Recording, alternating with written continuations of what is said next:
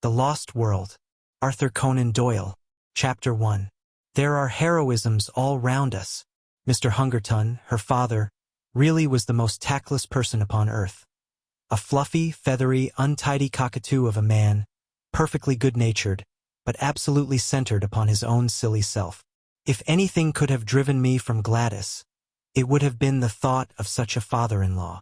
I am convinced that he really believed in his heart that I came round to the Chestnuts 3 days a week for the pleasure of his company, and very especially to hear his views upon bimetallism, a subject upon which he was by way of being an authority. For an hour or more that evening I listened to his monotonous chirp about bad money driving out good, the token value of silver, the depreciation of the rupee, and the true standards of exchange. Suppose, he cried with feeble violence, that all the debts in the world were called up simultaneously and immediate payment insisted upon. What under our present conditions would happen then? I gave the self-evident answer that I should be a ruined man, upon which he jumped from his chair, reproved me for my habitual levity, which made it impossible for him to discuss any reasonable subject in my presence, and bounced off out of the room to dress for a Masonic meeting. At last I was alone with Gladys, and the moment of fate had come. All that evening I had felt like the soldier who awaits the signal which will send him on a forlorn hope of victory and fear of repulse alternating in his mind. She sat with that proud, delicate profile of hers outlined against the red curtain. How beautiful she was, and yet how aloof. We had been friends, quite good friends, but never could I get beyond the same comradeship which I might have established with one of my fellow reporters upon the Gazette. Perfectly frank, perfectly kindly, and perfectly unsexual. My instincts are all against a woman being too frank and at her ease with me. It is no compliment to a man.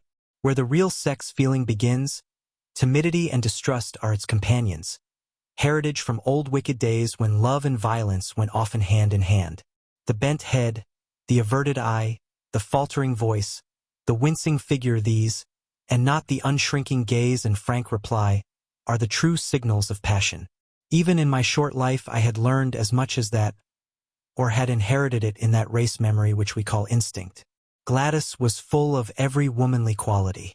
Some judged her to be cold and hard, but such a thought was treason. That delicately bronzed skin, almost oriental in its coloring, that raven hair, the large liquid eyes, the full but exquisite lips, all the stigmata of passion were there. But I was sadly conscious that up to now I had never found the secret of drawing it forth. However, come what might, I should have done with suspense and bring matters to a head tonight. She could but refuse me, and better be a repulsed lover than an accepted brother. So far my thoughts had carried me, and I was about to break the long and uneasy silence, when two critical, dark eyes looked round at me, and the proud head was shaken in smiling reproof. I have a presentiment that you are going to propose, Ned. I do wish you wouldn't, for things are so much nicer as they are. I drew my chair a little nearer. Now, how did you know that I was going to propose? I asked in genuine wonder. Don't women always know? Do you suppose any woman in the world was ever taken unawares? But, oh Ned, our friendship has been so good and so pleasant. What a pity to spoil it. Don't you feel how splendid it is that a young man and a young woman should be able to talk face to face as we have talked? I don't know, Gladys. You see, I can talk face to face with the station master. I can't imagine how that official came into the matter. But in he trotted, and set us both laughing. That does not satisfy me in the least. I want my arms round you, and your head on my breast, and, oh, Gladys, I want. She had sprung from her chair, as she saw signs that I proposed to demonstrate some of my wants. You've spoiled everything, Ned, she said. It's all so beautiful and natural until this kind of thing comes in. It is such a pity. Why can't you control yourself? I didn't invent it, I pleaded. It's nature. It's love. Well, perhaps if both love, it may be different. I have never felt it. But you must, you, with your beauty, with your soul. Oh, Gladys, you were made for love. You must love. One must wait till it comes. But why can't you love me, Gladys? Is it my appearance? Or what? She did unbend a little. She put forward a hand, such a gracious, stooping attitude it was, and she pressed back my head. Then she looked into my upturned face with a very wistful smile. "No, it isn't that," she said at last. "You're not a conceited boy by nature, and so I can safely tell you it is not that. It's deeper." "My character?" She nodded severely. "What can I do to mend it?" "Do sit down and talk it over." "No, really, I won't if you'll only sit down." She looked at me with a wondering distrust which was much more to my mind than her wholehearted confidence. How primitive and bestial it looks when you put it down in black and white. And perhaps after all it is only a feeling peculiar to myself. Anyhow, she sat down. "Now tell me what's amiss with me?" "I'm in love with somebody else," said she. It was my turn to jump out of my chair. "It's nobody in particular," she explained, laughing at the expression of my face. "Only an ideal. I've never met the kind of man I mean." "Tell me about him. What does he look like?" "Oh, he might look very much like you." "How dear of you to say that." "Well, what is it that he does that I don't do?" "Just say the word." "Teetotal, vegetarian, aeronaut, theosophist, Superman." "I'll have a try at it, Gladys, if you will only give me an idea what would please you." She laughed at the elasticity of my character. "Well, in the first place, I don't think my ideal would speak like that," said she. "He would be a harder, sterner man, not so ready to adapt himself to a silly girl's whim. But, above all, he must be a man who could do, who could act, who could look death in the face and have no fear of him, a man of great deeds and strange experiences. It is never a man that I should love, but always the glories he had won, for they would be reflected upon me.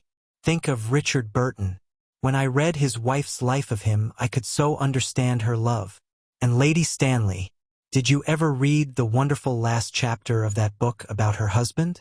These are the sort of men that a woman could worship with all her soul, and yet be the greater, not the less on account of her love, honored by all the world as the inspirer of noble deeds. She looked so beautiful in her enthusiasm that I nearly brought down the whole level of the interview. I gripped myself hard, and went on with the argument. "We can't all be Stanleys and Burtons," said I. "Besides, we don't get the chance. At least, I never had the chance. If I did, I should try to take it. But chances are all around you. It is the mark of the kind of man I mean that he makes his own chances. You can't hold him back. I've never met him, and yet I seem to know him so well. There are heroisms all round us waiting to be done. It's for men to do them, and for women to reserve their love as a reward for such men. Look at that young Frenchman who went up last week in a balloon. It was blowing a gale of wind, but because he was announced to go he insisted on starting. The wind blew him 1,500 miles in 24 hours, and he fell in the middle of Russia. That was the kind of man I mean. Think of the woman he loved, and how other women must have envied her. That's what I should like to be, envied for my man. I'd have done it to please you. But you shouldn't do it merely to please me. You should do it because you can't help yourself, because it's natural to you, because the man in you is crying out for heroic expression. Now, when you described the Wigan coal explosion last month, could you not have gone down and helped those people in spite of the choke damp? I did. You never said so. There was nothing worth bucking about. I didn't know. She looked at me with rather more interest. That was brave of you. I had to. If you want to write good copy, you must be where the things are. What a prosaic motive. It seems to take all the romance out of it. But, still, whatever your motive, I am glad that you went down that mine. She gave me her hand, but with such sweetness and dignity that I could only stoop and kiss it. I dare say I am merely a foolish woman with a young girl's fancies. And yet it is so real with me, so entirely part of my very self, that I cannot help acting upon it. If I marry, I do want to marry a famous man. Why should you not? I cried. It is women like you who brace men up. Give me a chance, and see if I will take it. Besides, as you say, men ought to make their own chances, and not wait until they are given. Look at Clive, just a clerk, and he conquered India. By George, I'll do something in the world yet. She laughed at my sudden Irish effervescence. Why not? She said. You have everything a man could have: youth, health, strength, education, energy. I was sorry you spoke. And now I am glad, so glad, if it wakens these thoughts in you. And if I do. Her dear hand rested like warm velvet upon my lips. Not another word, sir. You should have been at the office for evening duty half an hour ago. Only I hadn't the heart to remind you. Some day, perhaps, when you have won your place in the world, we shall talk it over again. And so it was that I found myself that foggy November evening pursuing the Camberwell tram with my heart glowing within me, and with the eager determination that not another day should elapse before I should find some deed which was worthy of my lady. But who in all this wide world could ever have imagined the incredible shape which that deed was to take, or the strange steps by which I was led to the doing of it? And after all, this opening chapter will seem to the reader to have nothing to do with my narrative. And yet there would have been no narrative without it, for it is only when a man goes out into the world with the thought that there are heroisms all round him, and with the desire all alive in his heart to follow any which may come within sight of him, that he breaks away as I did from the life he knows, and ventures forth into the wonderful mystic twilight land where lie the great adventures and the great rewards. Behold me, then, at the office of the Daily Gazette, on the staff of which I was a most insignificant unit, with the settled determination that very night, if possible, to find the quest which should be worthy of my Gladys. Was it hardness, was it selfishness, that she should ask me to risk my life for her own glorification? Such thoughts may come to middle age, but never to ardent 23 in the fever of his first love. Chapter 2. Try your luck with Professor Challenger. I always liked McArdle, the crabbed, old, round-backed, red-headed news editor, and I rather hoped that he liked me. Of course, Beaumont was the real boss, but he lived in the rarefied atmosphere of some Olympian height from which he could distinguish nothing smaller than an international crisis or a split in the cabinet. Sometimes we saw him passing in lonely majesty to his inner sanctum, with his eyes staring vaguely and his mind hovering over the Balkans or the Persian Gulf. He was above and beyond us. But McArdle was his first lieutenant, and it was he that we knew. The old man nodded as I entered the room, and he pushed his spectacles far up on his bald forehead. "Well, Mr. Malone, from all I hear, you seem to be doing very well," said he in his kindly Scotch accent. I thanked him. The colliery explosion was excellent. So was the Southwark fire. You have the true descriptive touch. What did you want to see me about? To ask a favor. He looked alarmed, and his eyes shunned mine. Tut, tut. What is it? Do you think, sir, that you could possibly send me on some mission for the paper? I would do my best to put it through and get you some good copy. What sort of mission had you in your mind, Mr. Malone? Well, sir, anything that had adventure and danger in it. I really would do my very best. The more difficult it was, the better it would suit me. You seem very anxious to lose your life. To justify my life, sir. Dear me, Mr. Malone. This is very, very exalted. I'm afraid the day for this sort of thing is rather past. The expense of the special mission business hardly justifies the result. And, of course, in any case it would only be an experienced man with a name that would command public confidence who would get such an order. The big blank spaces in the map are all being filled in, and there's no room for romance anywhere. Wait a bit, though, he added, with a sudden smile upon his face. Talking of the blank spaces of the map gives me an idea. What about exposing a fraud, a modern Munchausen, and making him ridiculous? You could show him up as the liar that he is. A man, it would be fine. How does it appeal to you? Anything, anywhere. I care nothing. McArdle was plunged in thought for some minutes. I wonder whether you could get on friendly, or at least on talking terms with the fellow, he said at last. You seem to have a sort of genius for establishing relations with people. Sympathy, I suppose, or animal magnetism, or youthful vitality, or something. I am conscious of it myself. You are very good, sir. So why should you not try your luck with Professor Challenger, of Enmore Park? I dare say I looked a little startled. Challenger, I cried. Professor Challenger, the famous zoologist. Wasn't he the man who broke the skull of Blundell, of the Telegraph? The news editor smiled grimly. Do you mind? Didn't you say it was adventures you were after? It is all in the way of business, sir, I answered. Exactly. I don't suppose he can always be so violent as that. I'm thinking that Blundell got him at the wrong moment, maybe, or in the wrong fashion. You may have better luck or more tact in handling him. There's something in your line there, I am sure, and the Gazette should work it. I really know nothing about him, said I. I only remember his name in connection with the police court proceedings for striking Blundell. I have a few notes for your guidance, Mr. Malone. I've had my eye on the professor for some little time. He took a paper from a drawer. Here is a summary of his record. I give it you briefly. Challenger George Edward. Born, Largs, N.B. 1863. EDUC. Largs Academy, Edinburgh University. British Museum Assistant. 1892. Assistant Keeper of Comparative Anthropology Department. 1893. Resigned after acrimonious correspondence same year. Winner of Crayston Medal for Zoological Research. Foreign member of, well, quite a lot of things, about 2 inches of small type, Société Belge, American Academy of Sciences, La Plata, etc., etc. Ex-President, Paleontological Society. Section H, British Association, so on, so on. Publications. Some observations upon a series of Kalmuck skulls.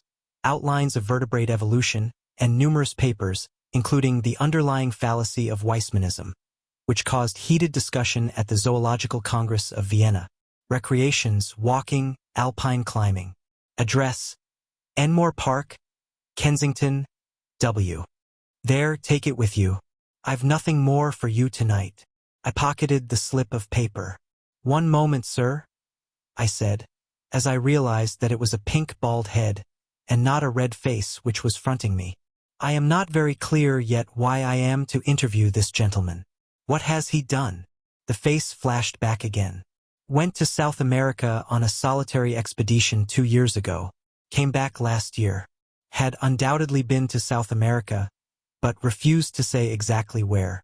Began to tell his adventures in a vague way, but somebody started to pick holes, and he just shut up like an oyster. Something wonderful happened, or the man's a champion liar, which is the more probable supposition. Had some damaged photographs said to be fakes. Got so touchy that he assaults anyone who asks questions, and heaves reporters down the stairs. In my opinion, he's just a homicidal megalomaniac with a turn for science. That's your man, Mr. Malone. Now off you run and see what you can make of him. You're big enough to look after yourself. Anyway, you are all safe. Employers' Liability Act, you know. A grinning red face turned once more into a pink oval, fringed with gingery fluff. The interview was at an end. I walked across to the Savage Club, but instead of turning into it, I leaned upon the railings of Adelphi Terrace and gazed thoughtfully for a long time at the brown, oily river. I can always think most sanely and clearly in the open air. I took out the list of Professor Challenger's exploits, and I read it over under the electric lamp. Then I had what I can only regard as an inspiration. As a pressman, I felt sure from what I had been told that I could never hope to get into touch with this cantankerous professor. But these recriminations, twice mentioned in his skeleton biography, could only mean that he was a fanatic in science. Was there not an exposed margin there upon which he might be accessible? I would try. I entered the club. It was just after 11, and the big room was fairly full, though the rush had not yet set in. I noticed a tall, thin, angular man seated in an armchair by the fire. He turned as I drew my chair up to him. It was the man of all others whom I should have chosen, Tarp Henry, of the staff of nature, a thin, dry, leathery creature, who was full, to those who knew him, of kindly humanity. I plunged instantly into my subject. What do you know of Professor Challenger? Challenger. He gathered his brows in scientific disapproval. Challenger was the man who came with some cock-and-bull story from South America. What story? Oh, it was rank nonsense about some queer animals he had discovered. I believe he has retracted since. Anyhow, he has suppressed it all.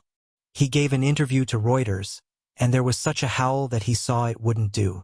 It was a discreditable business. There were 1 or 2 folk who were inclined to take him seriously, but he soon choked them off. How? Well, by his insufferable rudeness and impossible behavior. There was poor old Wadley of the Zoological Institute. Wadley sent a message. The president of the Zoological Institute presents his compliments to Professor Challenger, and would take it as a personal favor if he would do them the honor to come to their next meeting. The answer was unprintable. You don't say? Well, a Baudelarized version of it would run. Professor Challenger presents his compliments to the president of the Zoological Institute, and would take it as a personal favor if he would go to the devil. Good Lord! Yes, I expect that's what old Wadley said. I remember his wail at the meeting, which began, "In 50 years' experience of scientific intercourse." It quite broke the old man up. Anything more about Challenger? Well, I'm a bacteriologist, you know. I live in a 900 diameter microscope. I can hardly claim to take serious notice of anything that I can see with my naked eye. I'm a frontiersman from the extreme edge of the knowable, and I feel quite out of place when I leave my study and come into touch with all you great, rough, hulking creatures. I'm too detached to talk scandal, and yet at scientific conversaciones I have heard something of Challenger. For he is one of those men whom nobody can ignore. He's as clever as they make him, a full-charged battery of force and vitality, but a quarrelsome, ill-conditioned faddist, and unscrupulous at that. He had gone the length of faking some photographs over the South American business. You say he is a faddist. What is his particular fad? He has 1,000, but the latest is something about Weissman and evolution. He had a fearful row about it in Vienna, I believe. Can't you tell me the point? Not at the moment, but a translation of the proceedings exists. We have it filed at the office. Would you care to come? It's just what I want. I have to interview the fellow, and I need some lead up to him. It's really awfully good of you to give me a lift. I'll go with you now if it is not too late. Half an hour later I was seated in the newspaper office with a huge tome in front of me, which had been opened at the article Weissman versus Darwin, with the subheading, Spirited Protest at Vienna. Lively proceedings. My scientific education having been somewhat neglected, I was unable to follow the whole argument, but it was evident that the English professor had handled his subject in a very aggressive fashion, and had thoroughly annoyed his continental colleagues. Protests, uproar, and general appeal to the chairman were three of the first brackets which caught my eye. Most of the matter might have been written in Chinese for any definite meaning that it conveyed to my brain. I wish you could translate it into English for me, I said pathetically to my helpmate. Well, it is a translation. Then I'd better try my luck with the original. It is certainly rather deep for a layman. If I could only get a single good, meaty sentence which seemed to convey some sort of definite human idea, it would serve my turn. Ah yes, this one will do. I seem in a vague way almost to understand it. I'll copy it out. This shall be my link with the terrible professor. Nothing else I can do? Well, yes.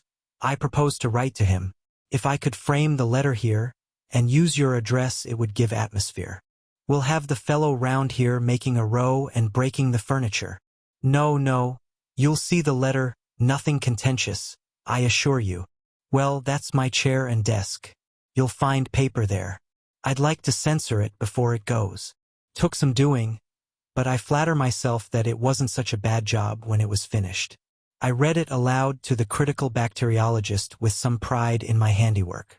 Dear Professor Challenger, it said, as a humble student of nature, I have always taken the most profound interest in your speculations as to the differences between Darwin and Weissman. I have recently had occasion to refresh my memory by rereading. You infernal liar, murmured Tarp Henry, by rereading your masterly address at Vienna. That lucid and admirable statement seems to be the last word in the matter. There is one sentence in it, however, namely, I protest strongly against the insufferable and entirely dogmatic assertion that each separate ID is a microcosm possessed of an historical architecture elaborated slowly through the series of generations. Have you no desire, in view of later research, to modify this statement? Do you not think that it is over-accentuated? With your permission, I would ask the favor of an interview, as I feel strongly upon the subject, and have certain suggestions which I could only elaborate in a personal conversation. With your consent, I trust to have the honor of calling at 11 o'clock the day after tomorrow, Wednesday morning. I remain, sir, with assurances of profound respect, yours very truly, Edward D. Malone. How's that? I asked triumphantly. Well, if your conscience can stand it. It has never failed me yet. But what do you mean to do? To get there. Once I am in his room, I may see some opening. I may even go the length of open confession. If he is a sportsman, he will be tickled. Tickled, indeed. He's much more likely to do the tickling. Chainmail or an American football suit, that's what you'll want. Well, goodbye. I'll have the answer for you here on Wednesday morning, if he ever deigns to answer you. He is a violent, dangerous, cantankerous character, hated by everyone who comes across him, and the butt of the students so far as they dare take a liberty with him.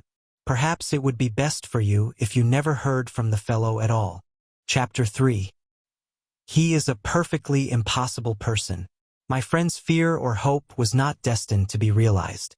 When I called on Wednesday, there was a letter with the West Kensington postmark upon it, and my name scrawled across the envelope in a handwriting which looked like a barbed wire railing. The contents were as follows. Enmore Park, W. Sir, I have duly received your note, in which you claim to endorse my views, although I am not aware that they are dependent upon endorsement either from you or anyone else.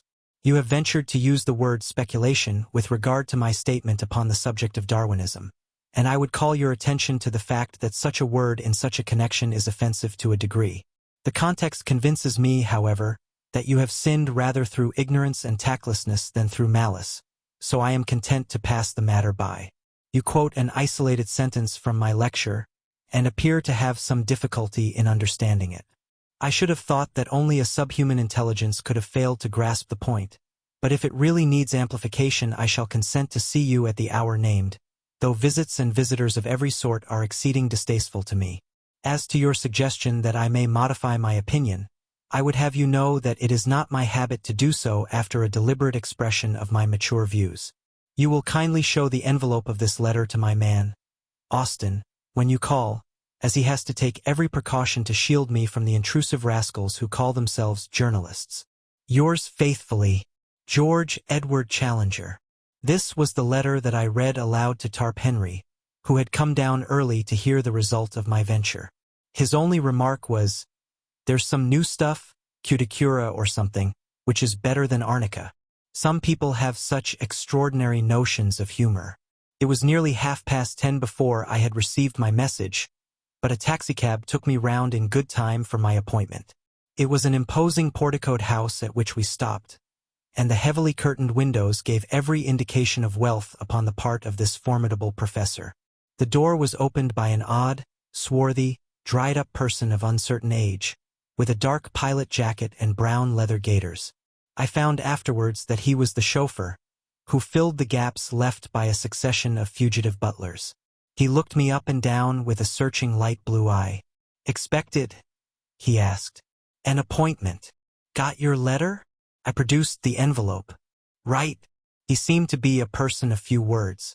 Following him down the passage, I was suddenly interrupted by a small woman, who stepped out from what proved to be the dining-room door. She was a bright, vivacious, dark-eyed lady, more French than English in her type. "One moment," she said.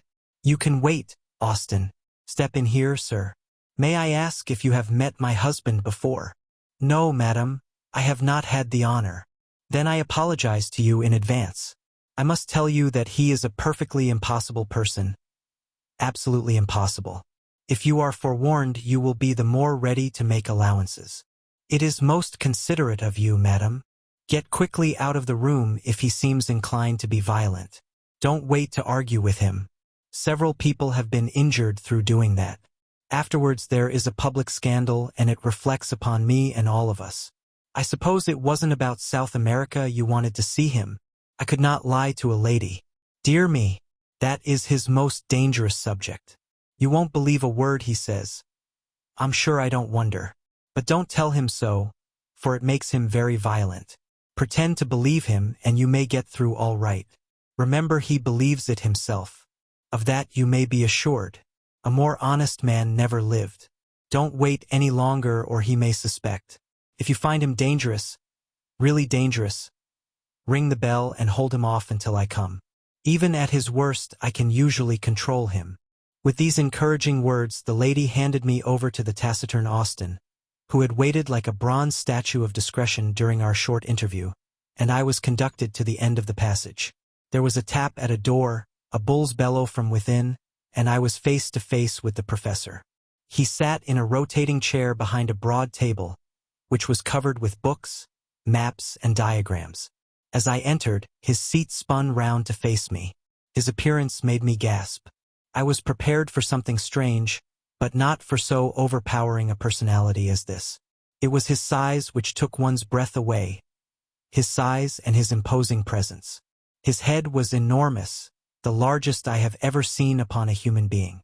I am sure that his top hat, had I ever ventured to don it, would have slipped over me entirely and rested on my shoulders.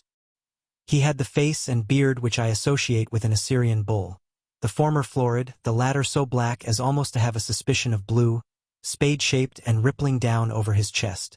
The hair was peculiar, plastered down in front in a long, curving wisp over his massive forehead. The eyes were blue-gray under great black tufts, very clear, very critical, and very masterful. A huge spread of shoulders and a chest like a barrel were the other parts of him which appeared above the table, save for two enormous hands covered with long black hair. This and a bellowing, roaring, rumbling voice made up my first impression of the notorious Professor Challenger. "Well?" said he, with a most insolent stare. "What now?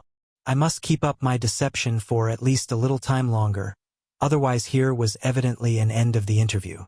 "You were good enough to give me an appointment, sir," said I humbly, producing his envelope. He took my letter from his desk and laid it out before him. "Oh, you are the young person who cannot understand plain English, are you? My general conclusions you are good enough to approve, as I understand." "Entirely, sir, entirely." I was very emphatic. "Dear me, that strengthens my position very much, does it not? Your age and appearance make your support doubly valuable. Well, at least you are better than that herd of swine in Vienna, whose gregarious grunt is, however, not more offensive than the isolated effort of the British hog." He glared at me as the present representative of the beast. "They seem to have behaved abominably," said I. "I assure you that I can fight my own battles, and that I have no possible need of your sympathy. Put me alone, sir, and with my back to the wall. G.E.C. is happiest then. Well, sir, let us do what we can to curtail this visit, which can hardly be agreeable to you, and is inexpressibly irksome to me. You had, as I have been led to believe, some comments to make upon the proposition which I advanced in my thesis. There was a brutal directness about his methods which made evasion difficult. I must still make play and wait for a better opening. It had seemed simple enough at a distance. Oh, my Irish wits! Could they not help me now, when I needed help so sorely? He transfixed me with two sharp, steely eyes. "Come, come," he rumbled. "I am, of course, a mere student," said I with a fatuous smile. "Hardly more, I might say, than an earnest inquirer. At the same time, it seemed to me that you were a little severe upon Weissman in this matter. Has not the general evidence since that date tended to strengthen his position?" "What evidence?" He spoke with a menacing calm. "Well, of course, I am aware that there is not any what you might call definite evidence. I alluded merely to the trend of modern thought and the general scientific point of view, if I might so express it." He leaned forward with great earnestness. "I suppose you are aware," said he, checking off points upon his fingers, "that the cranial index is a constant factor?" "Naturally," said I. "And that telegony is still sub judice?" "Undoubtedly." "And that the germ plasm is different from the parthenogenetic egg?" "Why, surely," I cried, and gloried in my own audacity. "But what does that prove?" he asked, in a gentle, persuasive voice. "Ah, what indeed?" I murmured. "What does it prove?" "Shall I tell you?" he cooed. "Pray do." "It proves," he roared with a sudden blast of fury, "that you are the damnedest impostor in London, a vile, crawling journalist, who has no more science than he has decency in his composition." He had sprung to his feet with a mad rage in his eyes. Even at that moment of tension I found time for amazement at the discovery that he was quite a short man. his head not higher than my shoulder. A stunted Hercules whose tremendous vitality had all run to depth, breadth, and brain. "Gibberish!" he cried, leaning forward, with his fingers on the table and his face projecting. "That's what I have been talking to you, sir. Scientific gibberish. Did you think you could match cunning with me, you with your walnut of a brain? You think you are omnipotent, you infernal scribblers, don't you? That your praise can make a man and your blame can break him? We must all bow to you, and try to get a favorable word, must we? This man shall have a leg up, and this man shall have a dressing down. Creeping vermin. I know you. You've got out of your station. Time was when your ears were clipped. You've lost your sense of proportion. Swollen gas bags. I'll keep you in your proper place. Yes, sir, you haven't got over G.E.C. There's one man who is still your master. He warned you off, but if you will come, by the Lord you do it at your own risk. Forfeit, my good Mr. Malone. I claim forfeit. You have played a rather dangerous game, and it strikes me that you have lost it. Look here, sir, said I, backing to the door and opening it. You can be as abusive as you like, but there is a limit. You shall not assault me. Shall I not? He was slowly advancing in a peculiarly menacing way, but he stopped now and put his big hands into the side pockets of a rather boyish short jacket which he wore. I have thrown several of you out of the house. You will be the fourth or fifth. £3.15 each, that is how it averaged. Expensive, but very necessary. Now, sir, why should you not follow your brethren? I rather think you must. He resumed his unpleasant and stealthy advance, pointing his toes as he walked, like a dancing master. I could have bolted for the hall door, but it would have been too ignominious. Besides, a little glow of righteous anger was springing up within me. I had been hopelessly in the wrong before, but this man's menaces were putting me in the right. I'll trouble you to keep your hands off, sir. I'll not stand it. Dear me. His black mustache lifted and a white fang twinkled in a sneer. You won't stand it, eh? Don't be such a fool, Professor, I cried. What can you hope for? I'm 15 stone, as hard as nails, and play centre 3/4 every Saturday for the London Irish. I'm not the man. It was at that moment that he rushed me. It was lucky that I had opened the door, or we should have gone through it. We did a Catherine wheel together down the passage. Somehow we gathered up a chair upon our way, and bounded on with it towards the street. My mouth was full of his beard. Our arms were locked, our bodies intertwined, and that infernal chair radiated its legs all round us. The watchful Austin had thrown open the hall door. We went with a back somersault down the front steps. I have seen the two Macs attempt something of the kind at the halls, but it appears to take some practice to do it without hurting oneself. The chair went to matchwood at the bottom, and we rolled apart into the gutter. He sprang to his feet, waving his fists and wheezing like an asthmatic. Had enough? He panted. You infernal bully, I cried, as I gathered myself together. Then and there we should have tried the thing out, for he was effervescing with fight, but fortunately I was rescued from an odious situation. A policeman was beside us, his notebook in his hand. What's all this? You ought to be ashamed, said the policeman. It was the most rational remark which I had heard in Enmore Park. Well, he insisted, turning to me. What is it, then? This man attacked me, said I. Did you attack him? Asked the policeman. The professor breathed hard and said nothing. It's not the first time either, said the policeman, severely, shaking his head. You were in trouble last month for the same thing. You've blackened this young man's eye. Do you give him in charge, sir? I relented. No, said I do not. What's that? Said the policeman. I was to blame myself. I intruded upon him. He gave me fair warning. The policeman snapped up his notebook. Don't let us have any more such goings-on, said he. Now then, move on there, move on. This to a butcher's boy, a maid, and 1 or 2 loafers who had collected. He clumped heavily down the street, driving this little flock before him. The professor looked at me, and there was something humorous at the back of his eyes. Come in, said he. I've not done with you yet. The speech had a sinister sound, but I followed him none the less into the house.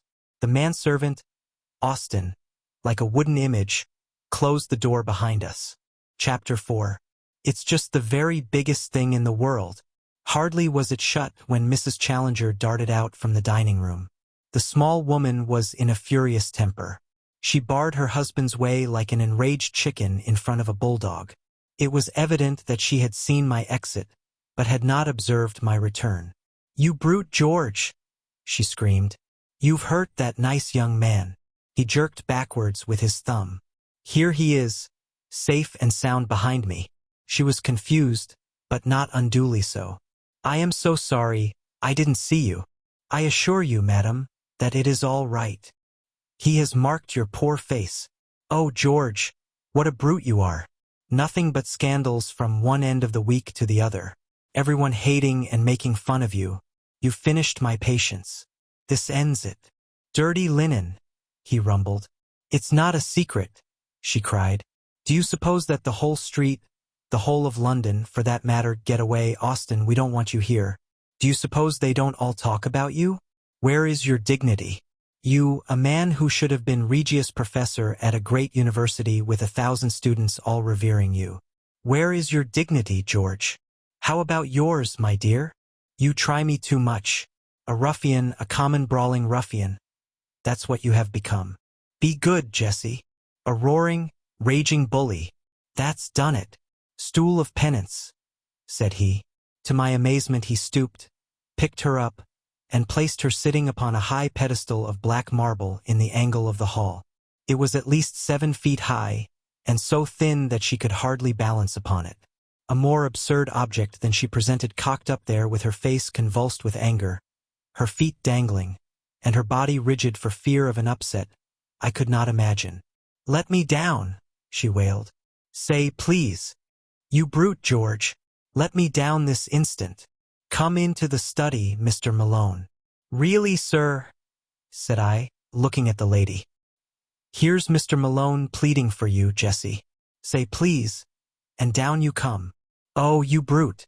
Please, please." He took her down as if she had been a canary. "You must behave yourself, dear. Mr. Malone is a pressman. He will have it all in his rag tomorrow, and sell an extra dozen among our neighbors. Strange story of high life. You felt fairly high on that pedestal, did you not? Then a subtitle, Glimpse of a Singular Menage. He's a fowl feeder, is Mr. Malone, a carrion eater, like all of his kind, porcus ex grege diaboli. A swine from the devil's herd. That's it, Malone, what? You are really intolerable," said I hotly. He bellowed with laughter. "We shall have a coalition presently," he boomed, looking from his wife to me and puffing out his enormous chest. Then, suddenly altering his tone, "Excuse this frivolous family badinage, Mr. Malone. I called you back for some more serious purpose than to mix you up with our little domestic pleasantries. Run away, little woman, and don't fret." He placed a huge hand upon each of her shoulders. "All that you say is perfectly true. I should be a better man if I did what you advise, but I shouldn't be quite George Edward Challenger. There are plenty of better men, my dear, but only one G.E.C. So make the best of him." He suddenly gave her a resounding kiss, which embarrassed me even more than his violence had done. "Now, Mr. Malone," he continued with a great accession of dignity, "this way, if you please." We re-entered the room which we had left so tumultuously 10 minutes before. The professor closed the door carefully behind us, motioned me into an armchair, and pushed a cigar box under my nose. "Real San Juan, Colorado," he said. "Excitable people like you are the better for narcotics. Heavens, don't bite it. Cut, and cut with reverence. Now lean back, and listen attentively to whatever I may care to say to you. If any remark should occur to you, you can reserve it for some more opportune time. First of all, as to your return to my house after your most justifiable expulsion." He protruded his beard, and stared at me as one who challenges and invites contradiction. "After, as I say, your well-merited expulsion. The reason lay in your answer to that most officious policeman, in which I seemed to discern some glimmering of good feeling upon your part. more, at any rate, than I am accustomed to associate with your profession. In admitting that the fault of the incident lay with you, you gave some evidence of a certain mental detachment and breadth of view which attracted my favorable notice. The subspecies of the human race to which you unfortunately belong has always been below my mental horizon. Your words brought you suddenly above it. You swam up into my serious notice. For this reason I asked you to return with me, as I was minded to make your further acquaintance. You will kindly deposit your ash in the small Japanese tray on the bamboo table which stands at your left elbow. All this he boomed forth like a professor addressing his class. He had swung round his revolving chair so as to face me, and he sat all puffed out like an enormous bullfrog, his head laid back and his eyes half covered by supercilious lids. Now he suddenly turned himself sideways, and all I could see of him was tangled hair with a red, protruding ear. He was scratching about among the litter of papers upon his desk. He faced me presently with what looked like a very tattered sketchbook in his hand. "I am going to talk to you about South America," said he. "No comments, if you please. First of all, I wish you to understand that nothing I tell you now is to be repeated in any public way unless you have my express permission. That permission will, in all human probability, never be given. Is that clear?" "It is very hard," said I.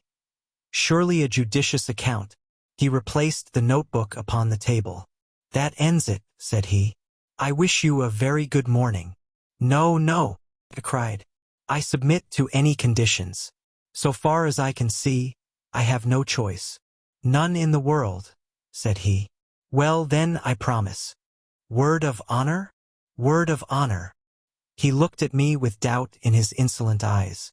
"After all, what do I know about your honor?" said he. "Upon my word, sir," I cried angrily, "you take very great liberties. I have never been so insulted in my life." He seemed more interested than annoyed at my outbreak. "Round-headed," he muttered, "brachycephalic, gray-eyed, black-haired, with suggestion of the Negroid. Celtic, I presume." "I am an Irishman, sir." Irish? "Yes, sir." "That, of course, explains it. Let me see. You have given me your promise that my confidence will be respected? That confidence, I may say, will be far from complete. But I am prepared to give you a few indications which will be of interest. In the first place, you are probably aware that 2 years ago I made a journey to South America, one which will be classical in the scientific history of the world. The object of my journey was to verify some conclusions of Wallace and of Bates, which could only be done by observing their reported facts under the same conditions in which they had themselves noted them. If my expedition had no other results, it would still have been noteworthy. But a curious incident occurred to me while there which opened up an entirely fresh line of inquiry. You are aware, or probably in this half-educated age, you are not aware, that the country round some parts of the Amazon is still only partially explored, and that a great number of tributaries, some of them entirely uncharted, run into the main river. It was my business to visit this little-known backcountry and to examine its fauna, which furnished me with the materials for several chapters for that great and monumental work upon zoology which will be my life's justification. I was returning, my work accomplished, when I had occasion to spend a night at a small Indian village at a point where a certain tributary, the name and position of which I withhold, opens into the main river. The natives were Cucama Indians, an amiable but degraded race, with mental powers hardly superior to the average Londoner. I had effected some cures among them upon my way up the river, and had impressed them considerably with my personality, so that I was not surprised to find myself eagerly awaited upon my return. I gathered from their signs that someone had urgent need of my medical services, and I followed the chief to one of his huts. When I entered, I found that the sufferer to whose aid I had been summoned had that instant expired. He was, to my surprise, no Indian but a white man. Indeed, I may say a very white man, for he was flaxen-haired and had some characteristics of an albino. He was clad in rags, was very emaciated, and bore every trace of prolonged hardship. So far as I could understand the account of the natives, he was a complete stranger to them, and had come upon their village through the woods alone and in the last stage of exhaustion. The man's knapsack lay beside the couch, and I examined the contents. His name was written upon a tab within it, Maple White, Lake Avenue, Detroit, Michigan. It is a name to which I am prepared always to lift my hat. It is not too much to say that it will rank level with my own when the final credit of this business comes to be apportioned. From the contents of the knapsack, it was evident that this man had been an artist and poet in search of effects. There were scraps of verse. I do not profess to be a judge of such things, but they appeared to me to be singularly wanting in merit. There were also some rather commonplace pictures of river scenery, a paint box, a box of colored chalks, some brushes, that curved bone which lies upon my inkstand, a volume of Baxter's Moths and Butterflies, a cheap revolver, and a few cartridges. Of personal equipment he either had none or he had lost it in his journey. Such were the total effects of this strange American bohemian. I was turning away from him when I observed that something projected from the front of his ragged jacket. It was this sketchbook, which was as dilapidated then as you see it now. Indeed, I can assure you that a first folio of Shakespeare could not be treated with greater reverence than this relic has been since it came into my possession. I hand it to you now, and I ask you to take it page by page and to examine the contents. He helped himself to a cigar and leaned back with a fiercely critical pair of eyes, taking note of the effect which this document would produce. I had opened the volume with some expectation of a revelation, though of what nature I could not imagine. The first page was disappointing, however, as it contained nothing but the picture of a very fat man in a pea-jacket, with the legend, "Jimmy Culver on the mailboat," written beneath it. There followed several pages which were filled with small sketches of Indians and their ways. Then came a picture of a cheerful and corpulent ecclesiastic in a shovel hat, sitting opposite a very thin European, and the inscription, "Lunch with Fra Cristoforo at Rosario." Studies of women and babies accounted for several more pages, and then there was an unbroken series of animal drawings with such explanations as manatee upon sandbank, turtles and their eggs, black Judy under a meridi palm, the matter disclosing some sort of pig-like animal, and finally came a double page of studies of long snout and very unpleasant saurians. I could make nothing of it, and said so to the professor.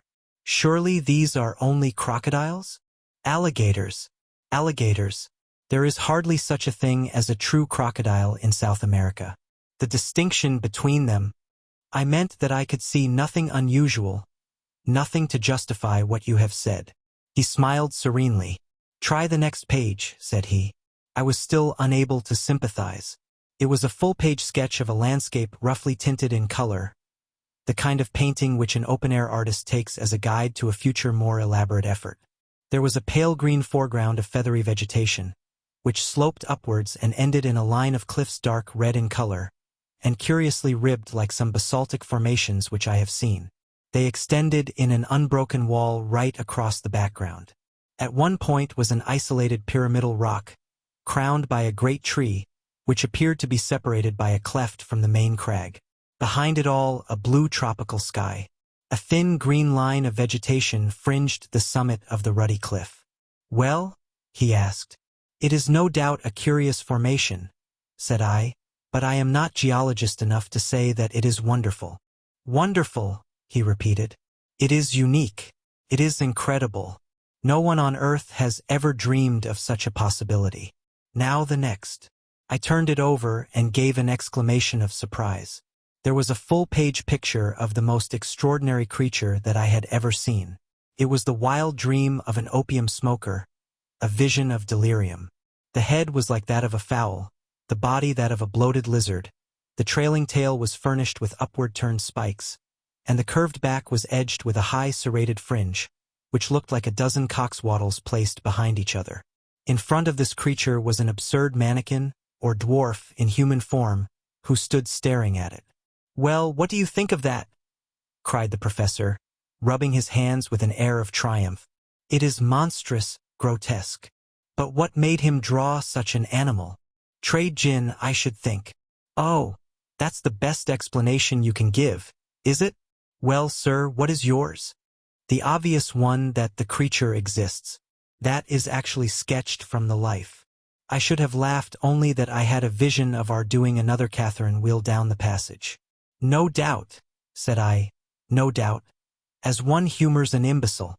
I confess, however," I added, "that this tiny human figure puzzles me. If it were an Indian, we could set it down as evidence of some pygmy race in America, but it appears to be a European in a sun hat. The professor snorted like an angry buffalo. You really touch the limit, said he. You enlarge my view of the possible. Cerebral paresis. Mental inertia. Wonderful. He was too absurd to make me angry. Indeed, it was a waste of energy, for if you were going to be angry with this man, you would be angry all the time. I contented myself with smiling wearily. It struck me that the man was small, said I. Look here, he cried, leaning forward and dabbing a great hairy sausage of a finger onto the picture. You see that plant behind the animal? I suppose you thought it was a dandelion or a Brussels sprout. What? Well, it is a vegetable ivory palm, and they run to about 50 or 60 feet. Don't you see that the man is put in for a purpose? He couldn't really have stood in front of that brute and lived to draw it. He sketched himself in to give a scale of heights. He was, we will say, over 5 feet high. The tree is 10 times bigger, which is what one would expect. Good heavens!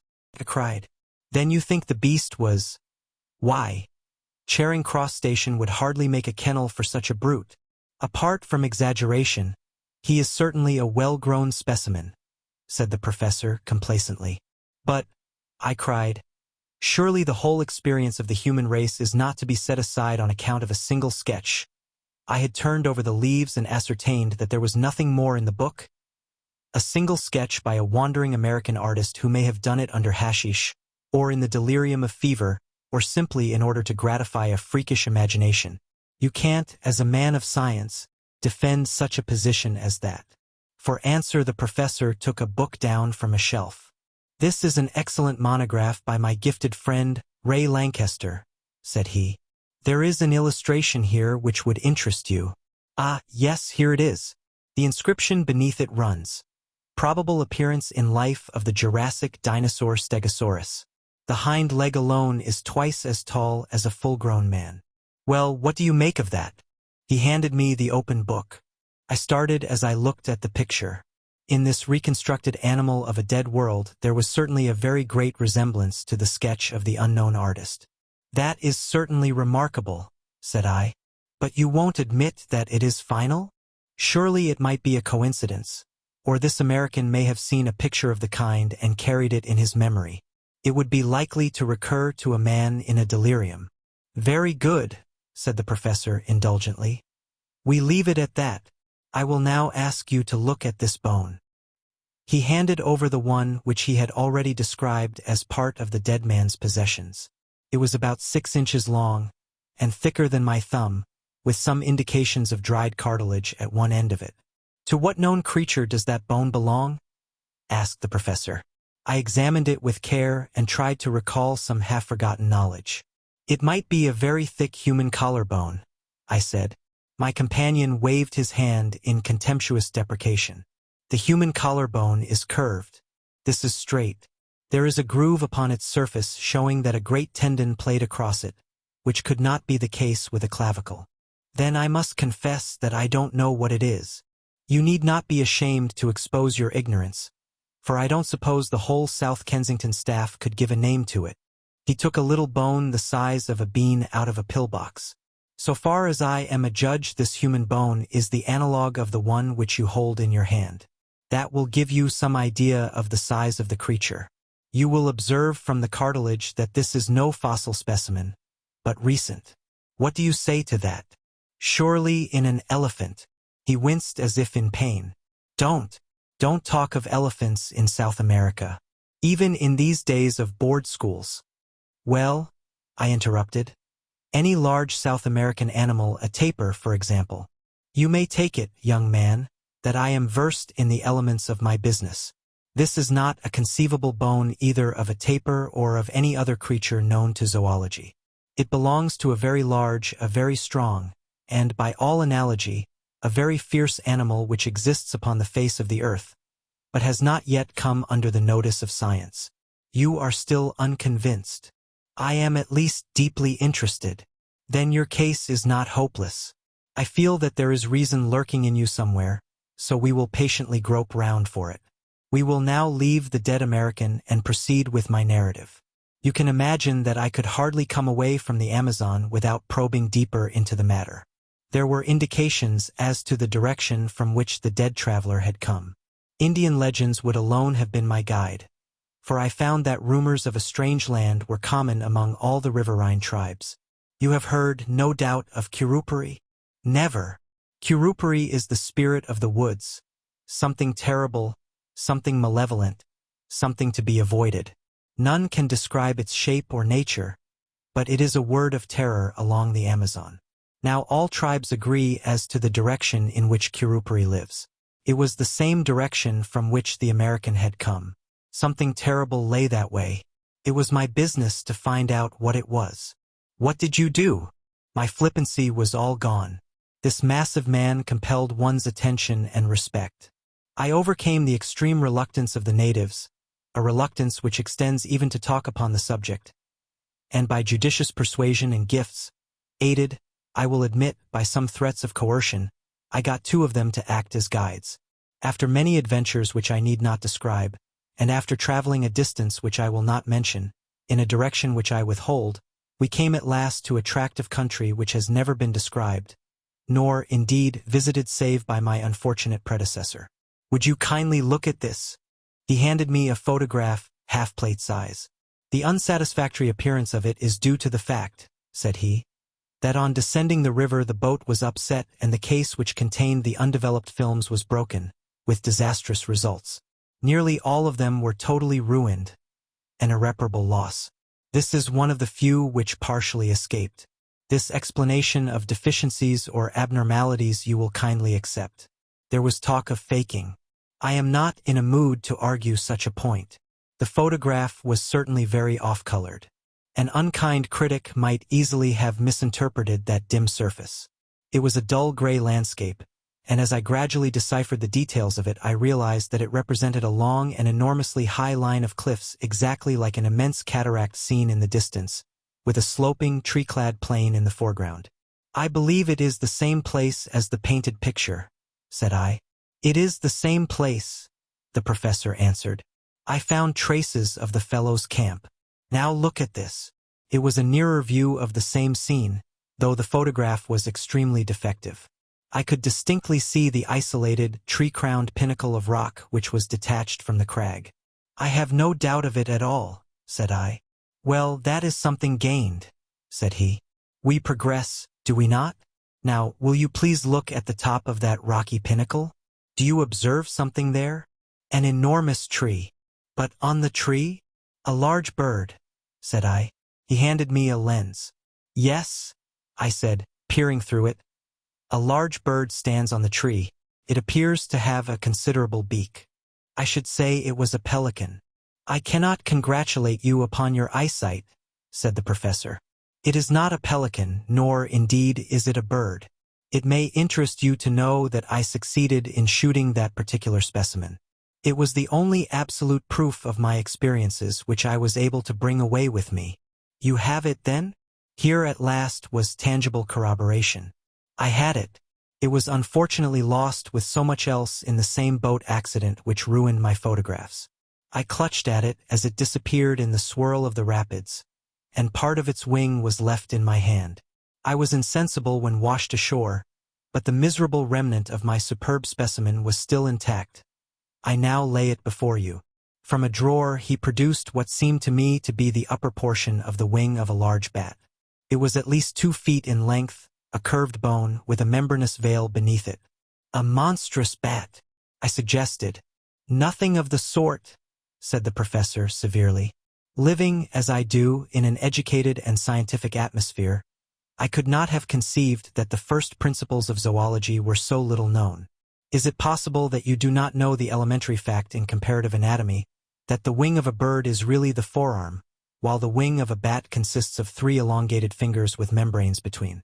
Now, in this case, the bone is certainly not the forearm, and you can see for yourself that this is a single membrane hanging upon a single bone, and therefore that it cannot belong to a bat. But if it is neither bird nor bat, what is it? My small stock of knowledge was exhausted. I really do not know, said I. He opened the standard work to which he had already referred me. Here, said he, pointing to the picture of an extraordinary flying monster, is an excellent reproduction of the Dimorphodon, or pterodactyl, a flying reptile of the Jurassic period. On the next page is a diagram of the mechanism of its wing. Kindly compare it with the specimen in your hand. A wave of amazement passed over me as I looked. I was convinced. There could be no getting away from it. The cumulative proof was overwhelming. The sketch, the photographs, the narrative, and now the actual specimen, the evidence was complete. I said so. I said so warmly, for I felt that the professor was an ill-used man. He leaned back in his chair with drooping eyelids and a tolerant smile, basking in this sudden gleam of sunshine. "It's just the very biggest thing that I ever heard of," said I, though it was my journalistic rather than my scientific enthusiasm that was roused. "It is colossal. You are a Columbus of science who has discovered a lost world. I'm awfully sorry if I seem to doubt you. It was all so unthinkable. But I understand evidence when I see it, and this should be good enough for anyone." The professor purred with satisfaction. "And then, sir, what did you do next?" "It was the wet season, Mr. Malone, and my stores were exhausted. I explored some portion of this huge cliff, but I was unable to find any way to scale it. The pyramidal rock upon which I saw and shot the pterodactyl was more accessible. Being something of a cragsman, I did manage to get halfway to the top of that. From that height, I had a better idea of the plateau upon the top of the crags. It appeared to be very large. Neither to east nor to west could I see any end to the vista of green-capped cliffs. Below, it is a swampy, jungly region, full of snakes, insects, and fever. It is a natural protection to this singular country. Did you see any other trace of life?" "No, sir, I did not. But during the week that we lay encamped at the base of the cliff, we heard some very strange noises from above." "But the creature that the American drew? How do you account for that?" "We can only suppose that he must have made his way to the summit and seen it there. We know, therefore, that there is a way up. We know equally that it must be a very difficult one. Otherwise the creatures would have come down and overrun the surrounding country. Surely that is clear. But how did they come to be there?" "I do not think that the problem is a very obscure one," said the professor. "There can only be one explanation. South America is, as you may have heard, a granite continent. At this single point in the interior there has been, in some far distant age, a great sudden volcanic upheaval. These cliffs, I may remark, are basaltic and therefore plutonic. An area, as large perhaps as Sussex, has been lifted up en bloc with all its living contents, and cut off by perpendicular precipices of a hardness which defies erosion from all the rest of the continent. What is the result? Why, the ordinary laws of nature are suspended. The various checks which influence the struggle for existence in the world at large are all neutralized or altered. Creatures survive which would otherwise disappear.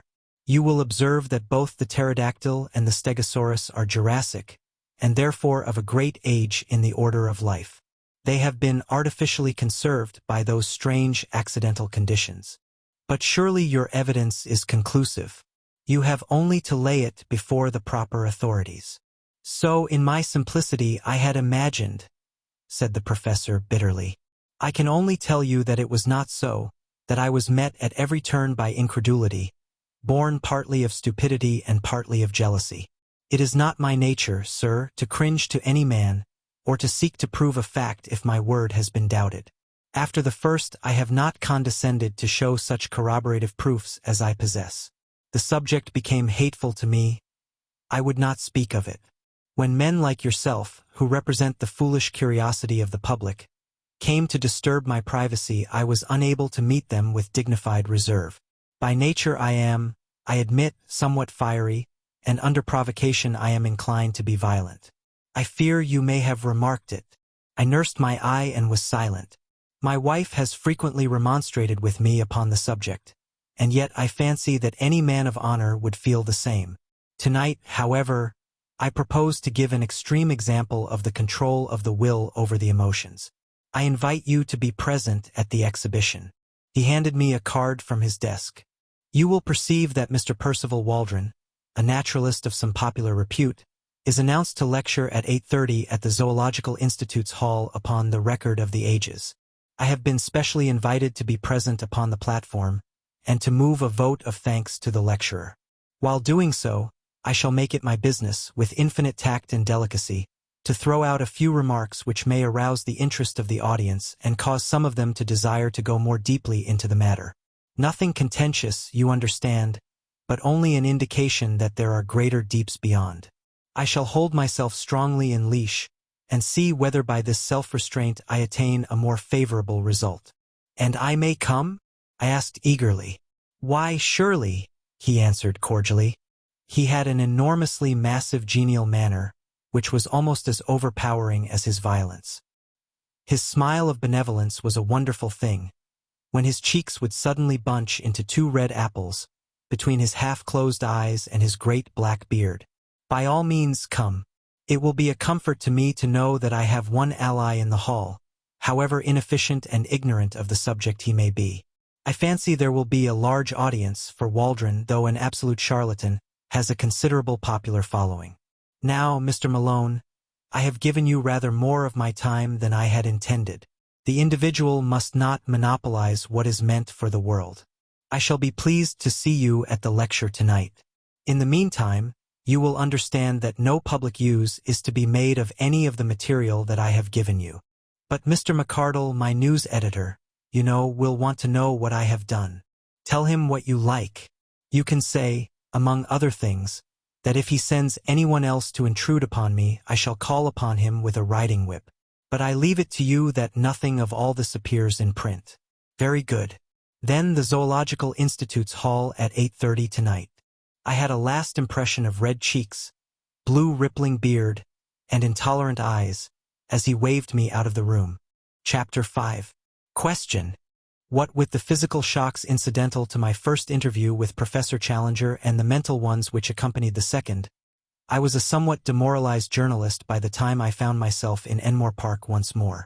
In my aching head, the one thought was throbbing that there really was truth in this man's story, that it was of tremendous consequence, and that it would work up into inconceivable copy for the Gazette when I could obtain permission to use it.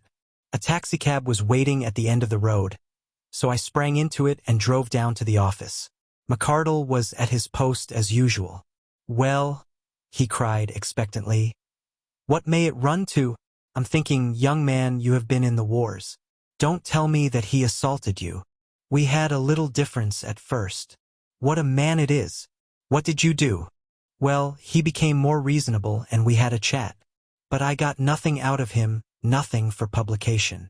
I'm not so sure about that. You got a black eye out of him and that's for publication. We can't have this reign of terror, Mr. Malone. We must bring the man to his bearings. I'll have a leaderette on him tomorrow that will raise a blister. Just give me the material and I will engage to brand the fellow forever. Professor Munchausen. How's that for an inset headline? Sir John Mandeville Redivivus, Cagliostro. All the impostors and bullies in history. I'll show him up for the fraud he is. I wouldn't do that, sir. Why not? Because he is not a fraud at all. What? Roared McArdle. You don't mean to say you really believe this stuff of his about mammoths and mastodons and great sea serpents? Well, I don't know about that. I don't think he makes any claims of that kind. But I do believe he has got something new. Then for heaven's sake, man, write it up. I'm longing to, but all I know he gave me in confidence and on condition that I didn't. I condensed into a few sentences the professor's narrative. That's how it stands. McArdle looked deeply incredulous.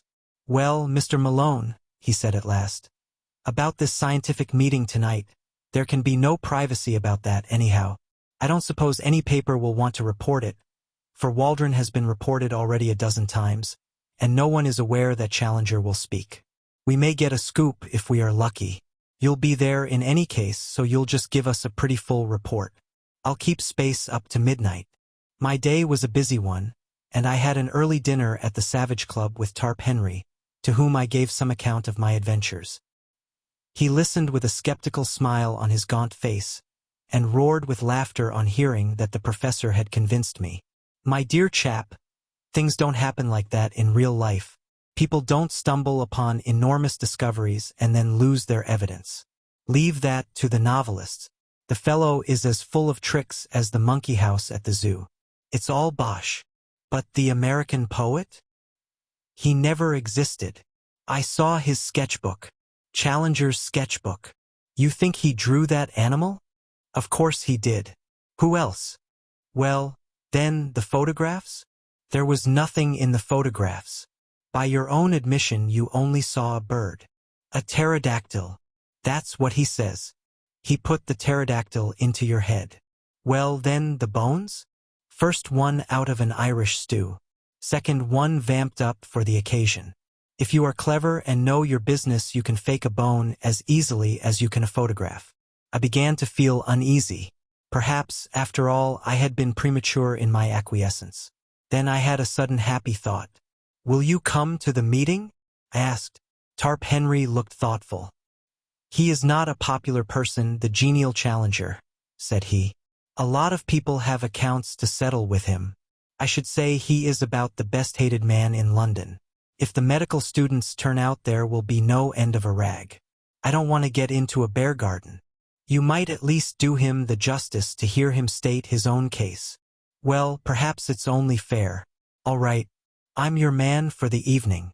When we arrived at the hall, we found a much greater concourse than I had expected.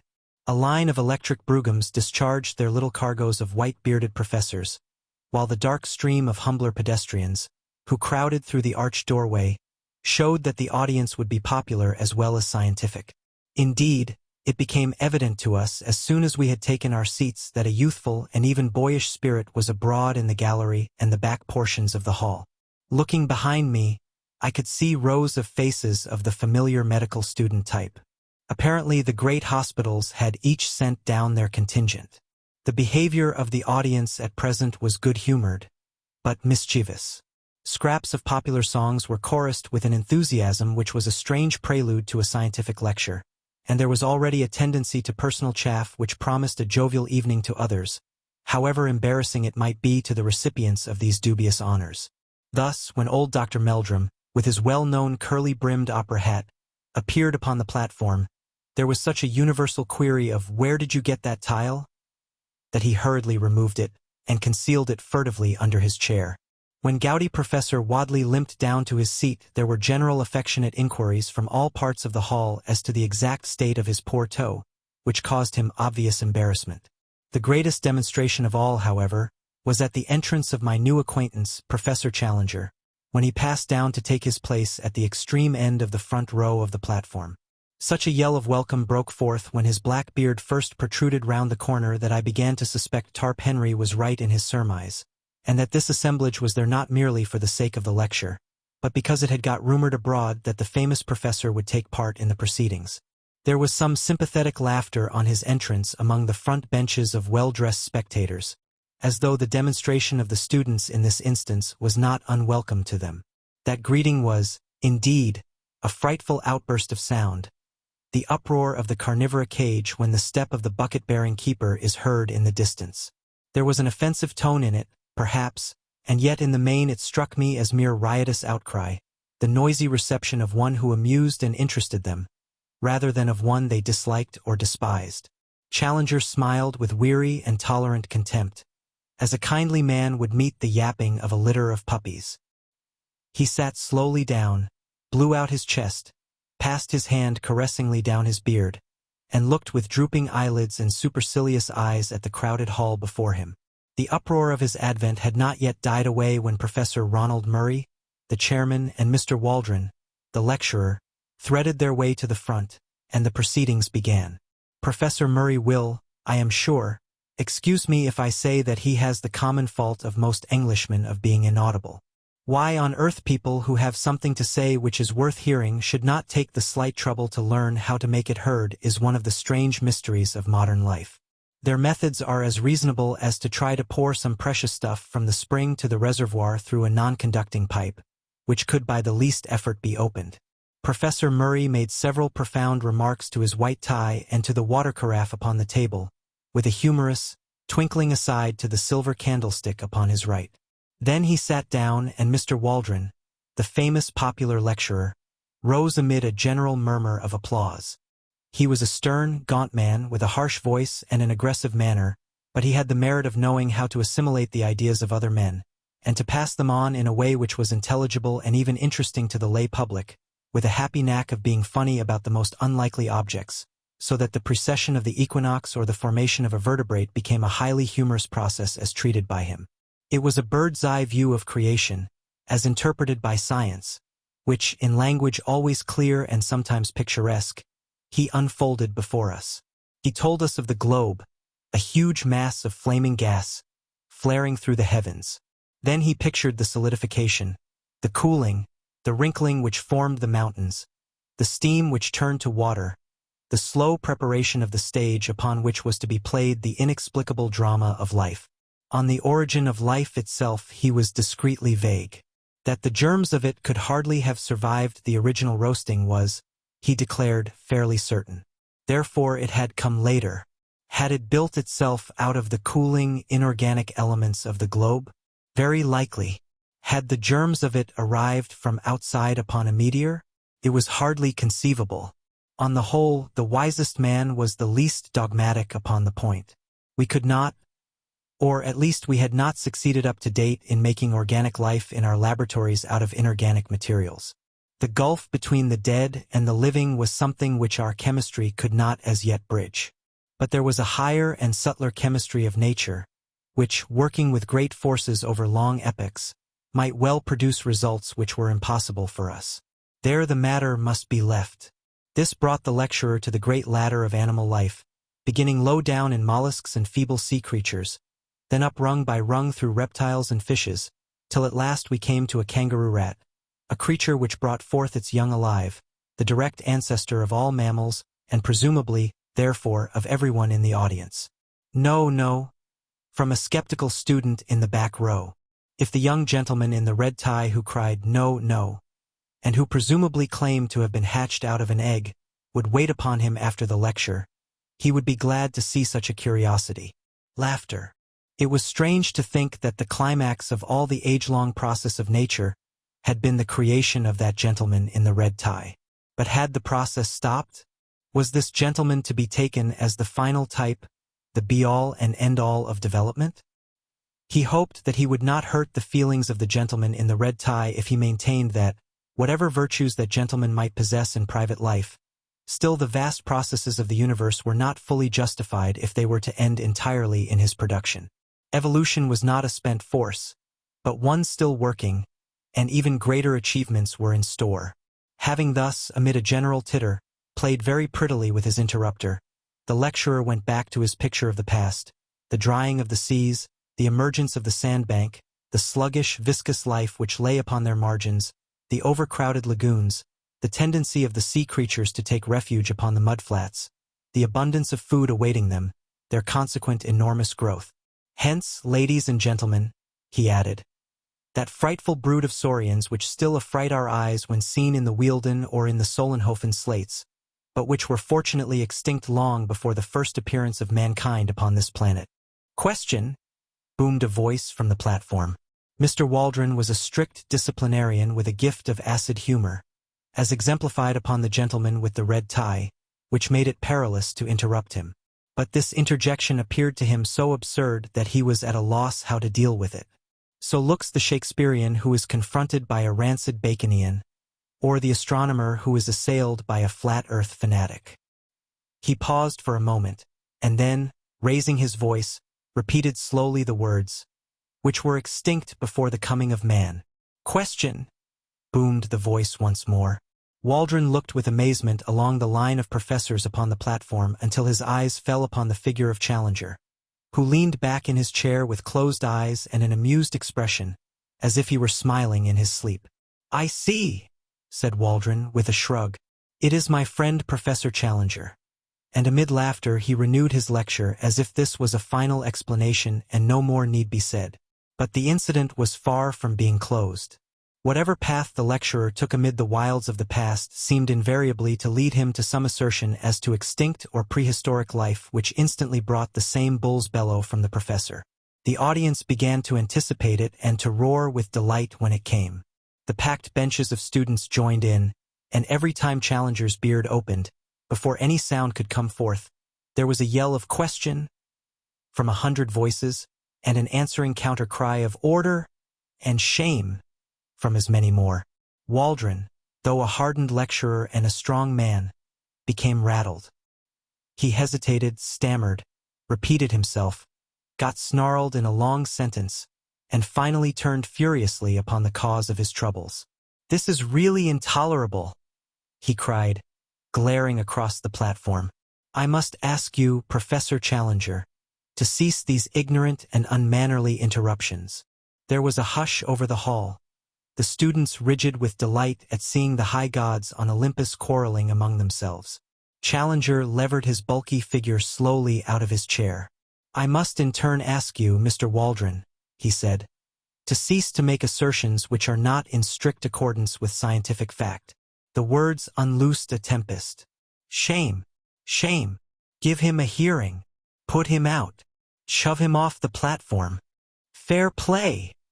emerged from a general roar of amusement or execration. The chairman was on his feet, flapping both his hands and bleating excitedly.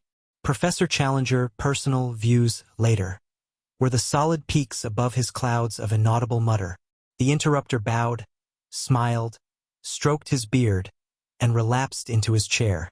Waldron, very flushed and warlike, continued his observations. Now and then, as he made an assertion, he shot a venomous glance at his opponent, who seemed to be slumbering deeply, with the same broad, happy smile upon his face. At last the lecture came to an end. I am inclined to think that it was a premature one, as the peroration was hurried and disconnected. The thread of the argument had been rudely broken, and the audience was restless and expectant. Waldron sat down, and, after a chirrup from the chairman, Professor Challenger rose and advanced to the edge of the platform. In the interests of my paper, I took down his speech verbatim. "Ladies and gentlemen," he began, amid a sustained interruption from the back. "I beg pardon, ladies, gentlemen, and children. I must apologize. I had inadvertently omitted a considerable section of this audience." Tumult, during which the professor stood with one hand raised and his enormous head nodding sympathetically, as if he were bestowing a pontifical blessing upon the crowd. "I have been selected to move a vote of thanks to Mr. Waldron for the very picturesque and imaginative address to which we have just listened. There are points in it with which I disagree, and it has been my duty to indicate them as they arose. But nonetheless, Mr. Waldron has accomplished his object well, that object being to give a simple and interesting account of what he conceives to have been the history of our planet. Popular lectures are the easiest to listen to, but Mr. Waldron," here he beamed and blinked at the lecturer, "will excuse me when I say that they are necessarily both superficial and misleading, since they have to be graded to the comprehension of an ignorant audience." Ironical cheering. Popular lecturers are in their nature parasitic. Angry gesture of protest from Mr. Waldron. They exploit for fame or cash the work which has been done by their indigent and unknown brethren.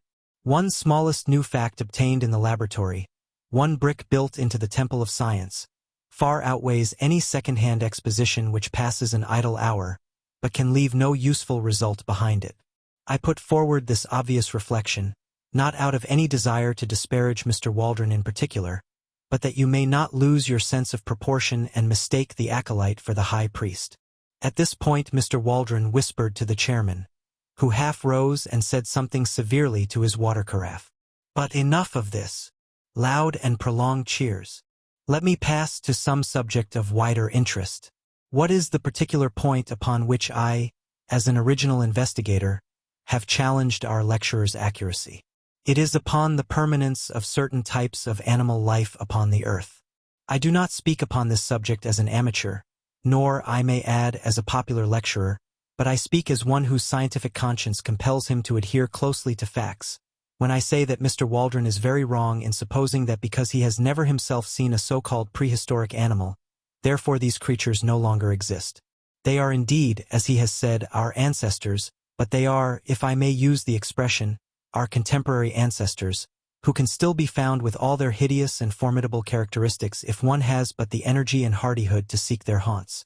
Creatures which were supposed to be Jurassic, monsters who would hunt down and devour our largest and fiercest mammals, still exist. Cries of "Bosh! Prove it! How do you know?" Question. How do I know, you ask me? I know because I have visited their secret haunts. I know because I have seen some of them. Applause, uproar, and a voice, "Liar! Am I a liar?" General hearty and noisy assent. Did I hear someone say that I was a liar? Will the person who called me a liar kindly stand up that I may know him? A voice. Here he is, sir. And an inoffensive little person in spectacles, struggling violently, was held up among a group of students. Did you venture to call me a liar? No, sir, no, shouted the accused, and disappeared like a jack in the box. If any person in this hall dares to doubt my veracity, I shall be glad to have a few words with him after the lecture. Liar! Who said that? Again the inoffensive one, plunging desperately, was elevated high into the air. If I come down among you? General chorus of "Come, love, come," which interrupted the proceedings for some moments, while the chairman, standing up and waving both his arms, seemed to be conducting the music. The professor, with his face flushed, his nostrils dilated, and his beard bristling, was now in a proper berserk mood. Every great discoverer has been met with the same incredulity, the sure brand of a generation of fools. When great facts are laid before you, you have not the intuition, the imagination which would help you to understand them. You can only throw mud at the men who have risked their lives to open new fields to science. You persecute the prophets.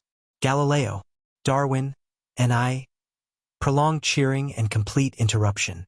All this is from my hurried notes taken at the time, which give little notion of the absolute chaos to which the assembly had by this time been reduced.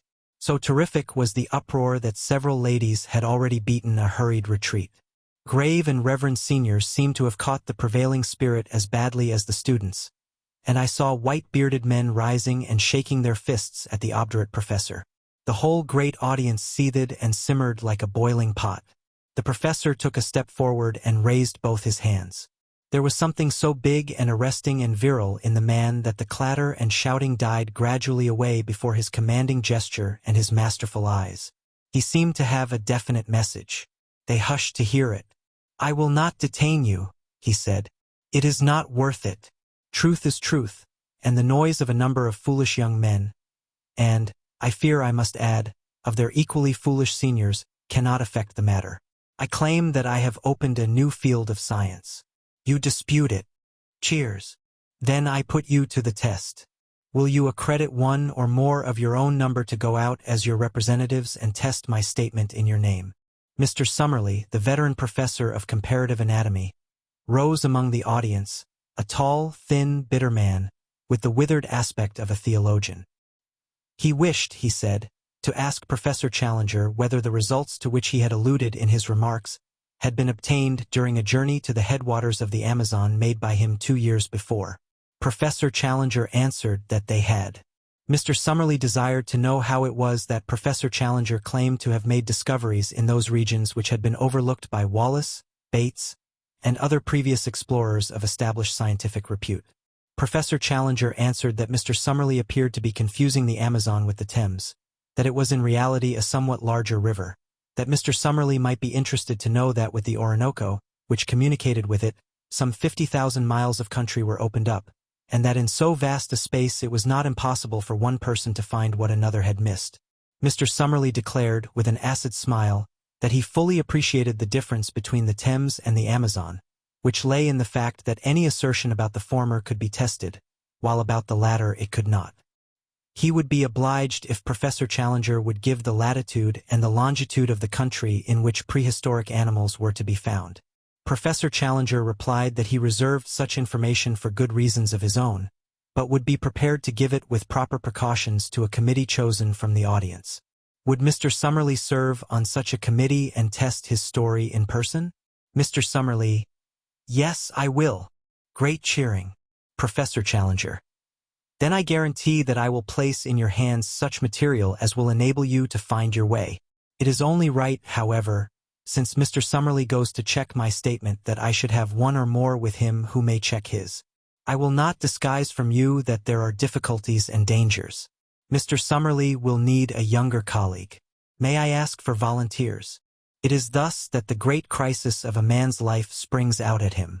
Could I have imagined when I entered that hall that I was about to pledge myself to a wilder adventure than had ever come to me in my dreams?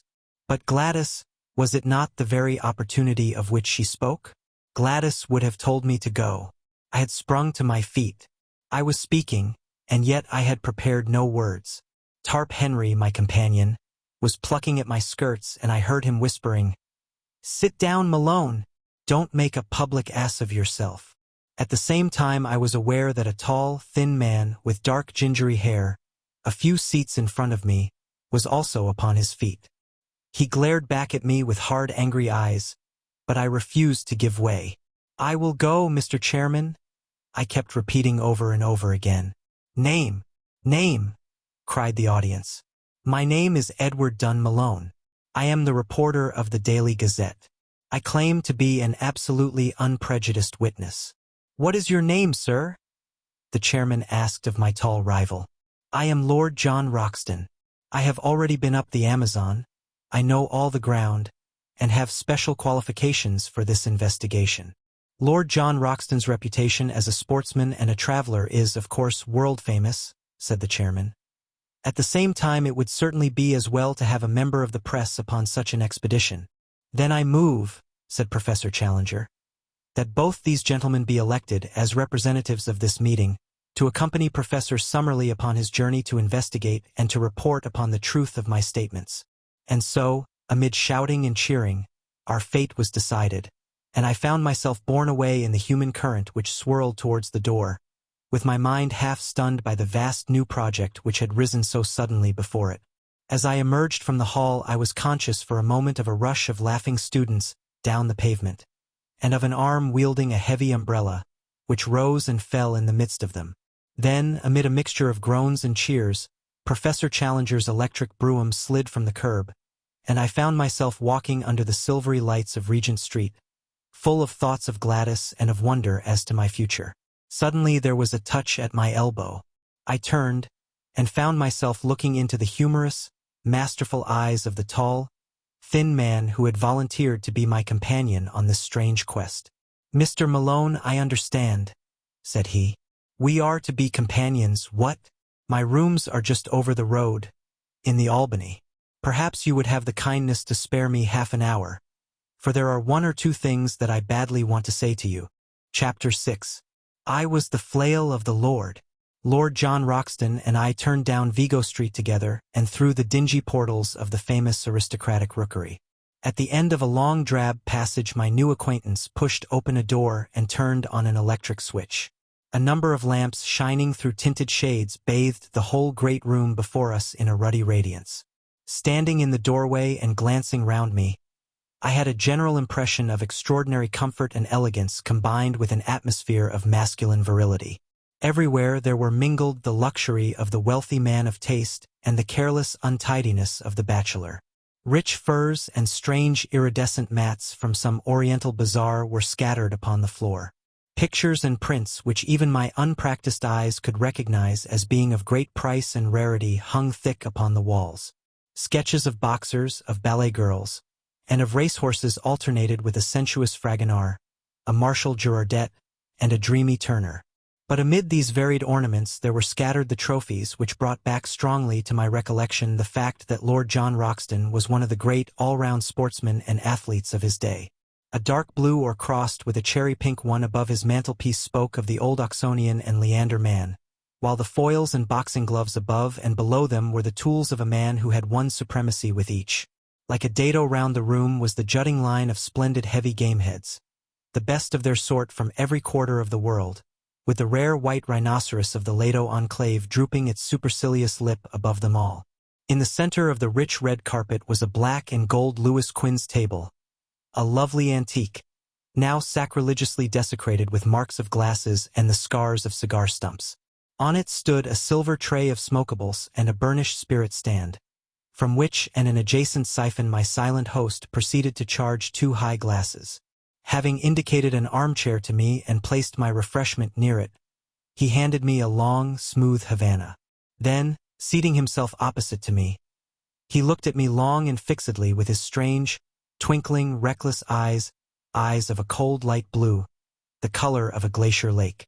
Through the thin haze of my cigar smoke I noted the details of a face which was already familiar to me from many photographs. The strongly curved nose, the hollow, worn cheeks, the dark, ruddy hair, thin at the top, the crisp, virile mustaches, the small, aggressive tuft upon his projecting chin. Something there was of Napoleon III, something of Don Quixote, and yet again something which was the essence of the English country gentleman, the keen, alert, open-air lover of dogs and of horses. His skin was of a rich flower-pot red from sun and wind. His eyebrows were tufted and overhanging, which gave those naturally cold eyes an almost ferocious aspect, an impression which was increased by his strong and furrowed brow. In figure he was spare, but very strongly built indeed. He had often proved that there were few men in England capable of such sustained exertions. His height was a little over 6 feet, but he seemed shorter on account of a peculiar rounding of the shoulders. Such was the famous Lord John Roxton as he sat opposite to me, biting hard upon his cigar and watching me steadily in a long and embarrassing silence. "Well," said he at last, "we've gone and done it, young fella my lad." This curious phrase he pronounced as if it were all one word, young fella me lad. "Yes, we've taken a jump, you and me. I suppose now, when you went into that room there was no such notion in your head." "What? No thought of it." "The same here. No thought of it. And here we are up to our necks in the tureen. Why, I've only been back 3 weeks from Uganda, and taken a place in Scotland and signed the lease and all. Pretty goin' son, what? How does it hit you?" "Well, it is all in the main line of my business. I am a journalist on the Gazette." "Of course, you said so when you took it on. By the way, I've got a small job for you if you'll help me." "With pleasure. Don't mind taking a risk, do you?" "What is the risk?" "Well, it's Ballinger, he's the risk." "You've heard of him?" "No." "Why, young fella, where have you lived?" "Sir John Ballinger is the best gentleman jock in the North Country. I could hold him on the flat at my best, but over jumps he's my master. Well, it's an open secret that when he's out of trainin' he drinks hard strikin' an average, he calls it. He got delirium on Tuesday, and has been ragin' like a devil ever since. His room is above this. The doctors say that it is all up with the old dear unless some food has got into him, but as he lies in bed with a revolver on his coverlet, and swears he will put 6 of the best through anyone that comes near him, there's been a bit of a strike among the serving men. He's a hard nail is Jack, and a dead shot too, but you can't leave a Grand National winner to die like that. What do you mean to do, then?" I asked. "Well, my idea was that you and I could rush him. He may be dozin', and at the worst he can only wing one of us, and the other should have him. If we can get his bolster cover round his arms and then phone up a stomach pump, we'll give the old dear the supper of his life." It was a rather desperate business to come suddenly into one's day's work. I don't think that I am a particularly brave man. I have an Irish imagination which makes the unknown and the untried more terrible than they are. On the other hand, I was brought up with a horror of cowardice and with a terror of such a stigma. I dare say that I could throw myself over a precipice, like the Hun in the history books, if my courage to do it were questioned, and yet it would surely be pride and fear, rather than courage, which would be my inspiration.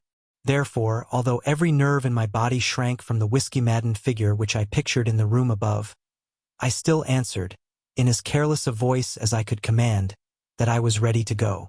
Some further remark of Lord Roxton's about the danger only made me irritable. "Talking won't make it any better," said I. "Come on." I rose from my chair and he from his. Then, with a little confidential chuckle of laughter, he patted me 2 or 3 times on the chest, finally pushing me back into my chair. "All right, Sonny my lad, you'll do," said he. I looked up in surprise. "I saw after Jack Ballinger myself this mornin'. He blew a hole in the skirt of my kimono. Bless his shaky old hand, but we got a jacket on him and he's to be all right in a week. I say, young fella, I hope you don't mind what? You see, between you and me close-tiled, I look on this South American business as a mighty serious thing, and if I have a pal with me I want a man I can bank on. So I sized you down, and I'm bound to say that you came well out of it. You see, it's all up to you and me, for this old Summerlee man will want dry nursing from the first. By the way, are you by any chance the Malone who is expected to get his rugby cap for Ireland? A reserve, perhaps? I thought I remembered your face. Why, I was there when you got that try against Richmond. As fine a swervin' run as I saw the whole season. I never miss a rugby match if I can help it, for it is the manliest game we have left. Well, I didn't ask you in here just to talk sport. We've got to fix our business. Here are the sailins on the first page of the Times. There's a booth boat for Para next Wednesday week, and if the professor and you can work it, I think we should take it. What? Very good. I'll fix it with him. What about your outfit? My paper will see to that. Can you shoot? About average territorial standard. Good Lord. As bad as that? It's the last thing you young fellas think of learnin'. You're all bees without stings, so far as lookin' after the hive goes. You'll look silly, some o' these days, when someone comes along and sneaks the honey. But you'll need to hold your gun straight in South America, for unless our friend the professor is a madman or a liar, we may see some queer things before we get back. What gun have you? He crossed to an oaken cupboard, and as he threw it open I caught a glimpse of glistening rows of parallel barrels, like the pipes of an organ. I'll see what I can spare you out of my own battery, said he. One by one he took out a succession of beautiful rifles, opening and shutting them with a snap and a clang, and then patting them as he put them back into the rack as tenderly as a mother would fondle her children. This is a Bland's .577 Axite Express, said he. I got that big fellow with it. He glanced up at the white rhinoceros. 10 more yards, and he would have added me to his collection. On that conical bullet his one chance hangs. 'Tis the weak one's advantage fair. Hope you know your Gordon, for he's the poet of the horse and the gun and the man that handles both. Now here's a useful tool. .470 telescopic sight, double ejector, point blank up to 350. That's the rifle I used against the Peruvian slave drivers 3 years ago. I was the flail of the Lord up in those parts. I may tell you, though you won't find it in any blue book. There are times, young fella, when every one of us must make a stand for human right and justice, or you never feel clean again. That's why I made a little war on my own. Declared it myself, waged it myself, ended it myself. Each of those nicks is for a slave murderer, a good row of them. What? That big one is for Pedro Lopez, the king of them all, that I killed in a backwater of the Putumayo River. Now, here's something that would do for you. He took out a beautiful brown and silver rifle. Well rubbered at the stock, sharply sighted, 5 cartridges to the clip. You can trust your life to that. He handed it to me and closed the door of his oak cabinet. By the way, he continued, coming back to his chair, what do you know of this Professor Challenger? I never saw him till today. Well, neither did I. It's funny we should both sail under sealed orders from a man we don't know. He seemed an uppish old bird. His brothers of science don't seem too fond of him, either. How came you to take an interest in the affair? I told him shortly my experiences of the morning, and he listened intently. Then he drew out a map of South America and laid it on the table. I believe every single word he said to you was the truth, said he earnestly. And mind you, I have something to go on when I speak like that. South America is a place I love, and I think, if you take it right through from Darien to Fuego, it's the grandest, richest, most wonderful bit of earth upon this planet. People don't know it yet, and don't realize what it may become. I've been up and down it from end to end, and had 2 dry seasons in those very parts, as I told you when I spoke of the war I made on the slave dealers. Well, when I was up there I heard some yarns of the same kind, traditions of Indians and the like, but with something behind them, no doubt. The more you knew of that country, young fella, the more you would understand that anything was possible, anything. There are just some narrow water lanes along which folk travel, and outside that it is all darkness. Now, down here in the Mato Grande, he swept his cigar over a part of the map, or up in this corner where 3 countries meet, nothing would surprise me. As that chap said tonight, there are 50,000 miles of waterway runnin' through a forest that is very near the size of Europe. You and I could be as far away from each other as Scotland is from Constantinople, and yet each of us be in the same great Brazilian forest. Man has just made a track here and a scrape there in the maze. Why, the river rises and falls the best part of 40 feet, and half the country is a morass that you can't pass over. Why shouldn't something new and wonderful lie in such a country? And why shouldn't we be the men to find it out? Besides, he added, his queer, gaunt face shining with delight, there's a sport and risk in every mile of it. I'm like an old golf ball. I've had all the white paint knocked off me long ago. Life can whack me about now, and it can't leave a mark. But a sport and risk, young fella, that's the salt of existence. Then it's worth livin' again. We're all gettin' a deal too soft and dull and comfy. Give me the great wastelands and the wide spaces, with a gun in my fist and somethin' to look for that's worth finned in. I've tried war and steeplechasin' and aeroplanes, but this huntin' of beasts that look like a lobster supper dream is a brand new sensation. He chuckled with glee at the prospect. Perhaps I have dwelt too long upon this new acquaintance, but he is to be my comrade for many a day, and so I have tried to set him down as I first saw him, with his quaint personality and his queer little tricks of speech and of thought. It was only the need of getting in the account of my meeting which drew me at last from his company. I left him seated amid his pink radiance, oiling the lock of his favorite rifle, while he still chuckled to himself at the thought of the adventures which awaited us. It was very clear to me that if dangers lay before us, I could not in all England have found a cooler head or a braver spirit with which to share them. That night, wearied as I was after the wonderful happenings of the day, I sat late with McArdle, the news editor, explaining to him the whole situation, which he thought important enough to bring next morning before the notice of Sir George Beaumont, the chief. It was agreed that I should write home full accounts of my adventures in the shape of successive letters to McArdle, and that these should either be edited for the Gazette as they arrived, or held back to be published later, according to the wishes of Professor Challenger, since we could not yet know what conditions he might attach to those directions which should guide us to the unknown land. In response to a telephone inquiry, we received nothing more definite than a fulmination against the press, ending up with the remark that if we would notify our boat, he would hand us any directions which he might think it proper to give us at the moment of starting. A second question from us failed to elicit any answer at all, save a plaintive bleat from his wife to the effect that her husband was in a very violent temper already, and that she hoped we would do nothing to make it worse.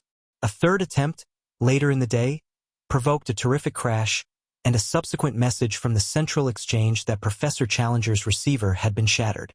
After that we abandoned all attempt at communication. And now, my patient readers, I can address you directly no longer. From now onwards, if, indeed, any continuation of this narrative should ever reach you, it can only be through the paper which I represent. In the hands of the editor I leave this account of the events which have led up to one of the most remarkable expeditions of all time, so that if I never return to England there shall be some record as to how the affair came about. I am writing these last lines in the saloon of the Booth liner Francisca, and they will go back by the pilot to the keeping of Mr. McArdle. Let me draw one last picture before I close the notebook, a picture which is the last memory of the old country which I bear away with me. It is a wet, foggy morning in the late spring. A thin, cold rain is falling. 3 shining mackintoshed figures are walking down the quay, making for the gangplank of the great liner from which the Blue Peter is flying. In front of them a porter pushes a trolley piled high with trunks, wraps, and gun cases. Professor Summerlee, a long, melancholy figure, walks with dragging steps and drooping head, as one who is already profoundly sorry for himself. Lord John Roxton steps briskly, and his thin, eager face beams forth between his hunting cap and his muffler. As for myself, I am glad to have got the bustling days of preparation and the pangs of leave-taking behind me, and I have no doubt that I show it in my bearing. Suddenly, just as we reach the vessel, there is a shout behind us. It is Professor Challenger, who had promised to see us off. He runs after us, a puffing, red-faced, irascible figure. "No, thank you," says he. "I should much prefer not to go aboard. I have only a few words to say to you, and they can very well be said where we are. I beg you not to imagine that I am in any way indebted to you for making this journey. I would have you to understand that it is a matter of perfect indifference to me, and I refuse to entertain the most remote sense of personal obligation. Truth is truth, and nothing which you can report can affect it in any way, though it may seventh excite the emotions and allay the curiosity of a number of very ineffectual people. My directions for your instruction and guidance are in this sealed envelope. You will open it when you reach a town upon the Amazon which is called Manaos, but not until the date and hour which is marked upon the outside. Have I made myself clear? I leave the strict observance of my conditions entirely to your honor. No, Mr. Malone, I will place no restriction upon your correspondence, since the ventilation of the facts is the object of your journey, but I demand that you shall give no particulars as to your exact destination, and that nothing be actually published until your return. Goodbye, sir. You have done something to mitigate my feelings for the loathsome profession to which you unhappily belong. Goodbye, Lord John.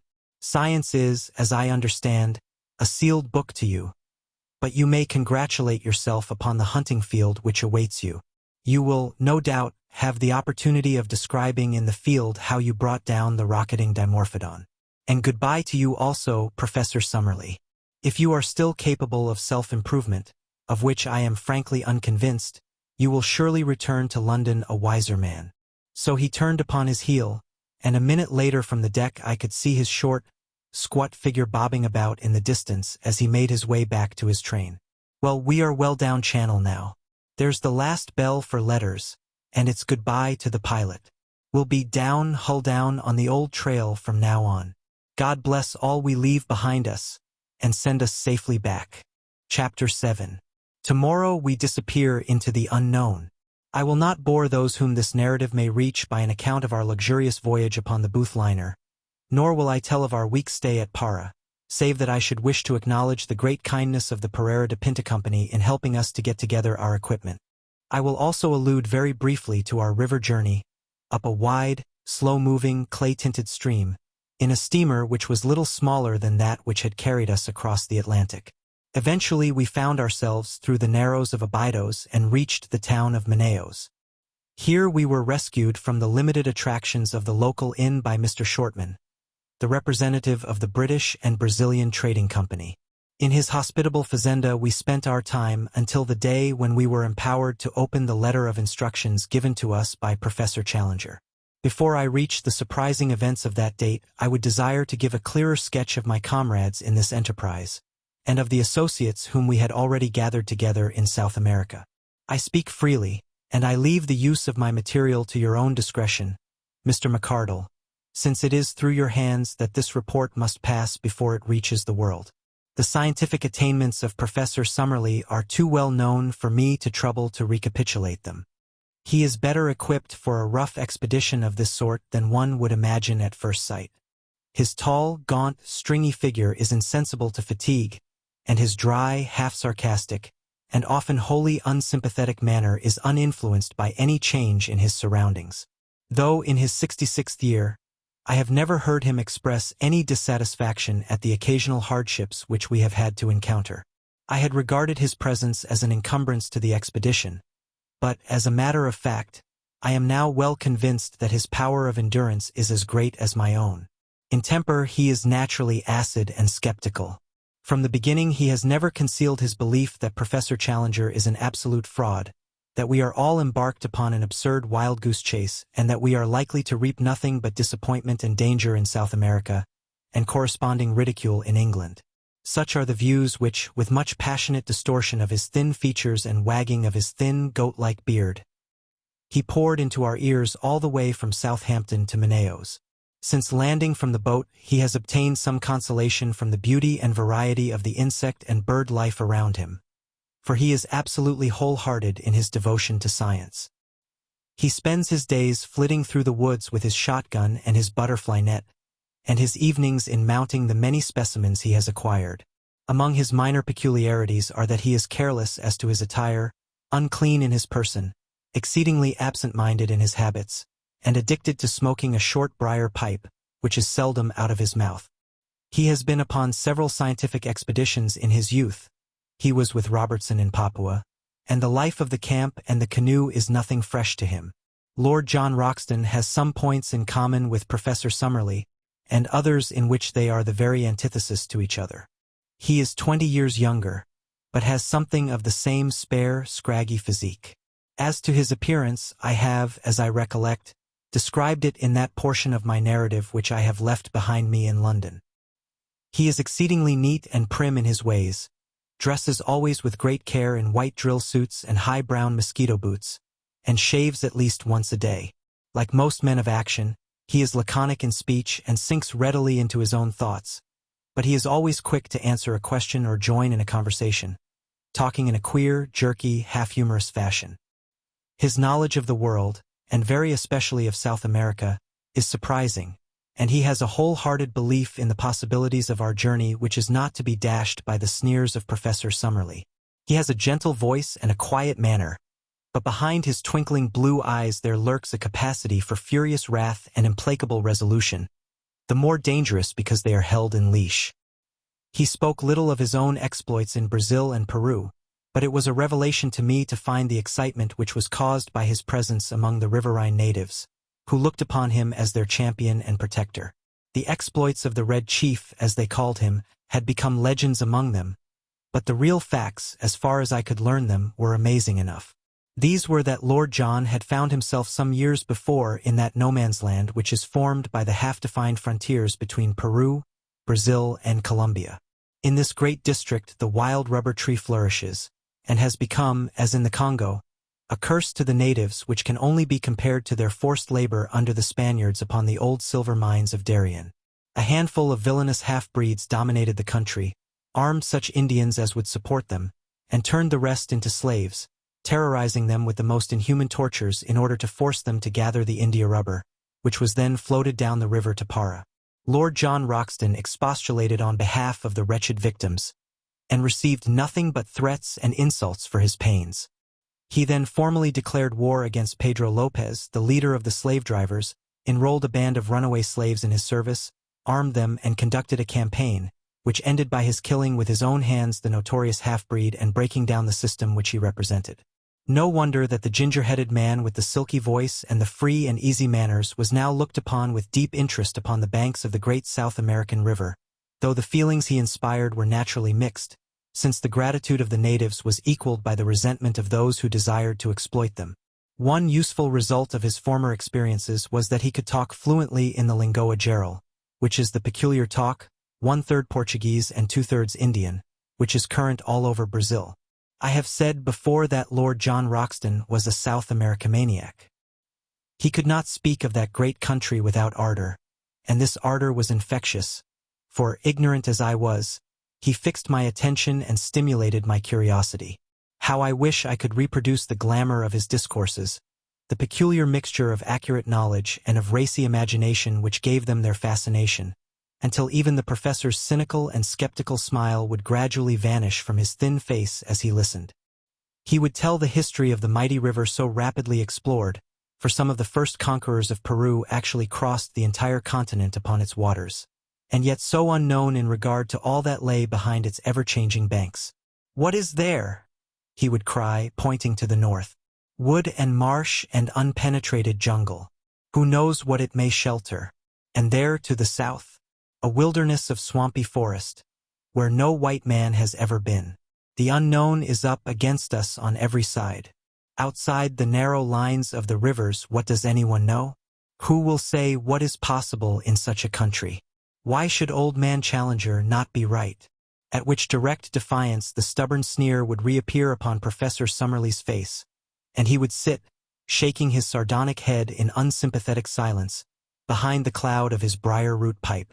So much, for the moment, for my two white companions, whose characters and limitations will be further exposed, as surely as my own, as this narrative proceeds. But already we have enrolled certain retainers who may play no small part in what is to come. The first is a gigantic Negro named Zambo, who is a black Hercules, as willing as any horse, and about as intelligent. Him we enlisted at Para, on the recommendation of the steamship company, on whose vessels he had learned to speak a halting English. It was at Para also that we engaged Gomez and Manuel, two half-breeds from up the river, just come down with a cargo of redwood. They were swarthy fellows, bearded and fierce, as active and wiry as panthers. Both of them had spent their lives in those upper waters of the Amazon which we were about to explore, and it was this recommendation which had caused Lord John to engage them. One of them, Gomez, had the further advantage that he could speak excellent English. These men were willing to act as our personal servants, to cook, to row, or to make themselves useful in any way at a payment of $15 a month. Besides these, we had engaged 3 Mojo Indians from Bolivia, who are the most skillful at fishing and boat work of all the river tribes. The chief of these we called Mojo after his tribe, and the others are known as Jose and Fernando.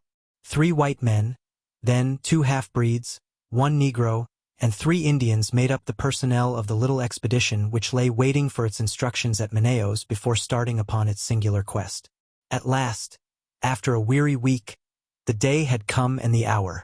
I ask you to picture the shaded sitting room of the Fazenda St. Ignacio, 2 miles inland from the town of Manaos. Outside lay the yellow, brassy glare of the sunshine, with the shadows of the palm trees as black and definite as the trees themselves. The air was calm, full of the eternal hum of insects, a tropical chorus of many octaves, from the deep drone of the bee to the high, keen pipe of the mosquito. Beyond the veranda was a small cleared garden, bounded with cactus hedges and adorned with clumps of flowering shrubs, round which the great blue butterflies and the tiny hummingbirds fluttered and darted in crescents of sparkling light. Within we were seated round the cane table, on which lay a sealed envelope. Inscribed upon it, in the jagged handwriting of Professor Challenger, were the words, "Instructions to Lord John Roxton and party, to be opened at Manaos upon July 15th, at 12 o'clock precisely." Lord John had placed his watch upon the table beside him. "We have 7 more minutes," said he. "The old dear is very precise." Professor Summerlee gave an acid smile as he picked up the envelope in his gaunt hand. "What can it possibly matter whether we open it now or in 7 minutes?" said he. "It is all part and parcel of the same system of quackery and nonsense, for which I regret to say that the writer is notorious." "Oh, come, we must play the game according to rules," said Lord John. "It's old man Challenger's show and we are here by his good will, so it would be rotten bad form if we didn't follow his instructions to the letter." "A pretty business it is," cried the professor bitterly. "It struck me as preposterous in London, but I'm bound to say that it seems even more so upon closer acquaintance. I don't know what is inside this envelope, but, unless it is something pretty definite, I shall be much tempted to take the next downriver boat and catch the Bolivia at Para. After all, I have some more responsible work in the world than to run about disproving the assertions of a lunatic. Now, Roxton, surely it is time." "Time it is," said Lord John. "You can blow the whistle." He took up the envelope and cut it with his penknife. From it he drew a folded sheet of paper. This he carefully opened out and flattened on the table. It was a blank sheet. He turned it over. Again it was blank. We looked at each other in a bewildered silence, which was broken by a discordant burst of derisive laughter from Professor Summerlee. "It is an open admission," he cried. "What more do you want? The fellow is a self-confessed humbug. We have only to return home and report him as the brazen impostor that he is." "Invisible ink," I suggested. "I don't think," said Lord Roxton, holding the paper to the light. "No, young fella my lad, there is no use deceiving yourself. I'll go bail for it that nothing has ever been written upon this paper." "May I come in?" boomed a voice from the veranda. The shadow of a squat figure had stolen across the patch of sunlight. That voice, that monstrous breadth of shoulder. We sprang to our feet with a gasp of astonishment as Challenger, in a round, boyish straw hat with a colored ribbon Challenger, with his hands in his jacket pockets and his canvas shoes daintily pointing as he walked, appeared in the open space before us. He threw back his head, and there he stood in the golden glow with all his old Assyrian luxuriance of beard, all his native insolence of drooping eyelids and intolerant eyes. "I fear," said he, taking out his watch, "that I am a few minutes too late. When I gave you this envelope, I must confess that I had never intended that you should open it, for it had been my fixed intention to be with you before the hour. The unfortunate delay can be apportioned between a blundering pilot and an intrusive sandbank. I fear that it has given my colleague, Professor Summerlee, occasion to blaspheme."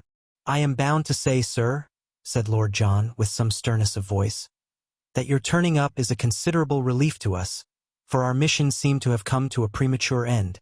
Even now I can't for the life of me understand why you should have worked it in so extraordinary a manner." Instead of answering, Professor Challenger entered, shook hands with myself and Lord John, bowed with ponderous insolence to Professor Summerlee, and sank back into a basket chair, which creaked and swayed beneath his weight. "Is all ready for your journey?" he asked. "We can start tomorrow." "Then so you shall. You need no chart of directions now, since you will have the inestimable advantage of my own guidance. From the first I had determined that I would myself preside over your investigation. The most elaborate charts would, as you will readily admit, be a poor substitute for my own intelligence and advice. As to the small ruse which I played upon you in the matter of the envelope, it is clear that, had I told you all my intentions, I should have been forced to resist unwelcome pressure to travel out with you." "Not from me, sir," exclaimed Professor Summerlee heartily. "So long as there was another ship upon the Atlantic." Challenger waved him away with his great hairy hand. "Your common sense will, I am sure, sustain my objection and realize that it was better that I should direct my own movements and appear only at the exact moment when my presence was needed. That moment has now arrived. You are in safe hands. You will not now fail to reach your destination. From henceforth I take command of this expedition, and I must ask you to complete your preparations tonight, so that we may be able to make an early start in the morning. My time is of value, and the same thing may be said, no doubt, in a lesser degree of your own. I propose, therefore, that we push on as rapidly as possible, until I have demonstrated what you have come to see. Lord John Roxton has chartered a large steam launch, the Esmeralda, which was to carry us up the river. So far as climate goes, it was immaterial what time we chose for our expedition, as the temperature ranges from 75 to 90 degrees both summer and winter, with no appreciable difference in heat. In moisture, however, it is otherwise. From December to May is the period of the rains, and during this time the river slowly rises until it attains a height of nearly 40 feet above its low water mark. It floods the banks, extends in great lagoons over a monstrous waste of country, and forms a huge district called locally the Gapo, which is for the most part too marshy for foot travel and too shallow for boating. About June the waters begin to fall, and are at their lowest at October or November. Thus our expedition was at the time of the dry season, when the great river and its tributaries were more or less in a normal condition. The current of the river is a slight one, the drop being not greater than 8 inches in a mile. No stream could be more convenient for navigation, since the prevailing wind is southeast, and sailing boats may make a continuous progress to the Peruvian frontier, dropping down again with the current. In our own case, the excellent engines of the Esmeralda could disregard the sluggish flow of the stream, and we made as rapid progress as if we were navigating a stagnant lake. For 3 days we steamed northwestwards up a stream which even here, 1,000 miles from its mouth, was still so enormous that from its center the two banks were mere shadows upon the distant skyline. On the 4th day after leaving Manaos we turned into a tributary which at its mouth was little smaller than the main stream. It narrowed rapidly, however, and after 2 more days' steaming we reached an Indian village, where the professor insisted that we should land, and that the Esmeralda should be sent back to Manaos. We should soon come upon rapids, he explained, which would make its further use impossible. He added privately that we were now approaching the door of the unknown country, and that the fewer whom we took into our confidence the better it would be. To this end also he made each of us give our word of honor that we would publish or say nothing which would give any exact clue as to the whereabouts of our travels, while the servants were all solemnly sworn to the same effect. It is for this reason that I am compelled to be vague in my narrative, and I would warn my readers that in any map or diagram which I may give the relation of places to each other may be correct, but the points of the compass are carefully confused, so that in no way can it be taken as an actual guide to the country. Professor Challenger's reasons for secrecy may be valid or not, but we had no choice but to adopt them, for he was prepared to abandon the whole expedition rather than modify the conditions upon which he would guide us. It was August 2nd when we snapped our last link with the outer world by bidding farewell to the Esmeralda. Since then 4 days have passed, during which we have engaged 2 large canoes from the Indians, made of so light a material, skins over a bamboo framework, that we should be able to carry them round any obstacle. These we have loaded with all our effects, and have engaged 2 additional Indians to help us in the navigation. I understand that they are the very 2, Attica and Ipitu by name, who accompanied Professor Challenger upon his previous journey. They appeared to be terrified at the prospect of repeating it, but the chief has patriarchal powers in these countries, and if the bargain is good in his eyes, the clansman has little choice in the matter. So tomorrow we disappear into the unknown. This account I am transmitting down the river by canoe, and it may be our last word to those who are interested in our fate. I have, according to our arrangement, addressed it to you, my dear Mr. McCardle, and I leave it to your discretion to delete, alter, or do what you like with it. From the assurance of Professor Challenger's manner, and in spite of the continued skepticism of Professor Summerlee, I have no doubt that our leader will make good his statement, and that we are really on the eve of some most remarkable experiences. Chapter 8. The Outlying Pickets of the New World. Our friends at home may well rejoice with us, for we are at our goal, and up to a point, at least, we have shown that the statement of Professor Challenger can be verified. We have not, it is true, ascended the plateau, but it lies before us, and even Professor Summerlee is in a more chastened mood. Not that he will for an instant admit that his rival could be right, but he is less persistent in his incessant objections, and has sunk for the most part into an observant silence. I must hark back, however, and continue my narrative from where I dropped it. We are sending home one of our local Indians who is injured, and I am committing this letter to his charge, with considerable doubts in my mind as to whether it will ever come to hand. When I wrote last, we were about to leave the Indian village where we had been deposited by the Esmeralda. I have to begin my report by bad news. For the first serious personal trouble, I pass over the incessant bickerings between the professors, occurred this evening, and might have had a tragic ending. I have spoken of our English-speaking half-breed, Gomez, a fine worker and a willing fellow, but afflicted, I fancy, with the vice of curiosity, which is common enough among such men. On the last evening he seems to have hid himself near the hut in which we were discussing our plans, and, being observed by our huge Negro Zambo, who is as faithful as a dog and has the hatred which all his race bear to the half-breeds, he was dragged out and carried into our presence. Gomez whipped out his knife, however, and but for the huge strength of his captor, which enabled him to disarm him with one hand, he would certainly have stabbed him. The matter has ended in reprimands, the opponents have been compelled to shake hands, and there is every hope that all will be well. As to the feuds of the 2 learned men, they are continuous and bitter. It must be admitted that Challenger is provocative in the last degree, but Summerlee has an acid tongue, which makes matters worse. Last night Challenger said that he never cared to walk on the Thames embankment and look up the river, as it was always sad to see one's own eventual goal. He is convinced, of course, that he is destined for Westminster Abbey.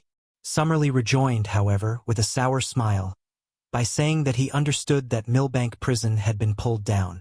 Challenger's conceit is too colossal to allow him to be really annoyed.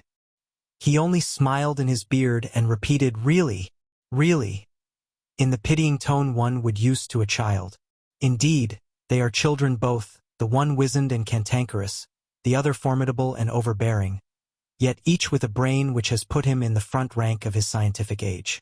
Brain, character, soul, only as one sees more of life does one understand how distinct is each.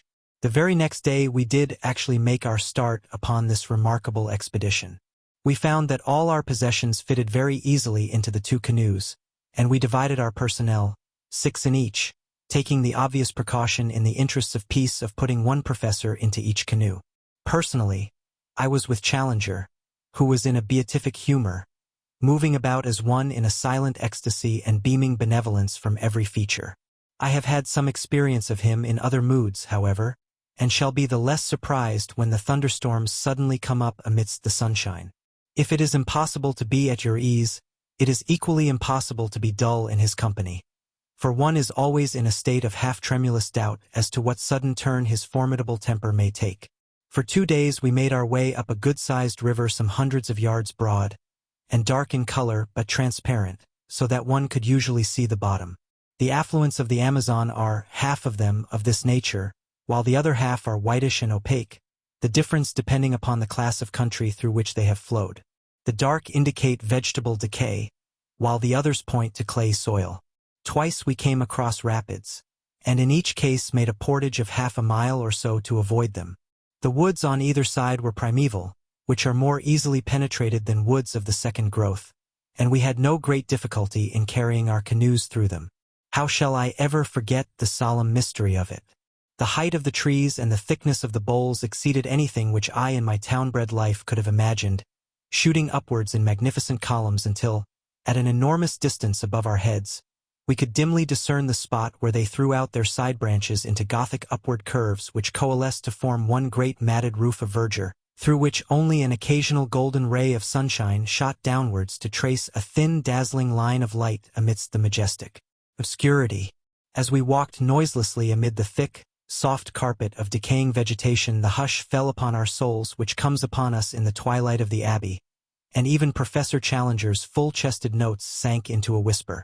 Alone, I should have been ignorant of the names of these giant growths, but our men of science pointed out the cedars, the great silk cotton trees, and the redwood trees, with all that profusion of various plants which has made this continent the chief supplier to the human race of those gifts of nature which depend upon the vegetable world, while it is the most backward in those products which come from animal life. Vivid orchids and wonderful colored lichens smoldered upon the swarthy tree trunks, and where a wandering shaft of light fell full upon the golden alamanda, the scarlet star clusters of the taxonia, or the rich deep blue of ipomoea, the effect was as a dream of fairyland. In these great wastes of forest, life, which abhors darkness, struggles ever upwards to the light. Every plant, even the smaller ones, curls and writhes to the green surface, twining itself round its stronger and taller brethren in the effort. Climbing plants are monstrous and luxuriant, but others which have never been known to climb elsewhere learn the art as an escape from that somber shadow, so that the common nettle, the jasmine, and even the jassatara palm tree can be seen circling the stems of the cedars and striving to reach their crowns. Of animal life there was no movement amid the majestic vaulted aisles which stretched from us as we walked, but a constant movement far above our heads told of that multitudinous world of snake and monkey, bird and sloth, which lived in the sunshine, and looked down in wonder at our tiny, dark, stumbling figures in the obscure depths immeasurably below them. At dawn and at sunset the howler monkeys screamed together and the parakeets broke into shrill chatter, but during the hot hours of the day only the full drone of insects, like the beat of a distant surf, filled the ear, while nothing moved amid the solemn vistas of stupendous trunks, fading away into the darkness which held us in. Once some bandy-legged, lurching creature, an ant-eater or a bear, scuttled clumsily amid the shadows. It was the only sign of earth life which I saw in this great Amazonian forest. And yet there were indications that even human life itself was not far from us in those mysterious recesses. On the third day out we were aware of a singular deep throbbing in the air, rhythmic and solemn, coming and going fitfully throughout the morning. The two boats were paddling within a few yards of each other when first we heard it, and our Indians remained motionless, as if they had been turned to bronze, listening intently with expressions of terror upon their faces. "What is it, then?" I asked. "Drums," said Lord John carelessly. "War drums. I have heard them before." "Yes, sir, war drums," said Gomez, the half-breed. "Wild Indians, bravos, not mansos. They watch us every mile of the way. Kill us if they can." "How can they watch us?" I asked, gazing into the dark, motionless void. The half-breed shrugged his broad shoulders. "The Indians know. They have their own way. They watch us. They talk the drum talk to each other. Kill us if they can." By the afternoon of that day, my pocket diary shows me that it was Tuesday, August 18th. At least 6 or 7 drums were throbbing from various points. Sometimes they beat quickly, sometimes slowly, sometimes in obvious question and answer, one far to the east breaking out in a high staccato rattle, and being followed after a pause by a deep roll from the north. There was something indescribably nerve-shaking and menacing in that constant mutter, which seemed to shape itself into the very syllables of the half-breed, endlessly repeated. "We will kill you if we can. We will kill you if we can." No one ever moved in the silent woods. All the peace and soothing of quiet nature lay in that dark curtain of vegetation, but away from behind there came ever the one message from our fellow-man. "We will kill you if we can," said the men in the east. "We will kill you if we can," said the men in the north. All day the drums rumbled and whispered, while their menace reflected itself in the faces of our colored companions. Even the hardy, swaggering half-breed seemed cowed. I learned, however, that day once for all that both Summerlee and Challenger possessed that highest type of bravery, the bravery of the scientific mind. Theirs was the spirit which upheld Darwin among the gauchos of the Argentine or Wallace among the headhunters of Malaya. It is decreed by a merciful nature that the human brain cannot think of two things simultaneously, so that if it be steeped in curiosity as to science it has no room for merely personal considerations. All day amid that incessant and mysterious menace our two professors watched every bird upon the wing, and every shrub upon the bank, with many a sharp wordy contention, when the snarl of Summerlee came quick upon the deep growl of Challenger, but with no more sense of danger and no more reference to drum-beating Indians than if they were seated together in the smoking room of the Royal Society's Club in St. James's Street. Once only did they condescend to discuss them. Maranya or Amajuaca cannibals, said Challenger, jerking his thumb towards the reverberating wood. No doubt, sir, Summerlee answered. Like all such tribes, I shall expect to find them of polysynthetic speech and of Mongolian type. Polysynthetic certainly, said Challenger indulgently. I am not aware that any other type of language exists in this continent, and I have notes of more than 100. The Mongolian theory I regard with deep suspicion.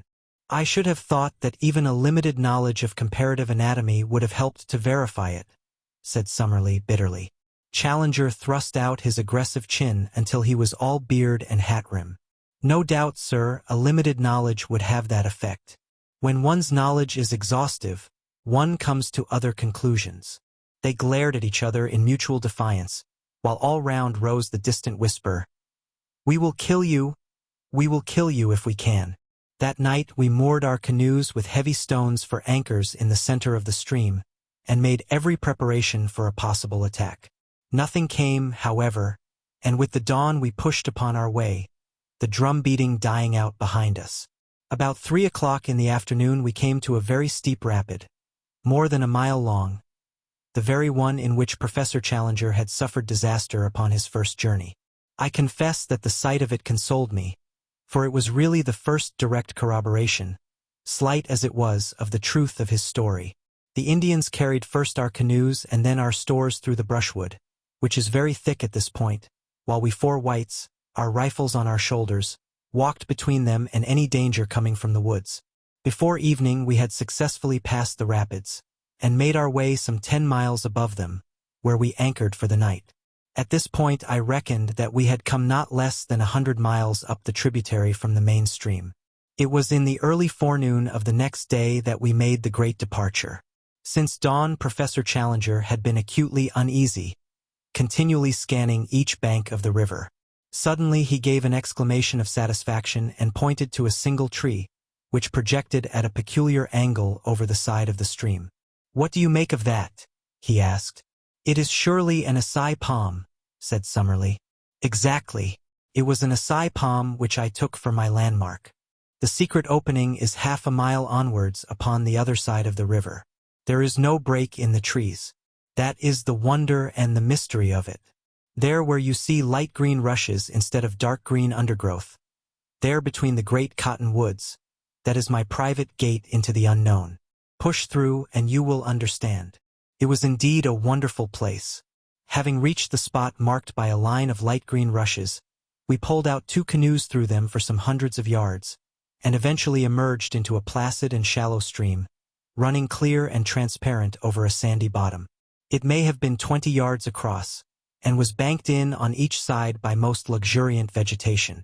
No one who had not observed that for a short distance reeds had taken the place of shrubs could possibly have guessed the existence of such a stream or dreamed of the fairyland beyond. For a fairyland it was the most wonderful that the imagination of man could conceive. The thick vegetation met overhead, interlacing into a natural pergola, and through this tunnel of verdure in a golden twilight flowed the green, pellucid river, beautiful in itself, but marvelous from the strange tints thrown by the vivid light from above, filtered and tempered in its fall. Clear as crystal, motionless as a sheet of glass, green as the edge of an iceberg, it stretched in front of us under its leafy archway, every stroke of our paddles sending 1,000 ripples across its shining surface. It was a fitting avenue to a land of wonders. All sign of the Indians had passed away, but animal life was more frequent, and the tameness of the creatures showed that they knew nothing of the hunter. Fuzzy little black velvet monkeys, with snow-white teeth and gleaming, mocking eyes, chattered at us as we passed. With a dull, heavy splash, an occasional caiman plunged in from the bank. Once a dark, clumsy tapir stared at us from a gap in the bushes, and then lumbered away through the forest. Once, too, the yellow, sinuous form of a great puma whisked amid the brushwood, and its green, baleful eyes glared hatred at us over its tawny shoulder. Bird life was abundant, especially the wading birds, stork, heron, and ibis gathering in little groups, blue, scarlet, and white, upon every log which jutted from the bank, while beneath us the crystal water was alive with fish of every shape and color. For 3 days we made our way up this tunnel of hazy green sunshine. On the longer stretches one could hardly tell as one looked ahead where the distant green water ended and the distant green archway began. The deep peace of this strange waterway was unbroken by any sign of man. No Indian here. Too much afraid. Curupuri, said Gomez. Curupuri is the spirit of the woods, Lord John explained. It's a name for any kind of devil.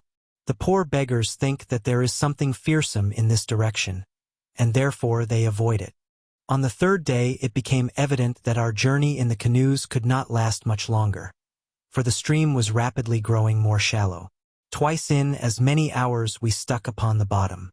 Finally we pulled the boats up among the brushwood and spent the night on the bank of the river. In the morning Lord John and I made our way for a couple of miles through the forest, keeping parallel with the stream, but as it grew ever shallower we returned and reported, what Professor Challenger had already suspected, that we had reached the highest point to which the canoes could be brought. We drew them up, therefore, and concealed them among the bushes, blazing a tree with our axes, so that we should find them again. Then we distributed the various burdens among us, guns, ammunition, food, a tent, blankets, and the rest, and, shouldering our packages, we set forth upon the more laborious stage of our journey. An unfortunate quarrel between our pepper pots marked the outset of our new stage. Challenger had from the moment of joining us issued directions to the whole party, much to the evident discontent of Summerlee. Now, upon his assigning some duty to his fellow professor, it was only the carrying of an aneroid barometer. The matter suddenly came to a head.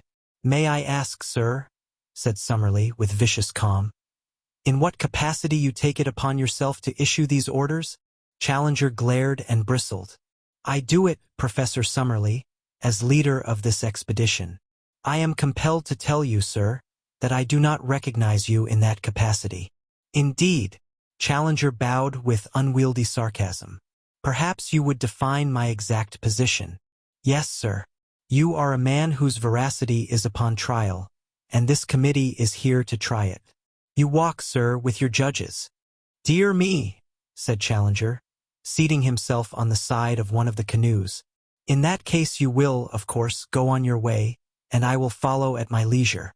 If I am not the leader, you cannot expect me to lead." Thank heaven that there were 2 sane men, Lord John Roxton and myself, to prevent the petulance and folly of our learned professors from sending us back empty-handed to London. Such arguing and pleading and explaining before we could get them mollified.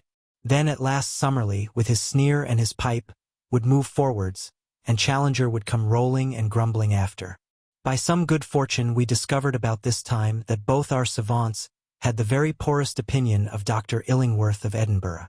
Thenceforward that was our one safety, and every strained situation was relieved by our introducing the name of the Scotch zoologist, when both our professors would form a temporary alliance and friendship in their detestation and abuse of this common rival. Advancing in single file along the bank of the stream, we soon found that it narrowed down to a mere brook, and finally that it lost itself in a great green morass of sponge-like mosses, into which we sank up to our knees. The place was horribly haunted by clouds of mosquitoes and every form of flying pest, so we were glad to find solid ground again and to make a circuit among the trees, which enabled us to outflank this pestilent morass, which droned like an organ in the distance, so loud was it with insect life. On the 2nd day after leaving our canoes we found that the whole character of the country changed. Our road was persistently upwards, and as we ascended the woods became thinner and lost their tropical luxuriance. The huge trees of the alluvial Amazonian plain gave place to the phoenix and cocoa palms, growing in scattered clumps, with thick brushwood between. In the damper hollows the Mauritia palms threw out their graceful drooping fronds. We traveled entirely by compass, and once or twice there were differences of opinion between Challenger and the two Indians, when, to quote the professor's indignant words, the whole party agreed to trust the fallacious instincts of undeveloped savages rather than the highest product of modern European culture. That we were justified in doing so was shown upon the third day, when Challenger admitted that he recognized several landmarks of his former journey, and in one spot we actually came upon 4 fire-blackened stones, which must have marked a camping place. The road still ascended, and we crossed a rock-studded slope which took 2 days to traverse. The vegetation had again changed, and only the vegetable ivory tree remained, with a great profusion of wonderful orchids, among which I learned to recognize the rare Natonia vexillaria and the glorious pink and scarlet blossoms of Cattleya and Odontoglossum.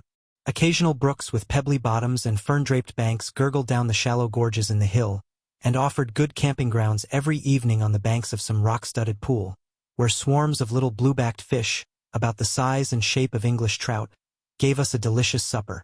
On the 9th day after leaving the canoes, having done, as I reckon, about 120 miles, we began to emerge from the trees, which had grown smaller until they were mere shrubs. Their place was taken by an immense wilderness of bamboo, which grew so thickly that we could only penetrate it by cutting a pathway with the machetes and billhooks of the Indians. It took us a long day, traveling from 7 in the morning till 8 at night, with only 2 breaks of 1 hour each to get through this obstacle. Anything more monotonous and wearying could not be imagined, for even at the most open places, I could not see more than 10 or 12 yards, while usually my vision was limited to the back of Lord John's cotton jacket in front of me, and to the yellow wall within a foot of me on either side. From above came one thin knife edge of sunshine, and 15 feet over our heads one saw the tops of the reeds swaying against the deep blue sky. I do not know what kind of creatures inhabit such a thicket, but several times we heard the plunging of large, heavy animals quite close to us. From their sounds Lord John judged them to be some form of wild cattle. Just as night fell we cleared the belt of bamboos, and at once formed our camp, exhausted by the interminable day. Early next morning we were again afoot, and found that the character of the country had changed once again. Behind us was the wall of bamboo, as definite as if it marked the course of a river. In front was an open plain, sloping slightly upwards and dotted with clumps of tree ferns, the whole curving before us until it ended in a long, whale-backed ridge. This we reached about midday, only to find a shallow valley beyond, rising once again into a gentle incline which led to a low, rounded skyline. It was here, while we crossed the first of these hills, that an incident occurred which may or may not have been important. Professor Challenger, who with the 2 local Indians was in the van of the party, stopped suddenly and pointed excitedly to the right. As he did so we saw, at the distance of a mile or so, something which appeared to be a huge gray bird flap slowly up from the ground and skim smoothly off, flying very low and straight, until it was lost among the tree ferns. "Did you see it?" cried Challenger in exultation. "Summerlee, did you see it?" His colleague was staring at the spot where the creature had disappeared. "What do you claim that it was?"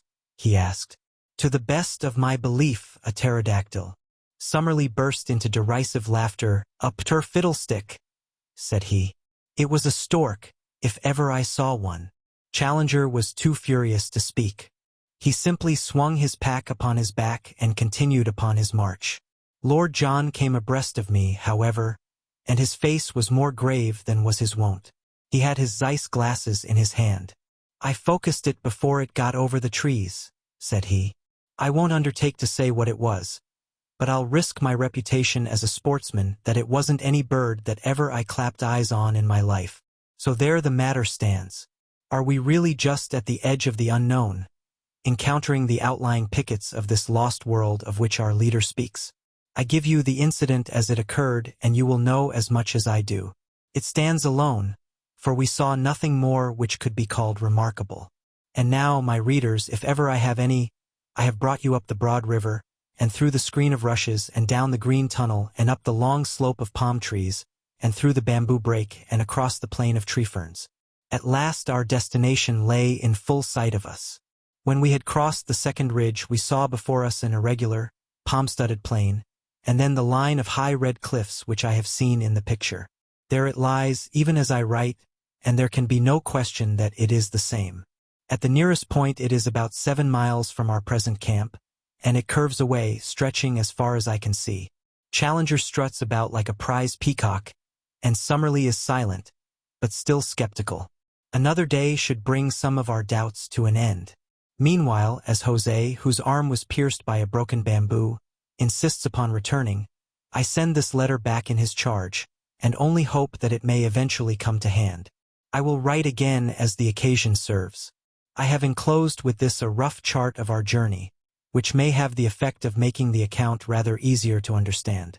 Chapter 9. Who could have foreseen it? A dreadful thing has happened to us. Who could have foreseen it? I cannot foresee any end to our troubles. It may be that we are condemned to spend our whole lives in this strange, inaccessible place.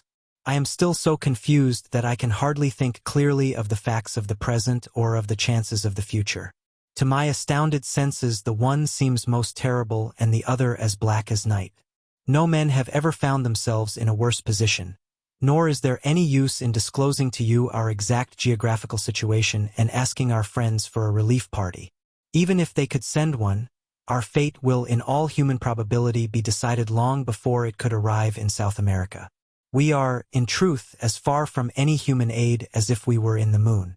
If we are to win through, it is only our own qualities which can save us.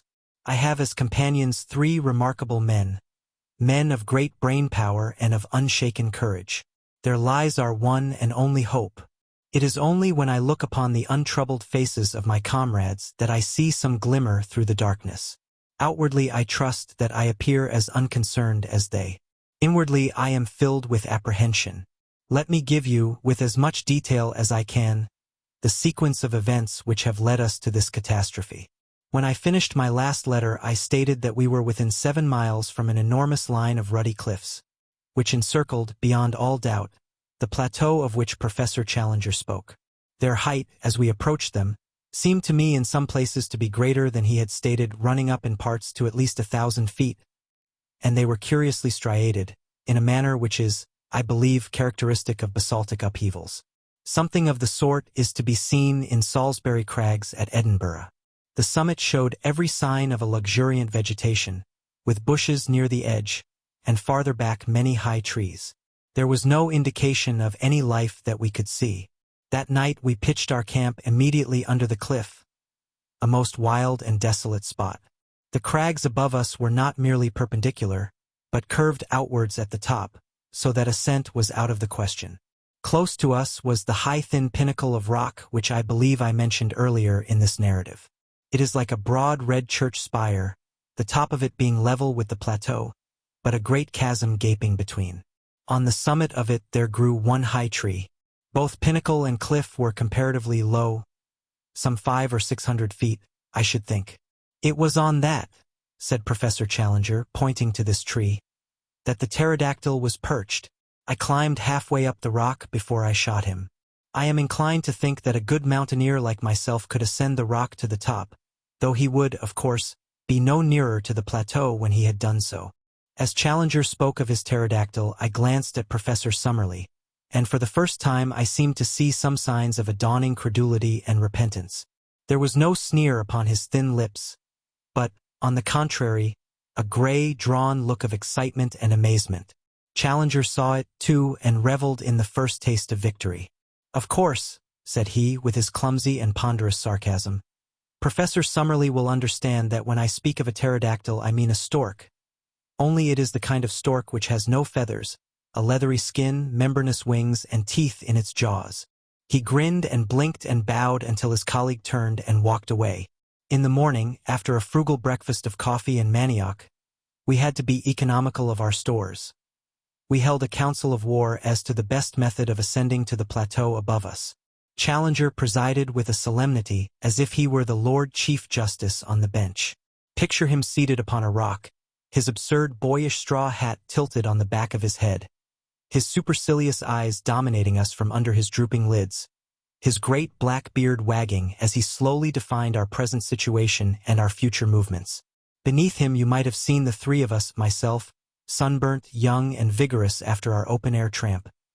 Summerlee, solemn but still critical, behind his eternal pipe. Lord John, as keen as a razor edge, with his supple, alert figure leaning upon his rifle, and his eager eyes fixed eagerly upon the speaker. Behind us were grouped the two swarthy half-breeds and the little knot of Indians, while in front and above us towered those huge, ruddy ribs of rocks which kept us from our goal. "I need not say," said our leader, "that on the occasion of my last visit I exhausted every means of climbing the cliff, and where I failed I do not think that anyone else is likely to succeed, for I am something of a mountaineer. I had none of the appliances of a rock climber with me, but I have taken the precaution to bring them now. With their aid I am positive I could climb that detached pinnacle to the summit. But so long as the main cliff overhangs, it is vain to attempt ascending that. I was hurried upon my last visit by the approach of the rainy season and by the exhaustion of my supplies. These considerations limited my time, and I can only claim that I have surveyed about 6 miles of the cliff to the east of US, finding no possible way up. What then shall we now do?" "There seems to be only one reasonable course," said Professor Summerlee. "If you have explored the east, we should travel along the base of the cliff to the west, and seek for a practicable point for our ascent." "That's it," said Lord John. "The odds are that this plateau is of no great size, and we shall travel round it until we either find an easy way up it, or come back to the point from which we started." "I have already explained to our young friend here," said Challenger.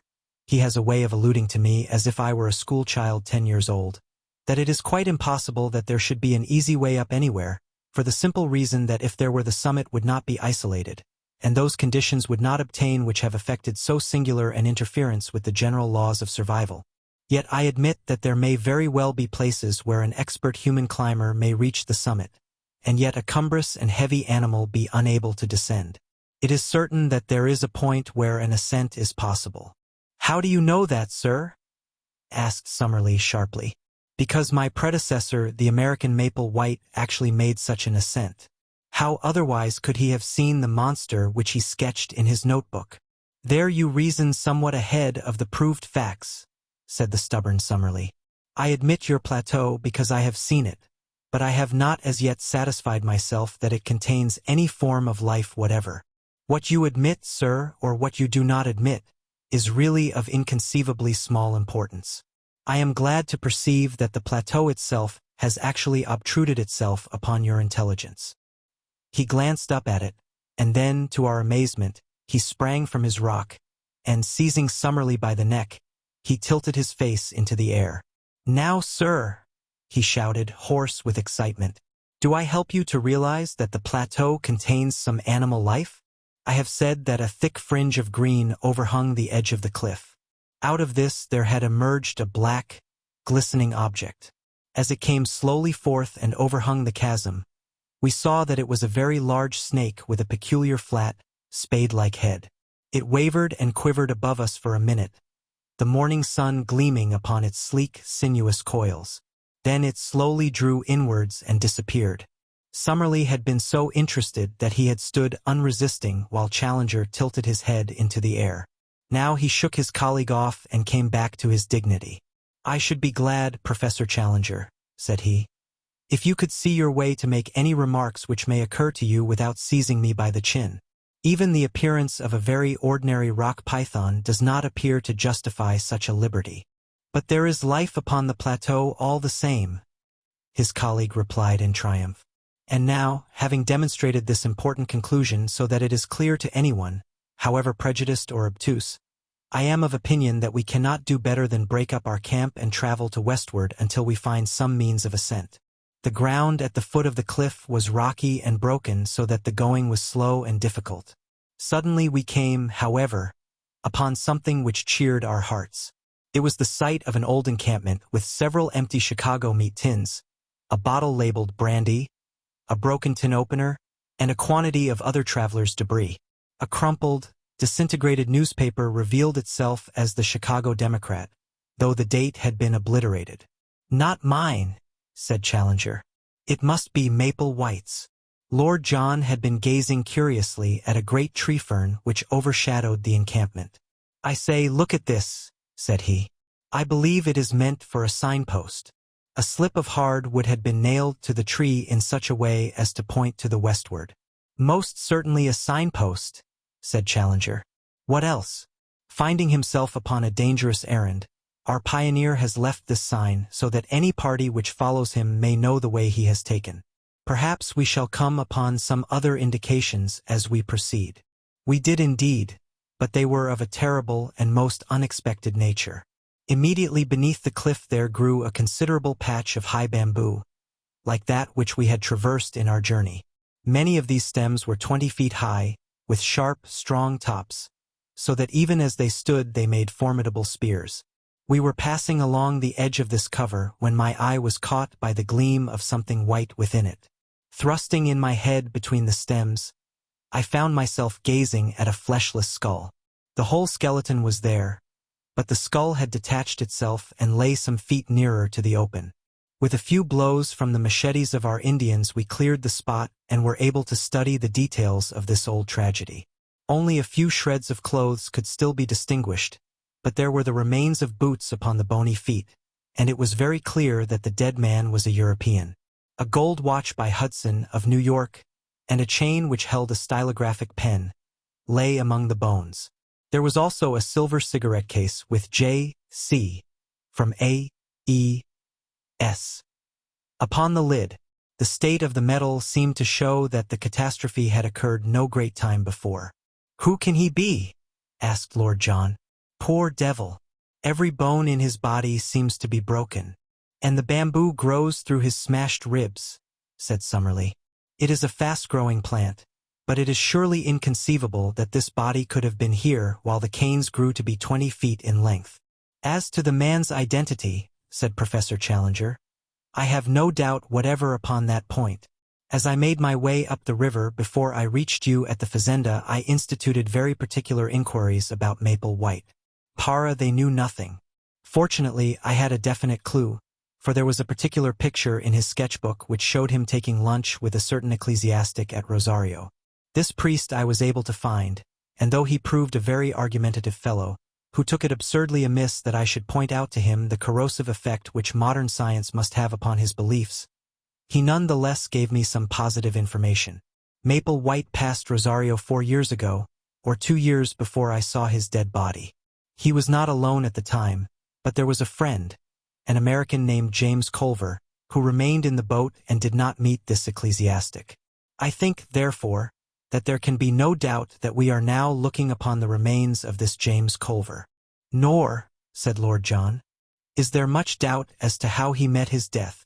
He has fallen or been chucked from the top and so been impaled. How else could he come by his broken bones? And how could he have been stuck through by these canes with their points so high above our heads? A hush came over us as we stood round these shattered remains and realized the truth of Lord John Roxton's words. The beetling head of the cliff projected over the canebrake. Undoubtedly he had fallen from above. But had he fallen? Had it been an accident? Or, already ominous and terrible possibilities began to form round that unknown land. We moved off in silence, and continued to coast round the line of cliffs, which were as even and unbroken as some of those monstrous Antarctic ice fields which I have seen depicted as stretching from horizon to horizon and towering high above the mastheads of the exploring vessel. In 5 miles we saw no rift or break, and then suddenly we perceived something which filled us with new hope. In a hollow of the rock, protected from rain, there was drawn a rough arrow in chalk, pointing still to the westwards. "Maple White again," said Professor Challenger. He had some presentiment that worthy footsteps would follow close behind him. He had chalk, then? A box of colored chalks was among the effects I found in his knapsack. I remember that the white one was worn to a stump. "That is certainly good evidence," said Summerlee. "We can only accept his guidance and follow on to the westward."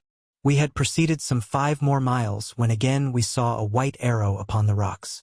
It was at a point where the face of the cliff was for the first time split into a narrow cleft. Inside the cleft was a second guidance mark, which pointed right up it with the tip somewhat elevated, as if the spot indicated were above the level of the ground. It was a solemn place, for the walls were so gigantic and the slit of blue sky so narrow and so obscured by a double fringe of verdure, that only a dim and shadowy light penetrated to the bottom. We had had no food for many hours, and were very weary with the stony and irregular journey, but our nerves were too strung to allow us to halt. We ordered the camp to be pitched, however, and, leaving the Indians to arrange it, we four, with the two half-breeds, proceeded up the narrow gorge. It was not more than 40 feet across at the mouth, but it rapidly closed until it ended in an acute angle, too straight and smooth for an ascent. Certainly it was not this which our pioneer had attempted to indicate. We made our way back. The whole gorge was not more than a quarter of a mile deep, and then suddenly the quick eyes of Lord John fell upon what we were seeking. High up above our heads, amid the dark shadows, there was one circle of deeper gloom. Surely it could only be the opening of a cave. The base of the cliff was heaped with loose stones at the spot, and it was not difficult to clamber up. When we reached it, all doubt was removed. Not only was it an opening into the rock, but on the side of it there was marked once again the sign of the arrow. Here was the point, and this the means by which Maple White and his ill-fated comrade had made their ascent. We were too excited to return to the camp, but must make our first exploration at once. Lord John had an electric torch in his knapsack, and this had to serve us as light. He advanced, throwing his little clear circlet of yellow radiance before him, while in single file we followed at his heels. The cave had evidently been water-worn, the sides being smooth and the floor covered with rounded stones. It was of such a size that a single man could just fit through by stooping. For 50 yards it ran almost straight into the rock, and then it ascended at an angle of 45. Presently this incline became even steeper, and we found ourselves climbing upon hands and knees among loose rubble which slid from beneath us. Suddenly an exclamation broke from Lord Roxton. "It's blocked," said he. Clustering behind him we saw in the yellow field of light a wall of broken basalt which extended to the ceiling. "The roof has fallen in." In vain we dragged out some of the pieces. The only effect was that the larger ones became detached and threatened to roll down the gradient and crush us. It was evident that the obstacle was far beyond any efforts which we could make to remove it. The road by which Maple White had ascended was no longer available. Too much cast down to speak, we stumbled down the dark tunnel and made our way back to the camp. One incident occurred, however, before we left the gorge, which is of importance in view of what came afterwards.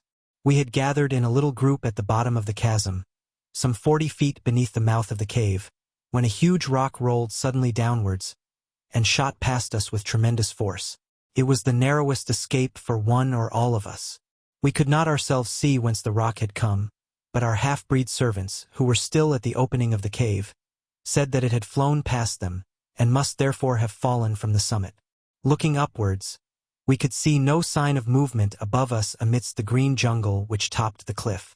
There could be little doubt, however, that the stone was aimed at us, so the incident surely pointed to humanity, and malevolent humanity, upon the plateau. We withdrew hurriedly from the chasm, our minds full of this new development and its bearing upon our plans. The situation was difficult enough before, but if the obstructions of nature were increased by the deliberate opposition of man, then our case was indeed a hopeless one. And yet, as we looked up at that beautiful fringe of verdure only a few hundreds of feet above our heads, there was not one of us who could conceive the idea of returning to London until we had explored it to its depths.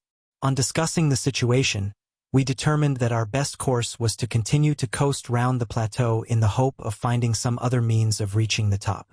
The line of cliffs, which had decreased considerably in height, had already begun to trend from west to north, and if we could take this as representing the arc of a circle, the whole circumference could not be very great. At the worst, then, we should be back in a few days at our starting point. We made a march that day which totaled some 22 miles, without any change in our prospects. I may mention that our aneroid shows us that in the continual incline which we have ascended since we abandoned our canoes we have risen to no less than 3,000 feet above sea level. Hence there is a considerable change both in the temperature and in the vegetation. We have shaken off some of that horrible insect life which is the bane of tropical travel. A few palms still survive and many tree ferns, but the Amazonian trees have been all left behind. It was pleasant to see the convolvulus, the passion flower, and the begonia, all reminding me of home, here among these inhospitable rocks. There was a red begonia just the same color as one that is kept in a pot in the window of a certain villa in Streatham. But I am drifting into private reminiscence. That night, I am still speaking of the first day of our circumnavigation of the plateau. A great experience awaited us, and one which forever set at rest any doubt which we could have had as to the wonders so near us. You will realize as you read it, my dear Mr. McArdle, and possibly for the first time, that the paper has not sent me on a wild goose chase, and that there is inconceivably fine copy waiting for the world whenever we have the professor's leave to make use of it. I shall not dare to publish these articles unless I can bring back my proofs to England, or I shall be hailed as the journalistic Munchausen of all time. I have no doubt that you feel the same way yourself, and that you would not care to stake the whole credit of the Gazette upon this adventure until we can meet the chorus of criticism and skepticism which such articles must of necessity elicit. So this wonderful incident, which would make such a headline for the old paper, must still wait its turn in the editorial drawer. And yet it was all over in a flash, and there was no sequel to it, save in our own convictions. What occurred was this. Lord John had shot an ajouti, which is a small, pig-like animal, and, half of it having been given to the Indians, we were cooking the other half upon our fire. There is a chill in the air after dark, and we had all drawn close to the blaze. The night was moonless, but there were some stars, and one could see for a little distance across the plain. Well, suddenly out of the darkness, out of the night, there swooped something with a swish like an aeroplane. The whole group of us were covered for an instant by a canopy of leathery wings, and I had a momentary vision of a long, snake-like neck, a fierce, red, greedy eye, and a great snapping beak, filled, to my amazement, with little gleaming teeth. The next instant it was gone. And so was our dinner. A huge black shadow, 20 feet across, skimmed up into the air. For an instant the monster wings blotted out the stars, and then it vanished over the brow of the cliff above us. We all sat in amazed silence round the fire, like the heroes of Virgil when the harpies came down upon them. It was Summerlee who was the first to speak. "Professor Challenger," said he, in a solemn voice, which quavered with emotion, "I owe you an apology. Sir, I am very much in the wrong, and I beg that you will forget what is past." It was handsomely said, and the two men for the first time shook hands. So much we have gained by this clear vision of our first pterodactyl. It was worth a stolen supper to bring two such men together. But if prehistoric life existed upon the plateau, it was not superabundant, for we had no further glimpse of it during the next 3 days. During this time we traversed a barren and forbidding country, which alternated between stony desert and desolate marshes full of many wildfowl, upon the north and east of the cliffs. From that direction the place is really inaccessible, and, were it not for a hardish ledge which runs at the very base of the precipice, we should have had to turn back. Many times we were up to our waists in the slime and blubber of an old semi-tropical swamp. To make matters worse, the place seemed to be a favorite breeding place of the Jaracaca snake, the most venomous and aggressive in South America.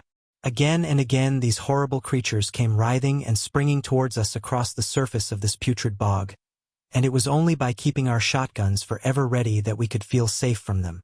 One funnel-shaped depression in the morass, of a livid green in color from some lichen which festered in it, will always remain as a nightmare memory in my mind. It seems to have been a special nest of these vermins, and the slopes were alive with them, all writhing in our direction.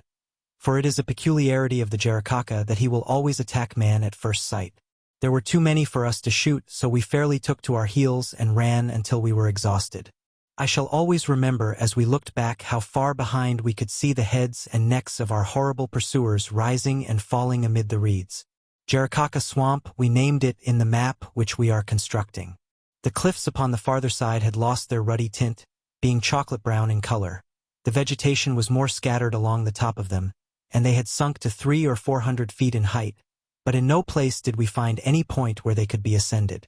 If anything, they were more impossible than at the first point where we had met them. Their absolute steepness is indicated in the photograph which I took over the stony desert. "Surely," said I as we discussed the situation, "the rain must find its way down somehow.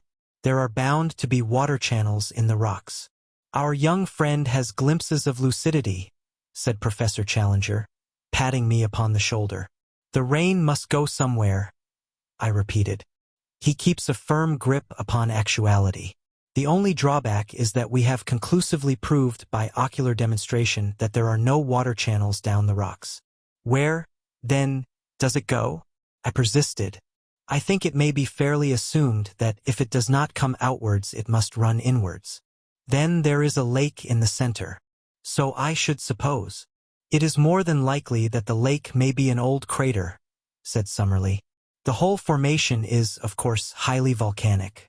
But however that may be, I should expect to find the surface of the plateau slope inwards with a considerable sheet of water in the center, which may drain off, by some subterranean channel, into the marshes of the Jaracaca swamp. Or evaporation might preserve an equilibrium, remarked Challenger, and the two learned men wandered off into one of their usual scientific arguments, which were as comprehensible as Chinese to the layman. On the 6th day we completed our first circuit of the cliffs, and found ourselves back at the first camp, beside the isolated pinnacle of rock. We were a disconsolate party, for nothing could have been more minute than our investigation, and it was absolutely certain that there was no single point where the most active human being could possibly hope to scale the cliff. The place which Maple White's chalk marks had indicated as his own means of access was now entirely impassable. What were we to do now? Our stores of provisions, supplemented by our guns, were holding out well, but the day must come when they would need replenishment. In a couple of months the rains might be expected, and we should be washed out of our camp. The rock was harder than marble, and any attempt at cutting a path for so great a height was more than our time or resources would admit. No wonder that we looked gloomily at each other that night, and sought our blankets with hardly a word exchanged. I remember that as I dropped off to sleep my last recollection was that Challenger was squatting, like a monstrous bullfrog by the fire, his huge head in his hands, sunk apparently in the deepest thought, and entirely oblivious to the good night which I wished him. But it was a very different Challenger who greeted us in the morning, a Challenger with contentment and self-congratulation shining from his whole person. He faced us as we assembled for breakfast with a deprecating false modesty in his eyes, as who should say, "I know that I deserve all that you can say, but I pray you to spare my blushes by not saying it." His beard bristled exultantly, his chest was thrown out, and his hand was thrust into the front of his jacket. So, in his fancy, may he see himself sometimes, gracing the vacant pedestal in Trafalgar Square, and adding one more to the horrors of the London streets. "Eureka!" he cried, his teeth shining through his beard. "Gentlemen, you may congratulate me, and we may congratulate each other. The problem is solved. You have found a way up? I venture to think so. And where?" For answer he pointed to the spire-like pinnacle upon our right. Our faces, or mine at least, fell as we surveyed it. That it could be climbed we had our companion's assurance. But a horrible abyss lay between it and the plateau. "We can never get across," I gasped. "We can at least all reach the summit," said he. "When we are up, I may be able to show you that the resources of an inventive mind are not yet exhausted." After breakfast we unpacked the bundle in which our leader had brought his climbing accessories. From it he took a coil of the strongest and lightest rope, 150 feet in length, with climbing irons, clamps, and other devices. Lord John was an experienced mountaineer, and Summerlee had done some rough climbing at various times, so that I was really the novice at rock work of the party. But my strength and activity may have made up for my want of experience. It was not in reality a very stiff task, though there were moments which made my hair bristle upon my head. The first half was perfectly easy, but from there upwards it became continually steeper until, for the last 50 feet, we were literally clinging with our fingers and toes to tiny ledges and crevices in the rock. I could not have accomplished it, nor could Summerlee, if Challenger had not gained the summit. It was extraordinary to see such activity in so unwieldy a creature, and there fixed the rope round the trunk of the considerable tree which grew there. With this as our support, we were soon able to scramble up the jagged wall until we found ourselves upon the small grassy platform, some 25 feet each way, which formed the summit. The first impression which I received when I had recovered my breath was of the extraordinary view over the country which we had traversed. The whole Brazilian plain seemed to lie beneath us, extending away and away until it ended in dim blue mists upon the farthest skyline. In the foreground was the long slope, strewn with rocks and dotted with tree ferns. Farther off in the middle distance, looking over the Saddleback Hill, I could just see the yellow and green mass of bamboos through which we had passed. And then, gradually, the vegetation increased until it formed the huge forest which extended as far as the eyes could reach, and for a good 2,000 miles beyond. I was still drinking in this wonderful panorama when the heavy hand of the professor fell upon my shoulder. "This way, my young friend," said he. "Vestigia nulla retrorsum. Never look rearwards, but always to our glorious goal." The level of the plateau, when I turned, was exactly that on which we stood, and the green bank of bushes, with occasional trees, was so near that it was difficult to realize how inaccessible it remained. At a rough guess, the gulf was 40 feet across, but, so far as I could see, it might as well have been 40 miles. I placed one arm round the trunk of the tree and leaned over the abyss. Far down were the small dark figures of our servants, looking up at us. The wall was absolutely precipitous, as was that which faced me. "This is indeed curious," said the creaking voice of Professor Summerlee. I turned, and found that he was examining with great interest the tree to which I clung. That smooth bark and those small, ribbed leaves seemed familiar to my eyes. "Why," I cried, "it's a beech." "Exactly," said Summerlee. "A fellow countryman in a far land."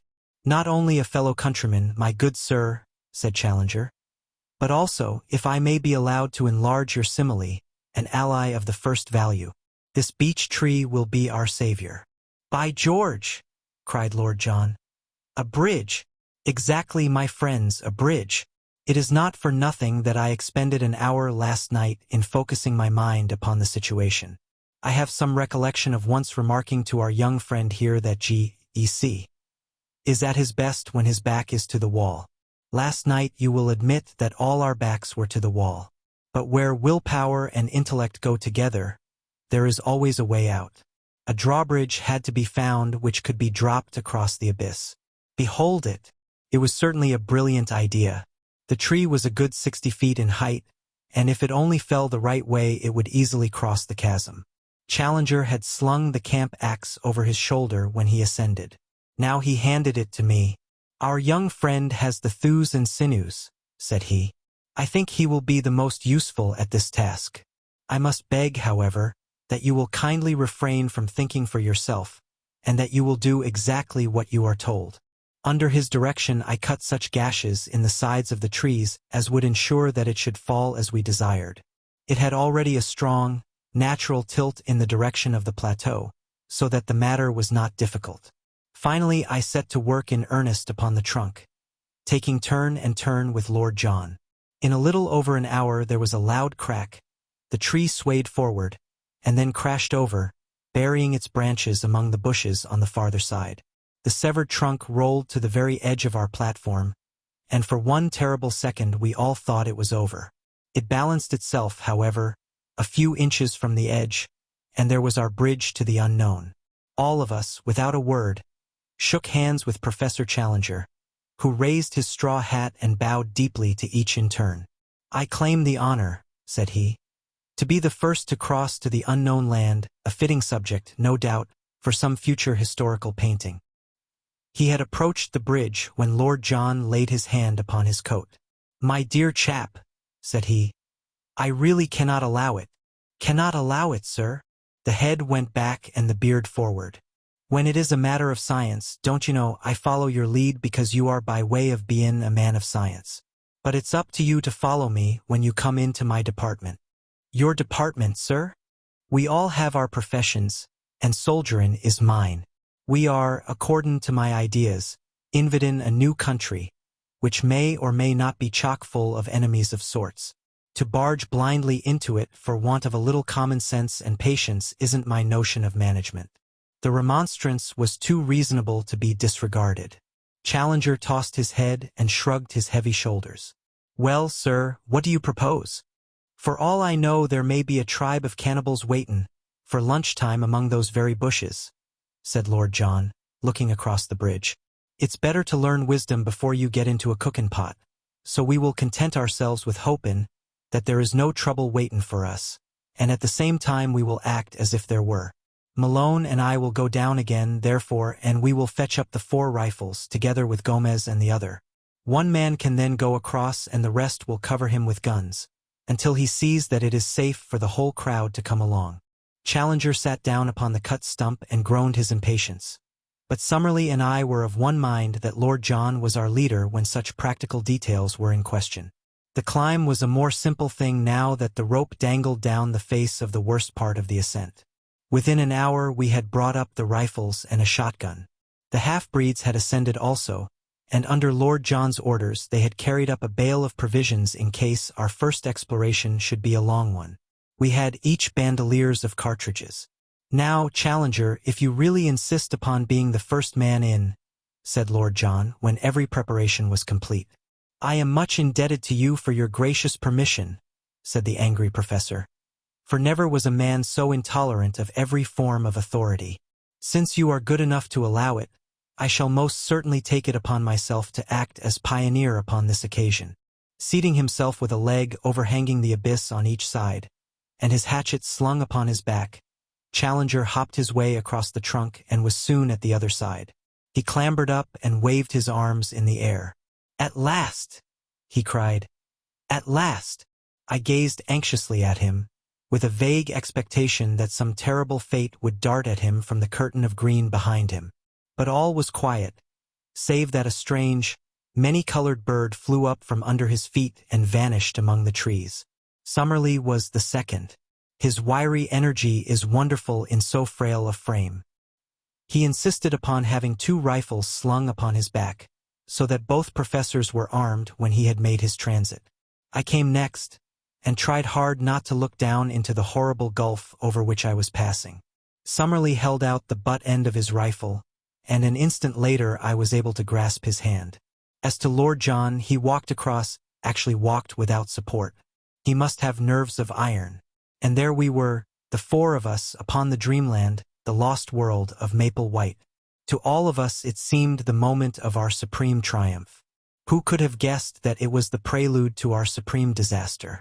Let me say in a few words how the crushing blow fell upon us. We had turned away from the edge, and had penetrated about 50 yards of close brushwood, when there came a frightful rending crash from behind us. With one impulse we rushed back the way that we had come. The bridge was gone. Far down at the base of the cliff I saw, as I looked over, a tangled mass of branches and splintered trunk. It was our beech tree. Had the edge of the platform crumbled and let it through? For a moment this explanation was in all our minds. The next, from the farther side of the rocky pinnacle before us, a swarthy face, the face of Gomez the half-breed, was slowly protruded. Yes, it was Gomez, but no longer the Gomez of the demure smile and the mask-like expression. Here was a face with flashing eyes and distorted features, a face convulsed with hatred and with the mad joy of gratified revenge. "Lord Roxton!" he shouted. "Lord John Roxton!" "Well," said our companion, "here I am." A shriek of laughter came across the abyss. "Yes, there you are, you English dog, and there you will remain. I have waited and waited, and now has come my chance. You found it hard to get up, you will find it harder to get down. You cursed fools, you are trapped, every one of you." We were too astounded to speak. We could only stand there staring in amazement. A great broken bough upon the grass showed whence he had gained his leverage to tilt over our bridge. The face had vanished, but presently it was up again, more frantic than before. "We nearly killed you with a stone at the cave," he cried. "But this is better. It is slower and more terrible. Your bones will whiten up there, and none will know where you lie or come to cover them. As you lie dying, think of Lopez, whom you shot 5 years ago on the Putumayo River. I am his brother, and come what will I will die happy now, for his memory has been avenged." A furious hand was shaken at us, and then all was quiet. Had the half-breed simply wrought his vengeance and then escaped, all might have been well with him. It was that foolish, irresistible Latin impulse to be dramatic which brought his own downfall. Roxton, the man who had earned himself the name of the Flail of the Lord through 3 countries, was not one who could be safely taunted. The half-breed was descending on the farther side of the pinnacle, but before he could reach the ground Lord John had run along the edge of the plateau and gained a point from which he could see his man.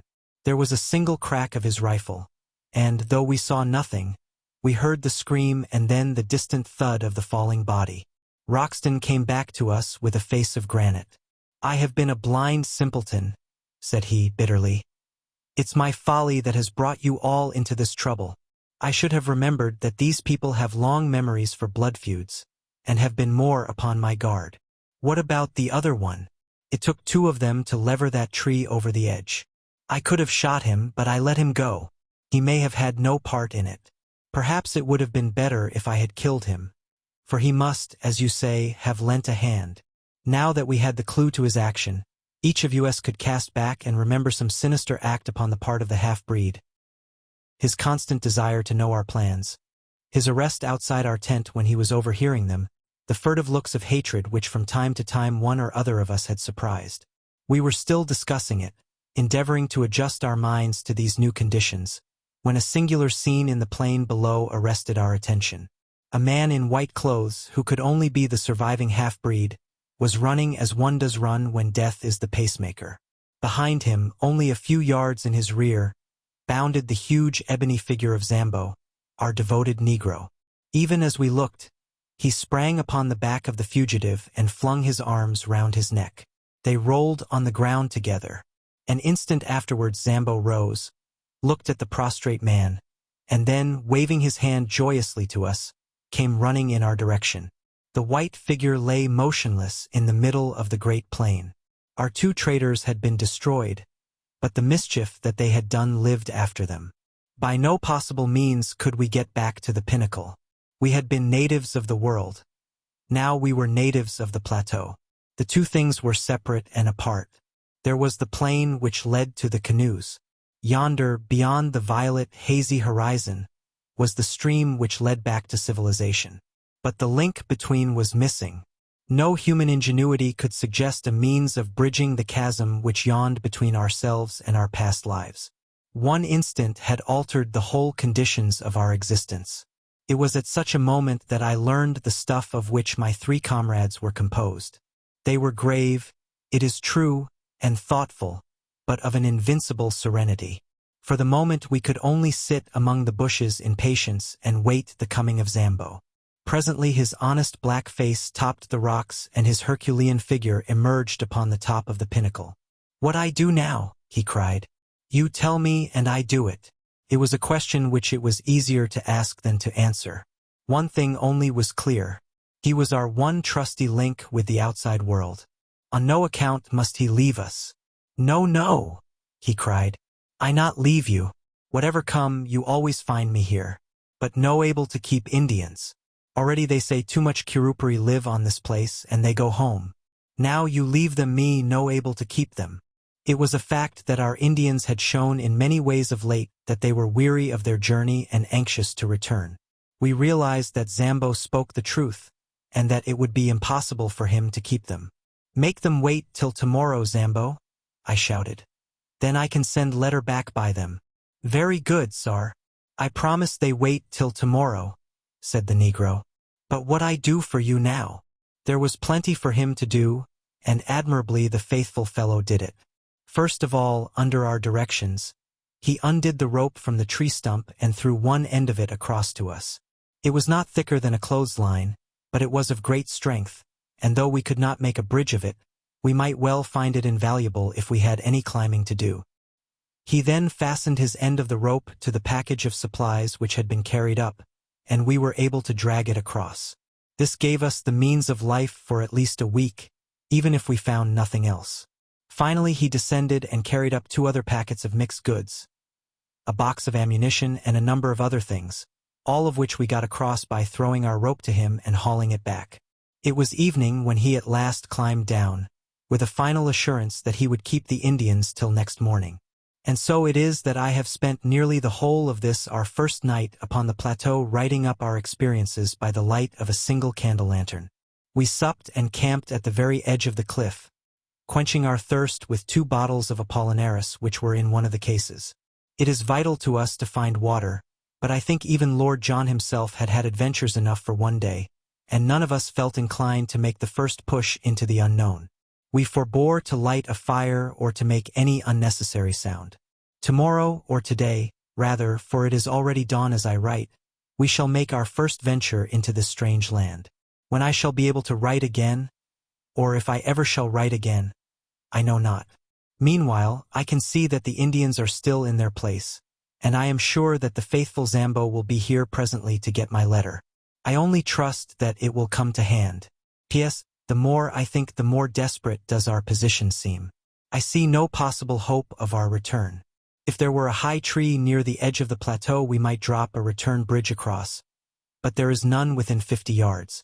Our united strength could not carry a trunk which would serve our purpose. The rope, of course, is far too short that we could descend by it. No, our position is hopeless, hopeless. Chapter 10. The most wonderful things have happened. The most wonderful things have happened and are continually happening to us. All the paper that I possess consists of 5 old notebooks and a lot of scraps, and I have only the one stylographic pencil.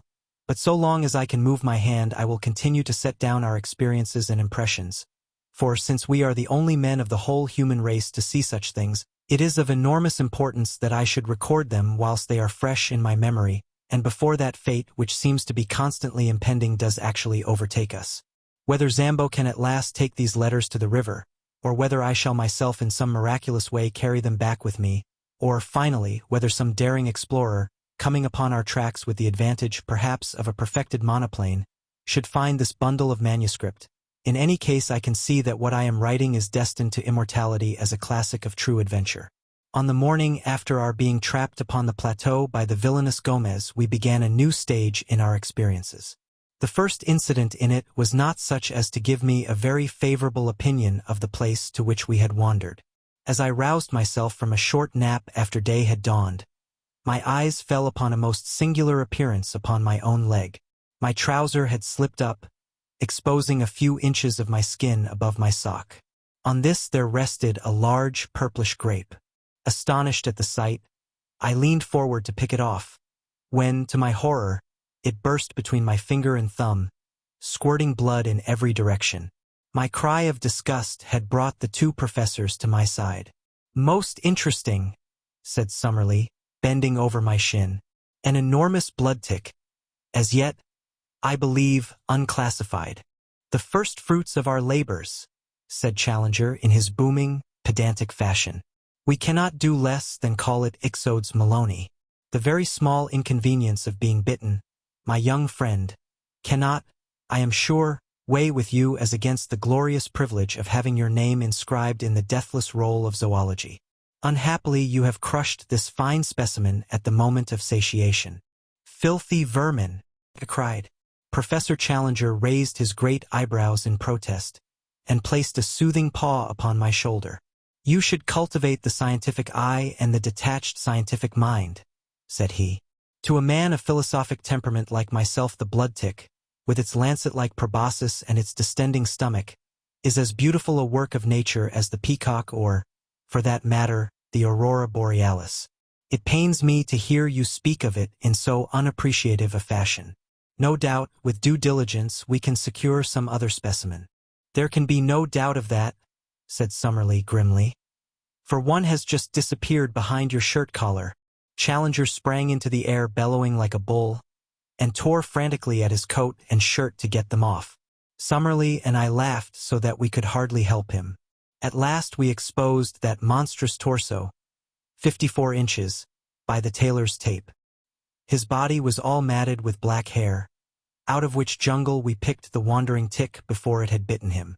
But the bushes round were full of the horrible pests, and it was clear that we must shift our camp. But first of all it was necessary to make our arrangements with the faithful Negro, who appeared presently on the pinnacle with a number of tins of cocoa and biscuits, which he tossed over to us. Of the stores which remained below, he was ordered to retain as much as would keep him for 2 months. The Indians were to have the remainder as a reward for their services and as payment for taking our letters back to the Amazon. Some hours later we saw them in single file far out upon the plain, each with a bundle on his head, making their way back along the path we had come. Zambo occupied our little tent at the base of the pinnacle, and there he remained, our one link with the world below. And now we had to decide upon our immediate movements. We shifted our position from among the tick-laden bushes until we came to a small clearing thickly surrounded by trees upon all sides. There were some flat slabs of rock in the center, with an excellent well close by, and there we sat in cleanly comfort while we made our first plans for the invasion of this new country. Birds were calling among the foliage, especially one with a peculiar whooping cry which was new to us. But beyond these sounds there were no signs of life. Our first care was to make some sort of list of our own stores so that we might know what we had to rely upon. What with the things we had ourselves brought up and those which Zambo had sent across on the rope, we were fairly well supplied. Most important of all, in view of the dangers which might surround us, we had our 4 rifles and 1,300 rounds, also a shotgun, but not more than 150 medium pellet cartridges. In the matter of provisions we had enough to last for several weeks, with a sufficiency of tobacco and a few scientific implements, including a large telescope and a good field glass. All these things we collected together in the clearing, and as a first precaution, we cut down with our hatchet and knives a number of thorny bushes, which we piled round in a circle some 15 yards in diameter. This was to be our headquarters for the time, our place of refuge against sudden danger and the guardhouse for our stores. For Challenger we called it. It was midday before we had made ourselves secure, but the heat was not oppressive, and the general character of the plateau, both in its temperature and in its vegetation, was almost temperate. The beech, the oak, and even the birch were to be found among the tangle of trees which girt us in. One huge ginkgo tree, topping all the others, shot its great limbs and maidenhair foliage over the fort which we had constructed. In its shade we continued our discussion, while Lord John, who had quickly taken command in the hour of action, gave us his views. "So long as neither man nor beast has seen or heard us, we are safe," said he. "From the time they know we are here our troubles begin. There are no signs that they have found us out as yet, so our game surely is to lie low for a time and spy out the land. We want to have a good look at our neighbors before we get on visiting terms." "But we must advance," I ventured to remark. "By all means, Sonny my boy, we will advance. But with common sense. We must never go so far that we can't get back to our base. Above all, we must never, unless it is life or death, fire off our guns." "But you fired yesterday," said Summerlee. "Well, it couldn't be helped. However, the wind was strong and blew outwards. It is not likely that the sound could have traveled far into the plateau. By the way, what shall we call this place? I suppose it is up to us to give it a name." There were several suggestions, more or less happy, but Challenger's was final. "It can only have one name," said he. "It is called after the pioneer who discovered it. It is Maple White Land. Maple White Land it became, and so it is named in that chart which has become my special task. So it will, I trust, appear in the atlas of the future." The peaceful penetration of Maple White Land was the pressing subject before us. We had the evidence of our own eyes that the place was inhabited by some unknown creatures, and there was that of Maple White's sketchbook to show that more dreadful and more dangerous monsters might still appear. That there might also prove to be human occupants, and that they were of a malevolent character was suggested by the skeleton impaled upon the bamboos, which could not have got there had it not been dropped from above. Our situation, stranded without possibility of escape in such a land, was clearly full of danger, and our reasons endorsed every measure of caution which Lord John's experience could suggest. Yet it was surely impossible that we should halt on the edge of this world of mystery when our very souls were tingling with impatience to push forward and to pluck the heart from it. We therefore blocked the entrance to our zareba by filling it up with several thorny bushes, and left our camp with the stores entirely surrounded by this protecting hedge. We then slowly and cautiously set forth into the unknown, following the course of the little stream which flowed from our spring, as it should always serve us as a guide on our return. Hardly had we started when we came across signs that there were indeed wonders awaiting us. After a few hundred yards of thick forest, containing many trees which were quite unknown to me, but which Summerlee, who was the botanist of the party, recognized as forms of conifera and of cycadaceous plants which have long passed away in the world below, We entered a region where the stream widened out and formed a considerable bog.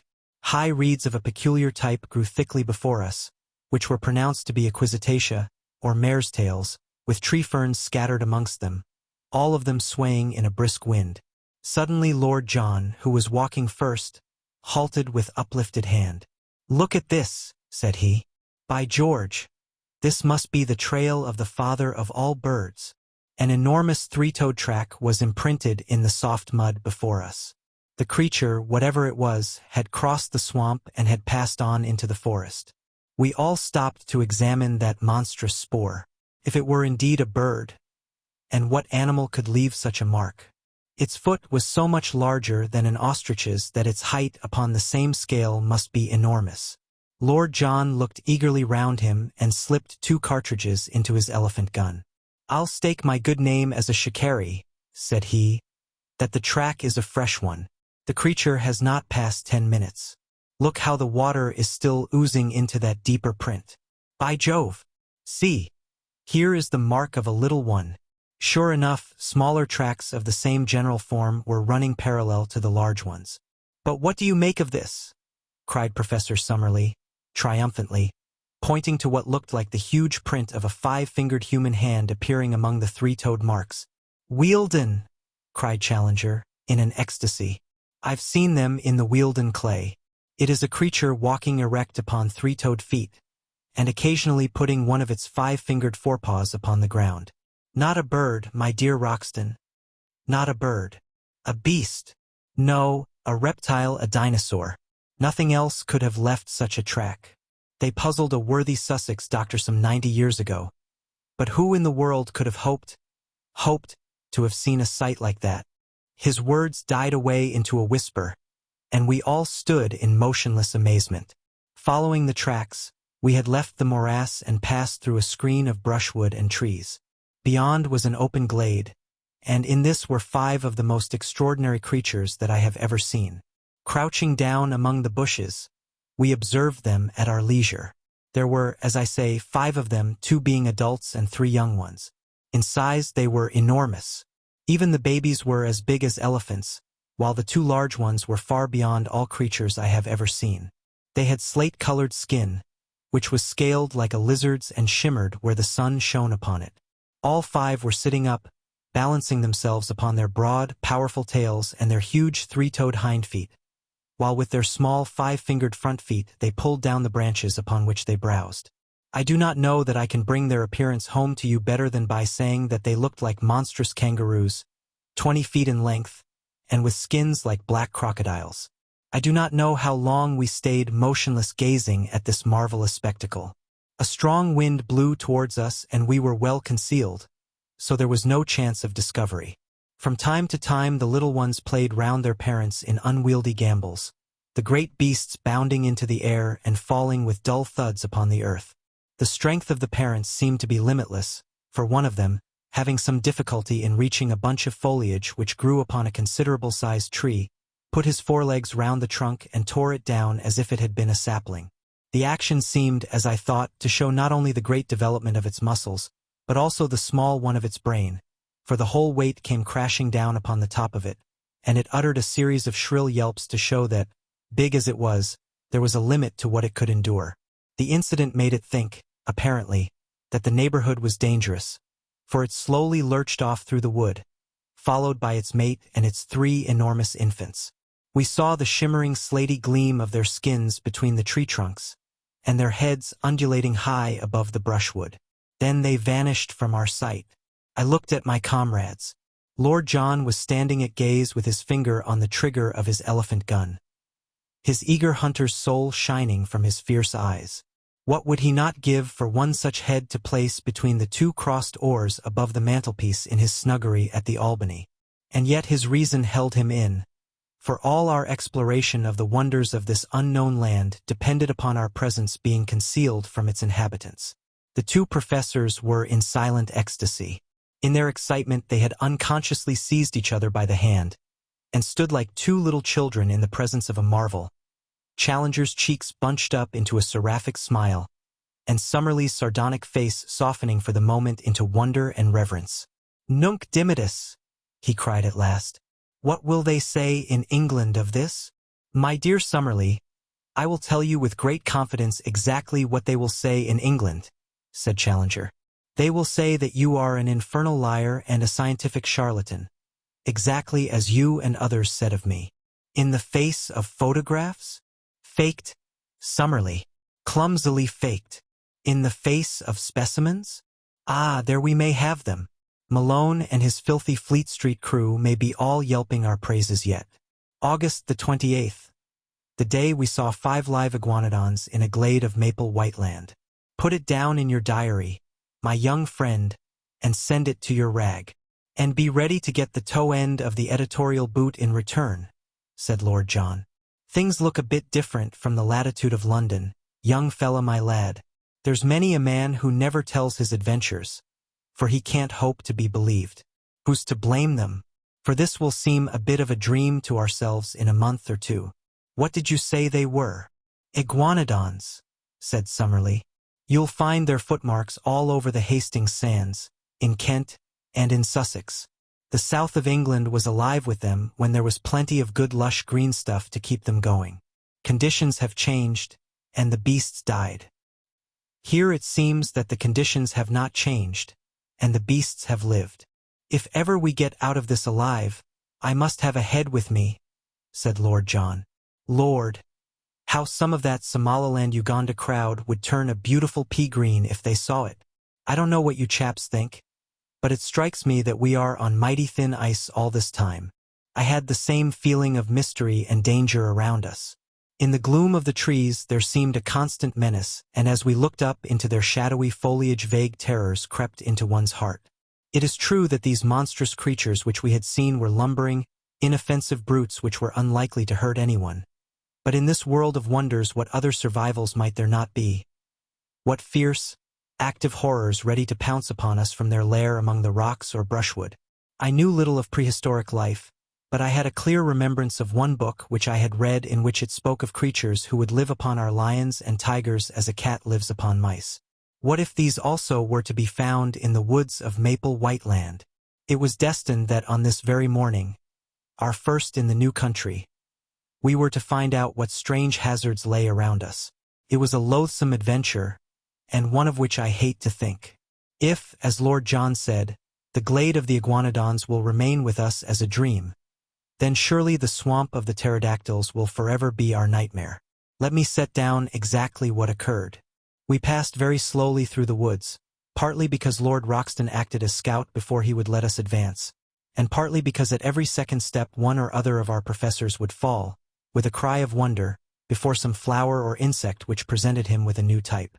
We may have traveled 2 or 3 miles in all, keeping to the right of the line of the stream, when we came upon a considerable opening in the trees. A belt of brushwood led up to a tangle of rocks. The whole plateau was strewn with boulders. We were walking slowly towards these rocks, among bushes which reached over our waists, when we became aware of a strange low gabbling and whistling sound, which filled the air with a constant clamor and appeared to come from some spot immediately before us. Lord John held up his hand as a signal for us to stop, and he made his way swiftly, stooping and running, to the line of rocks. We saw him peep over them and give a gesture of amazement. Then he stood staring as if forgetting us, so utterly entranced was he by what he saw. Finally he waved us to come on, holding up his hand as a signal for caution. His whole bearing made me feel that something wonderful but dangerous lay before us. Creeping to his side, we looked over the rocks. The place into which we gazed was a pit, and may, in the early days, have been one of the smaller volcanic blowholes of the plateau. It was bowl-shaped, and at the bottom, some hundreds of yards from where we lay, were pools of green-scummed, stagnant water, fringed with bulrushes. It was a weird place in itself, but its occupants made it seem like a scene from the Seven Circles of Dante. The place was a rookery of pterodactyls. There were hundreds of them congregated within view. All the bottom area round the water edge was alive with their young ones, and with hideous mothers brooding upon their leathery, yellowish eggs. From this crawling, flapping mass of obscene reptilian life came the shocking clamor which filled the air and the mephitic, horrible, musty odor which turned us sick. But above, perched each upon its own stone, tall, gray, and withered, More like dead and dried specimens than actual living creatures, sat the horrible males, absolutely motionless save for the rolling of their red eyes or an occasional snap of their rat-trap beaks as a dragonfly went past them. Their huge, membranous wings were closed by folding their forearms, so that they sat like gigantic old women, wrapped in hideous web-colored shawls, and with their ferocious heads protruding above them. Large and small, not less than 1,000 of these filthy creatures lay in the hollow before us. Our professors would gladly have stayed there all day, so entranced were they by this opportunity of studying the life of a prehistoric age. They pointed out the fish and dead birds lying about among the rocks as proving the nature of the food of these creatures, and I heard them congratulating each other on having cleared up the point why the bones of this flying dragon are found in such great numbers in certain well-defined areas, as in the Cambridge greensand, since it was now seen that, like penguins, they lived in gregarious fashion. Finally, however, Challenger, bent upon proving some point which Summerlee had contested, thrust his head over the rock and nearly brought destruction upon us all.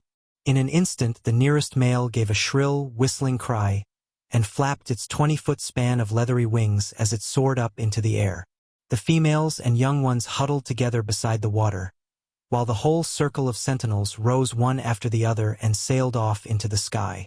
It was a wonderful sight to see at least 100 creatures of such enormous size and hideous appearance all swooping like swallows with swift, shearing wing strokes above us. But soon we realized that it was not one on which we could afford to linger. At first the great brutes flew round in a huge ring, as if to make sure what the exact extent of the danger might be.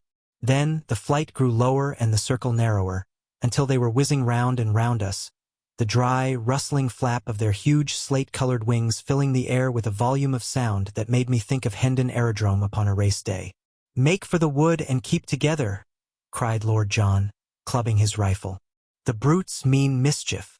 The moment we attempted to retreat the circle closed in upon us, until the tips of the wings of those nearest to us nearly touched our faces. We beat at them with the stocks of our guns, but there was nothing solid or vulnerable to strike. Then suddenly out of the whizzing, slate-colored circle a long neck shot out, and a fierce beak made a thrust at us. Another and another followed. Summerlee gave a cry and put his hand to his face, from which the blood was streaming. I felt a prod at the back of my neck, and turned dizzy with the shock. Challenger fell, and as I stooped to pick him up I was again struck from behind and dropped on the top of him. At the same instant I heard the crash of Lord John's elephant gun, and looking up, saw one of the creatures with a broken wing struggling upon the ground, spitting and gurgling at us with a wide-opened beak and bloodshot, goggled eyes, like some devil in a medieval picture. Its comrades had flown higher at the sudden sound, and were circling above our heads. "Now!" cried Lord John. "Now for our lives!" We staggered through the brushwood, and even as we reached the trees the harpies were on us again. Summerlee was knocked down, but we tore him up and rushed among the trunks. Once there we were safe, for those huge wings had no space for their sweep beneath the branches.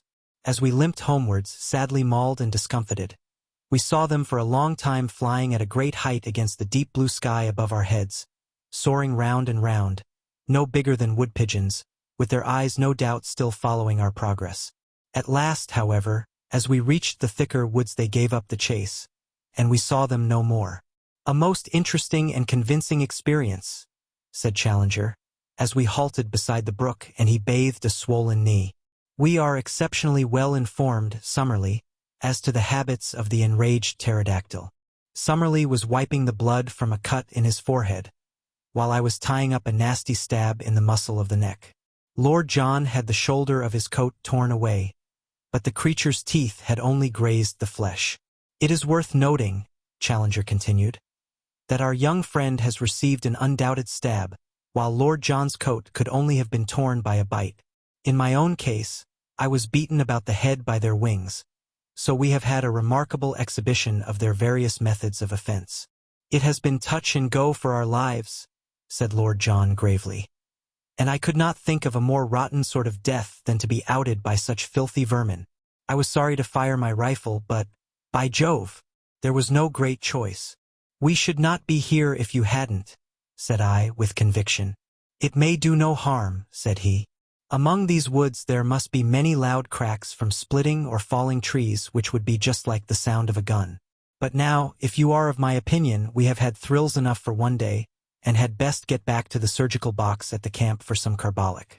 Who knows what venom these beasts may have in their hideous jaws? But surely no men ever had just such a day since the world began. Some fresh surprise was ever in store for us.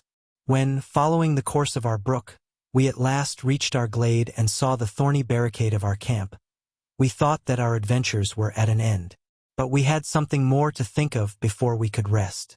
The gate of Fort Challenger had been untouched, the walls were unbroken, and yet it had been visited by some strange and powerful creature in our absence. No footmark showed a trace of its nature, and only the overhanging branch of the enormous ginkgo tree suggested how it might have come and gone. But of its malevolent strength there was ample evidence in the condition of our stores. They were strewn at random all over the ground, and one tin of meat had been crushed into pieces so as to extract the contents. A case of cartridges had been shattered into matchwood, and one of the brass shells lay shredded into pieces beside it.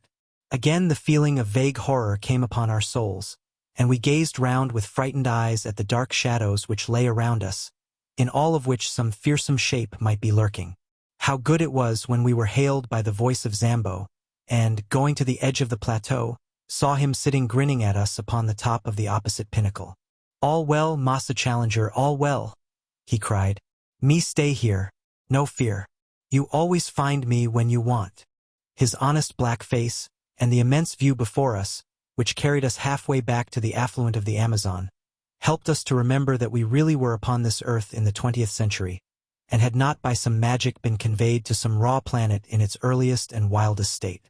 How difficult it was to realize that the violet line upon the far horizon was well advanced to that great river upon which huge steamers ran, and folk talked of the small affairs of life, while we, marooned among the creatures of a bygone age, could but gaze towards it and yearn for all that it meant. One other memory remains with me of this wonderful day, and with it I will close this letter. The two professors, their tempers aggravated no doubt by their injuries, had fallen out as to whether our assailants were of the genus Pterodactylus or Dimorphodon, and high words had ensued. To avoid their wrangling I moved some little way apart, and was seated smoking upon the trunk of a fallen tree, when Lord John strolled over in my direction. "I say, Malone," said he, "do you remember that place where those beasts were?" "Very clearly. A sort of volcanic pit, was it not?" "Exactly," said I. "Did you notice the soil?" "Rocks. But round the water, where the reeds were?" "It was a bluish soil. It looked like clay." "Exactly. A volcanic tube full of blue clay." "What of that?" I asked. "Oh, nothing, nothing," said he, and strolled back to where the voices of the contending men of science rose in a prolonged duet, the high, strident note of Summerlee rising and falling to the sonorous bass of Challenger. I should have thought no more of Lord John's remark were it not that once again that night I heard him mutter to himself, "Blue clay, clay in a volcanic tube."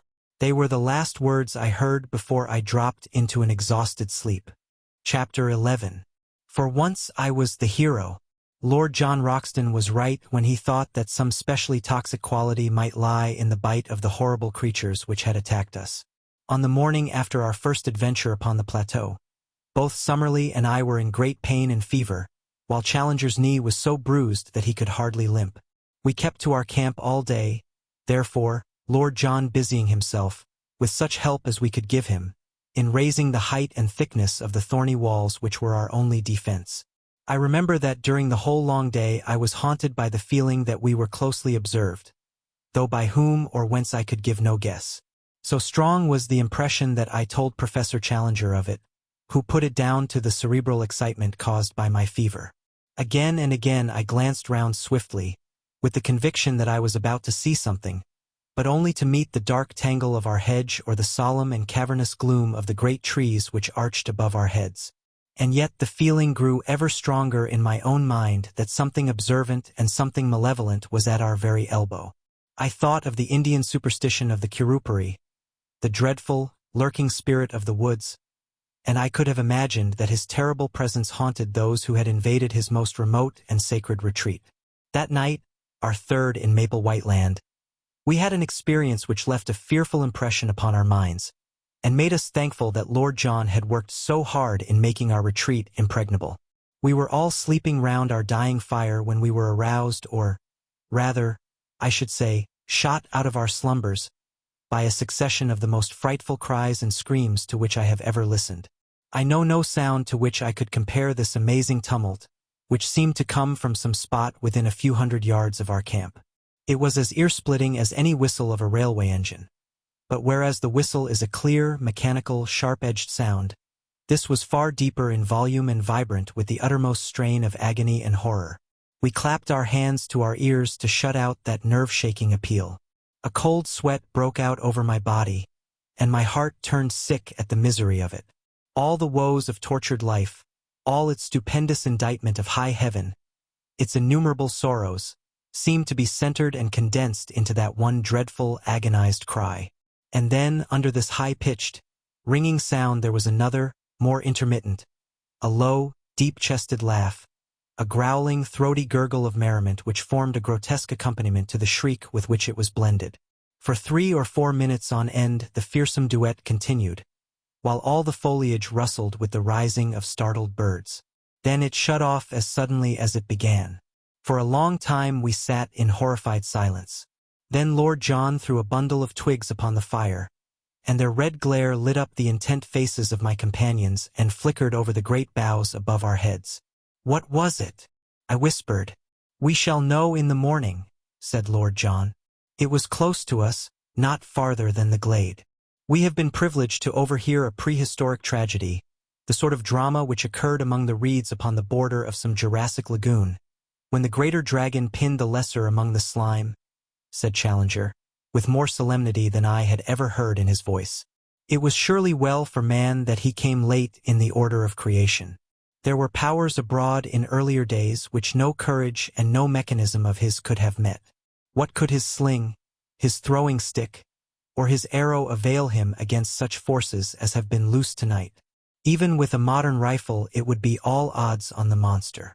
"I think I should back my little friend," said Lord John, caressing his Express. "But the beast would certainly have a good sporting chance." Summerlee raised his hand. "Hush!" he cried. "Surely I hear something?" From the utter silence there emerged a deep, regular pat-pat. It was the tread of some animal, the rhythm of soft but heavy pads placed cautiously upon the ground. It stole slowly round the camp, and then halted near our gateway. There was a low, sibilant rise and fall, the breathing of the creature. Only our feeble hedge separated us from this horror of the night. Each of us had seized his rifle, and Lord John had pulled out a small bush to make an embrasure in the hedge. "By George," he whispered, "I think I can see it." I stooped and peered over his shoulder through the gap. Yes, I could see it too. In the deep shadow of the tree there was a deeper shadow yet, black, inchoate, vague, a crouching form full of savage vigor and menace.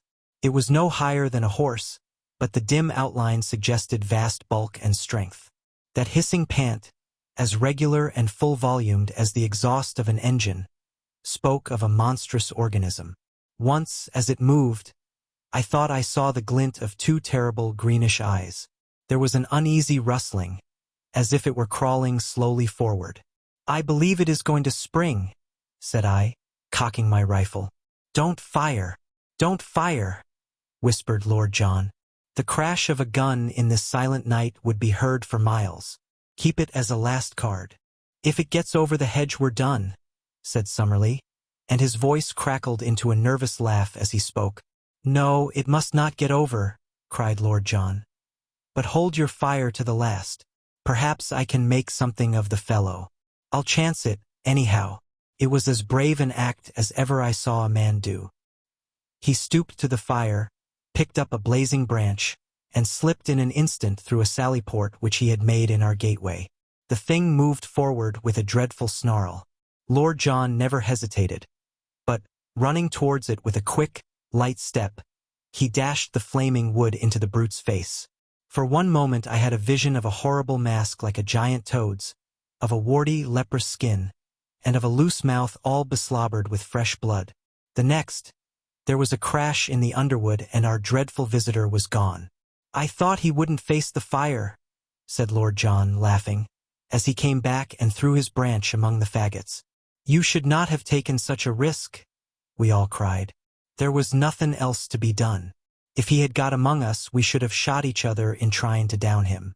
On the other hand, if we had fired through the hedge and wounded him, he would soon have been on the top of us, to say nothing of giving ourselves away.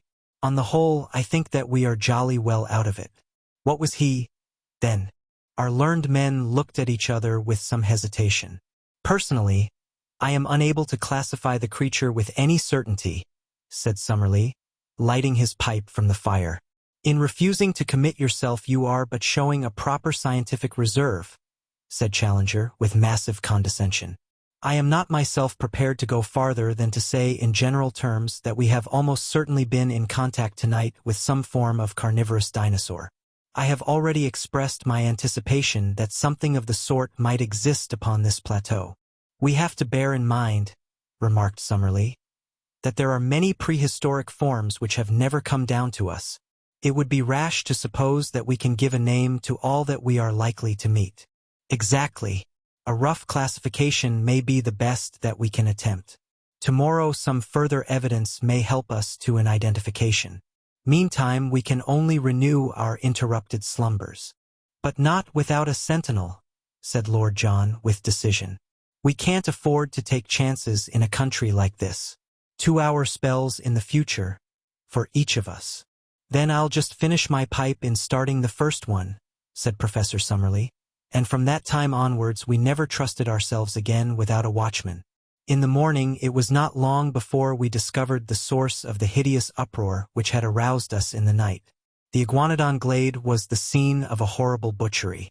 From the pools of blood and the enormous lumps of flesh scattered in every direction over the green sward we imagined at first that a number of animals had been killed, but on examining the remains more closely we discovered that all this carnage came from one of these unwieldy monsters, which had been literally torn to pieces by some creature not larger, perhaps, but far more ferocious than itself.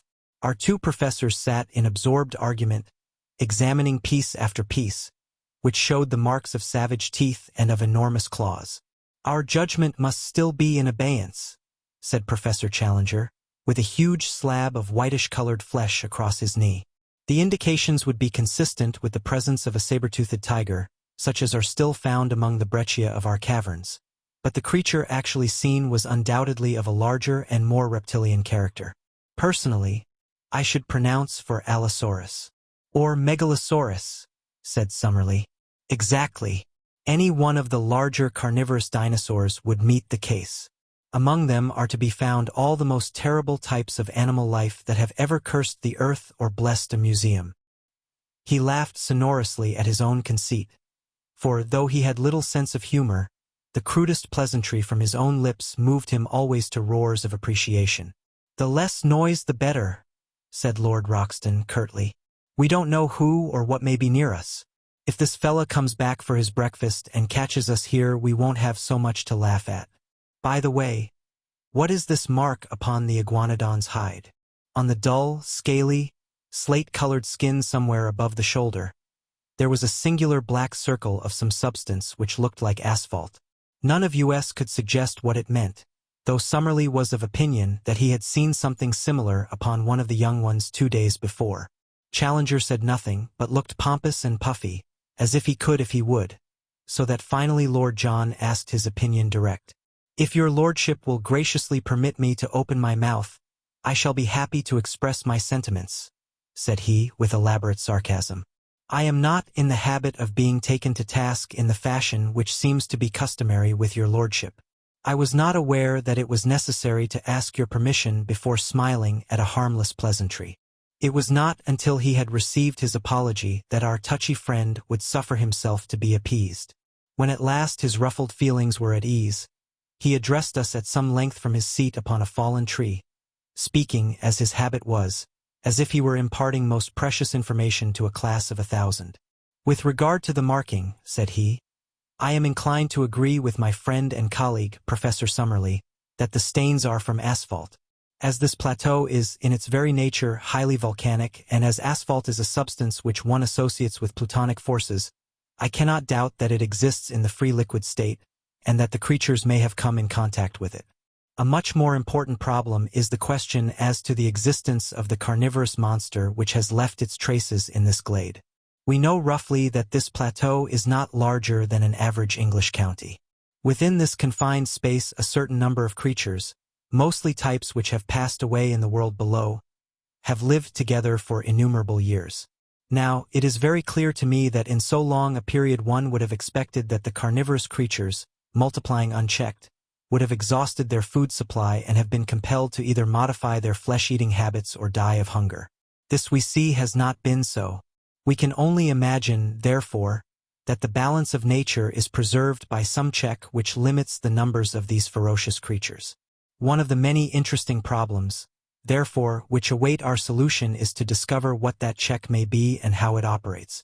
I venture to trust that we may have some future opportunity for the closer study of the carnivorous dinosaurs. And I venture to trust we may not, I observed. The professor only raised his great eyebrows, as the schoolmaster meets the irrelevant observation of the naughty boy. Perhaps Professor Summerlee may have an observation to make, he said, and the two savants ascended together into some rarefied scientific atmosphere, where the possibilities of a modification of the birth rate were weighed against the decline of the food supply as a check in the struggle for existence. That morning we mapped out a small portion of the plateau, avoiding the swamp of the pterodactyls, and keeping to the east of our brook instead of to the west. In that direction the country was still thickly wooded, with so much undergrowth that our progress was very slow. I have dwelt up to now upon the terrors of Maple White Land. But there was another side to the subject, for all that morning we wandered among lovely flowers, mostly, as I observed, white or yellow in color, these being, as our professors explained, the primitive flower shades. In many places the ground was absolutely covered with them, and as we walked ankle-deep on that wonderful yielding carpet, the scent was almost intoxicating in its sweetness and intensity. The homely English bee buzzed everywhere around us. Many of the trees under which we passed had their branches bowed down with fruit, some of which were of familiar sorts, while other varieties were new. By observing which of them were pecked by the birds we avoided all danger of poison and added a delicious variety to our food reserve. In the jungle which we traversed were numerous hard-trodden paths made by the wild beasts, and in the more marshy places we saw a profusion of strange footmarks, including many of the iguanodon. Once in a grove we observed several of these great creatures grazing, and Lord John, with his glass, was able to report that they also were spotted with asphalt, though in a different place to the one which we had examined in the morning. What this phenomenon meant we could not imagine. We saw many small animals, such as porcupines, a scaly anteater, and a wild pig, piebald in color and with long curved tusks. Once, through a break in the trees, we saw a clear shoulder of green hill some distance away, and across this a large dun-colored animal was traveling at a considerable pace. It passed so swiftly that we were unable to say what it was. But if it were a deer, as was claimed by Lord John, it must have been as large as those monstrous Irish elk which are still dug up from time to time in the bogs of my native land. Ever since the mysterious visit which had been paid to our camp, we always returned to it with some misgivings. However, on this occasion we found everything in order. That evening we had a grand discussion upon our present situation and future plans, which I must describe at some length, as it led to a new departure by which we were enabled to gain a more complete knowledge of Maple White Land than might have come in many weeks of exploring. It was Summerlee who opened the debate. All day he had been querulous in manner, and now some remark of Lord John's as to what we should do on the morrow brought all his bitterness to a head. "What we ought to be doing today, tomorrow, and all the time," said he, "is finding some way out of the trap into which we have fallen. You are all turning your brains towards getting into this country. I say that we should be scheming how to get out of it." "I am surprised, sir," boomed Challenger, stroking his majestic beard, "that any man of science should commit himself to so ignoble a sentiment. You are in a land which offers such an inducement to the ambitious naturalist as none ever has since the world began, and you suggest leaving it before we have acquired more than the most superficial knowledge of it or of its contents. I expected better things of you, Professor Summerlee." "You must remember," said Summerlee sourly, that I have a large class in London who are at present at the mercy of an extremely inefficient locum tenens. This makes my situation different from yours, Professor Challenger, since, so far as I know, you have never been entrusted with any responsible educational work. Quite so, said Challenger. I have felt it to be a sacrilege to divert a brain which is capable of the highest original research to any lesser object. That is why I have sternly set my face against any proffered scholastic appointment. For example? Asked Summerlee with a sneer, but Lord John hastened to change the conversation. I must say, said he, that I think it would be a mighty poor thing to go back to London before I know a great deal more of this place than I do at present. I could never dare to walk into the back office of my paper and face old McArdle, said I. You will excuse the frankness of this report, will you not, sir? He'd never forgive me for leaving such unexhausted copy behind me. Besides, so far as I can see, it is not worth discussing, since we can't get down even if we wanted. Our young friend makes up for many obvious mental lacunae by some measure of primitive common sense, remarked Challenger. The interests of his deplorable profession are immaterial to us, but, as he observes, we cannot get down in any case, so it is a waste of energy to discuss it. It is a waste of energy to do anything else, growled Summerlee from behind his pipe. Let me remind you that we came here upon a perfectly definite mission, entrusted to us at the meeting of the Zoological Institute in London. That mission was to test the truth of Professor Challenger's statements. Those statements, as I am bound to admit, we are now in a position to endorse. Our ostensible work is therefore done.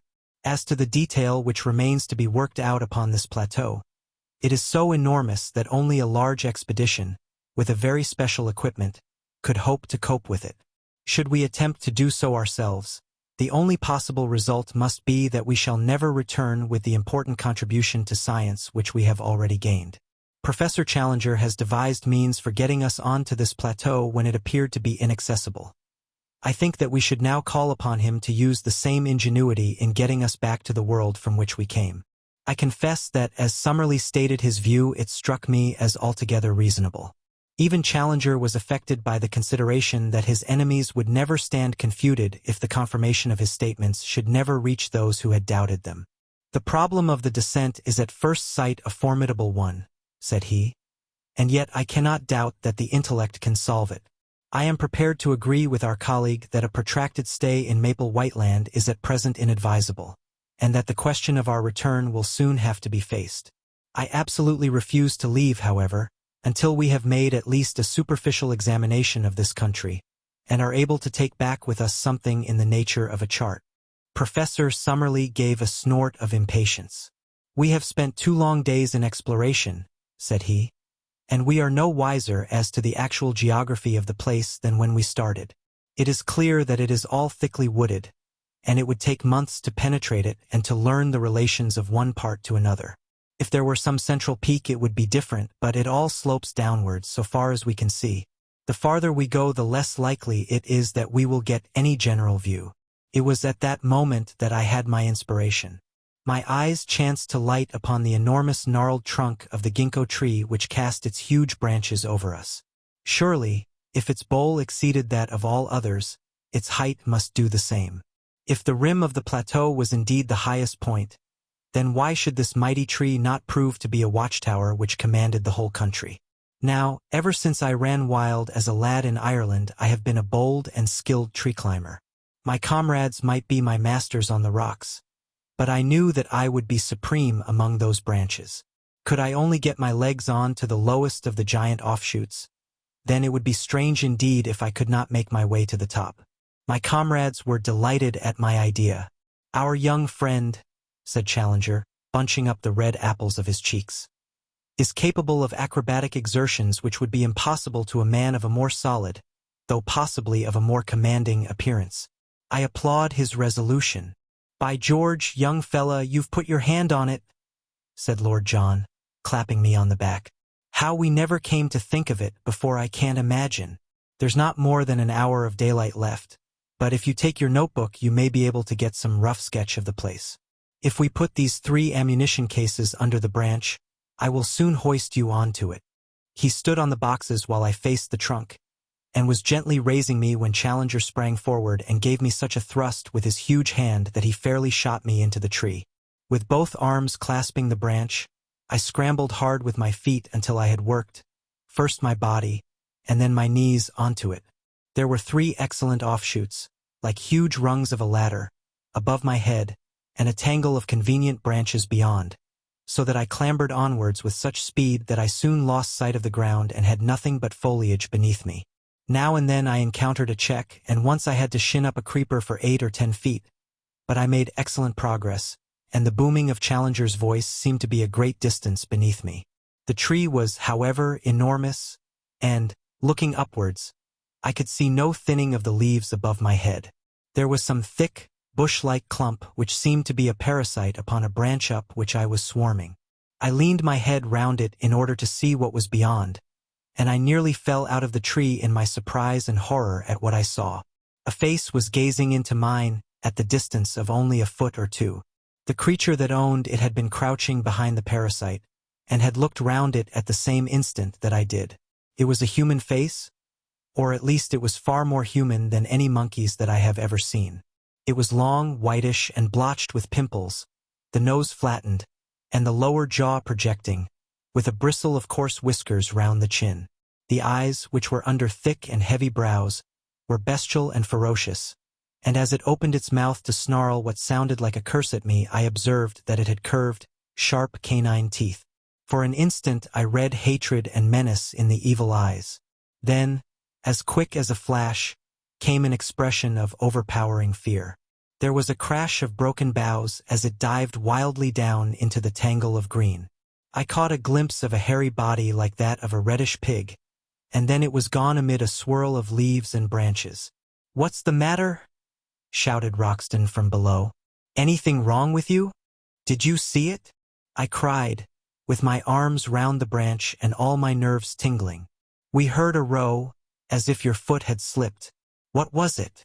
I was so shocked at the sudden and strange appearance of this ape-man that I hesitated whether I should not climb down again and tell my experience to my companions. But I was already so far up the great tree that it seemed a humiliation to return without having carried out my mission. After a long pause, therefore, to recover my breath and my courage, I continued my ascent. Once I put my weight upon a rotten branch and swung for a few seconds by my hands, but in the main it was all easy climbing. Gradually the leaves thinned around me, and I was aware, from the wind upon my face, that I had topped all the trees of the forest. I was determined, however, not to look about me before I had reached the very highest point, so I scrambled on until I had got so far that the topmost branch was bending beneath my weight. There I settled into a convenient fork, and, balancing myself securely, I found myself looking down at a most wonderful panorama of this strange country in which we found ourselves. The sun was just above the western skyline, and the evening was a particularly bright and clear one, so that the whole extent of the plateau was visible beneath me.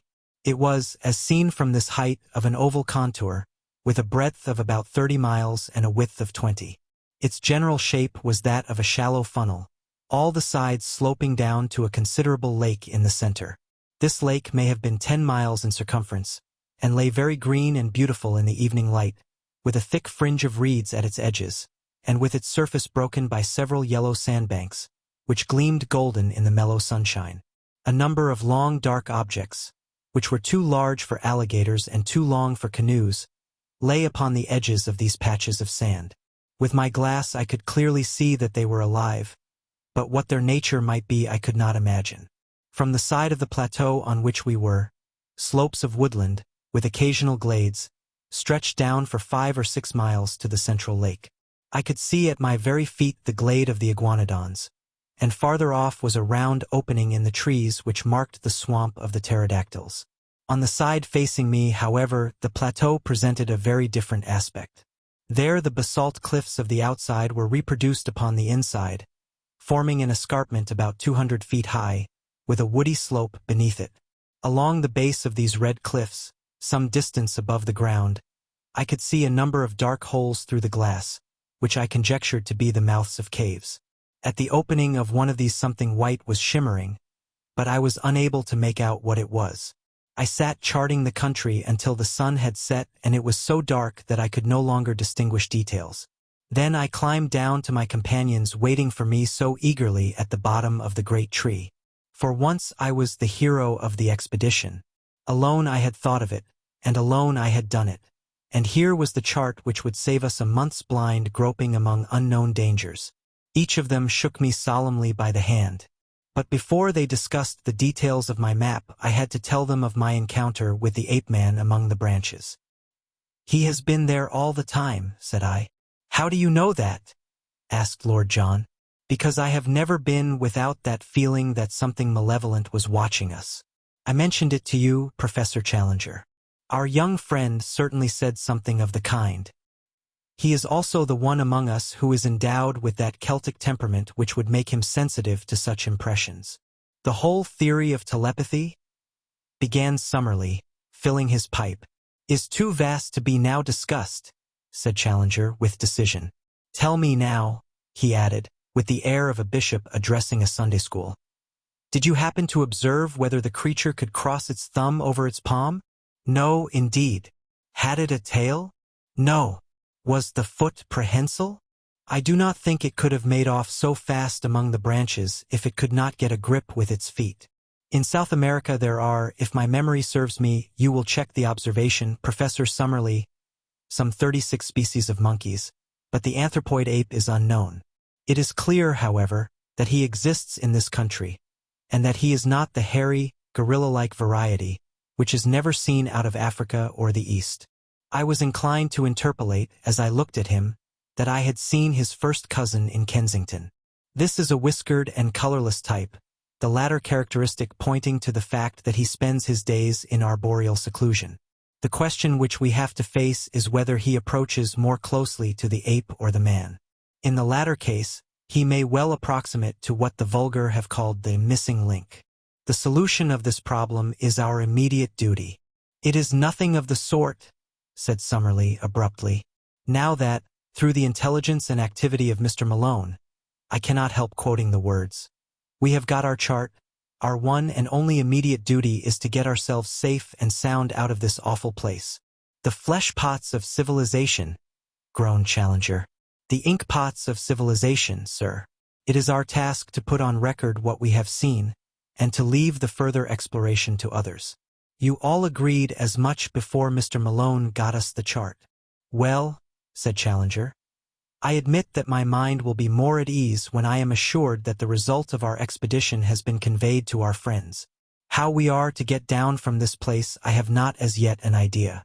I have never yet encountered any problem, however, which my inventive brain was unable to solve, and I promise you that tomorrow I will turn my attention to the question of our descent."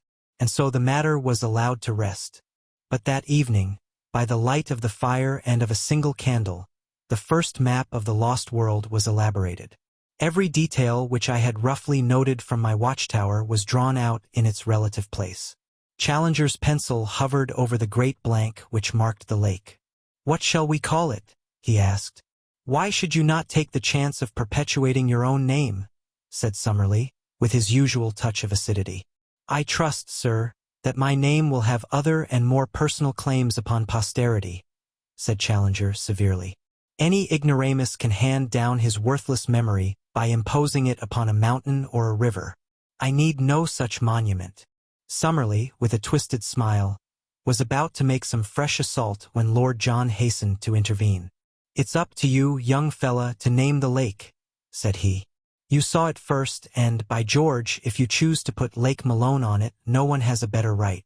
By all means, let our young friend give it a name," said Challenger. "Then," said I, blushing, I dare say, as I said it, "let it be named Lake Gladys." "Don't you think the Central Lake would be more descriptive?" remarked Summerlee. "I should prefer Lake Gladys." Challenger looked at me sympathetically, and shook his great head in mock disapproval. "Boys will be boys," said he. "Lake Gladys let it be." Chapter 12. It was dreadful in the forest. I have said, or perhaps I have not said, for my memory plays me sad tricks these days, that I glowed with pride when 3 such men as my comrades thanked me for having saved, or at least greatly helped, the situation. As the youngster of the party, not merely in years, but in experience, character, knowledge, and all that goes to make a man, I had been overshadowed from the first. And now I was coming into my own. I warmed at the thought. Alas, for the pride which goes before a fall. That little glow of self-satisfaction, that added measure of self-confidence, were to lead me on that very night to the most dreadful experience of my life, ending with a shock which turns my heart sick when I think of it. Came about in this way. I had been unduly excited by the adventure of the tree, and sleep seemed to be impossible. Summerlee was on guard, sitting hunched over our small fire, a quaint, angular figure, his rifle across his knees and his pointed, goat-like beard wagging with each weary nod of his head. Lord John lay silent, wrapped in the South American poncho which he wore, while Challenger snored with a roll and rattle which reverberated through the woods. The full moon was shining brightly, and the air was crisply cold. What a night for a walk! And then suddenly came the thought, why not? Suppose I stole softly away, suppose I made my way down to the central lake, suppose I was back at breakfast with some record of the place. Would I not in that case be thought an even more worthy associate? Then, if Summerlee carried the day and some means of escape were found, we should return to London with first-hand knowledge of the central mystery of the plateau, to which I alone, of all men, would have penetrated. I thought of Gladys, with her, "There are heroisms all round us." I seemed to hear her voice as she said it. I thought also of McArdle. What a 3-column article for the paper! What a foundation for a career! A correspondentship in the next great war might be within my reach. I clutched at a gun. My pockets were full of cartridges, and, parting the thorn bushes at the gate of our zareba, quickly slipped out. My last glance showed me the unconscious Summerlee, most futile of sentinels, still nodding away like a queer mechanical toy in front of the smoldering fire. I had not gone 100 yards before I deeply repented my rashness. I may have said somewhere in this chronicle that I am too imaginative to be a really courageous man, but that I have an overpowering fear of seeming afraid. This was the power which now carried me onwards. I simply could not slink back with nothing done. Even if my comrades should not have missed me, and should never know of my weakness, there would still remain some intolerable self-shame in my own soul. And yet I shuddered at the position in which I found myself, and would have given all I possessed at that moment to have been honorably free of the whole business. It was dreadful in the forest. The trees grew so thickly and their foliage spread so widely that I could see nothing of the moonlight save that here and there the high branches made a tangled filigree against the starry sky. As the eyes became more used to the obscurity, one learned that there were different degrees of darkness among the trees, that some were dimly visible, while between and among them there were coal-black shadowed patches, like the mouths of caves, from which I shrank in horror as I passed. I thought of the despairing yell of the tortured iguanodon, that dreadful cry which had echoed through the woods. I thought, too, of the glimpse I had in the light of Lord John's torch of that bloated, warty, blood-slavering muzzle. Even now I was on its hunting ground. At any instant it might spring upon me from the shadows, this nameless and horrible monster. I stopped, and, picking a cartridge from my pocket, I opened the breech of my gun. As I touched the lever, my heart leaped within me. It was the shotgun, not the rifle, which I had taken. Again the impulse to return swept over me. Here, surely, was a most excellent reason for my failure, one for which no one would think the less of me. But again the foolish pride fought against that very word. I could not, must not, fail. After all, my rifle would probably have been as useless as a shotgun against such dangers as I might meet. If I were to go back to camp to change my weapon, I could hardly expect to enter and to leave again without being seen. In that case there would be explanations, and my attempt would no longer be all my own. After a little hesitation, then, I screwed up my courage and continued upon my way, my useless gun under my arm. The darkness of the forest had been alarming, but even worse was the white, still flood of moonlight in the open glade of the iguanodons. Hid among the bushes, I looked out at it. None of the great brutes were in sight. Perhaps the tragedy which had befallen one of them had driven them from their feeding ground. In the misty, silvery night I could see no sign of any living thing. Taking courage, therefore, I slipped rapidly across it, And among the jungle on the farther side I picked up once again the brook which was my guide.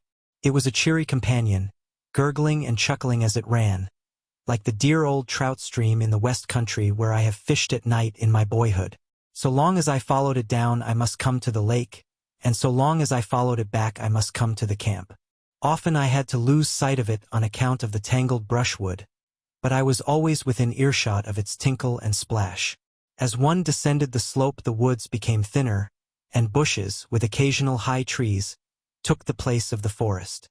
I could make good progress, therefore, and I could see without being seen. I passed close to the pterodactyl swamp, and as I did so, with a dry, crisp, leathery rattle of wings, one of these great creatures, it was 20 feet at least from tip to tip, rose up from somewhere near me and soared into the air. As it passed across the face of the moon, the light shone clearly through the membranous wings, and it looked like a flying skeleton against the white, tropical radiance.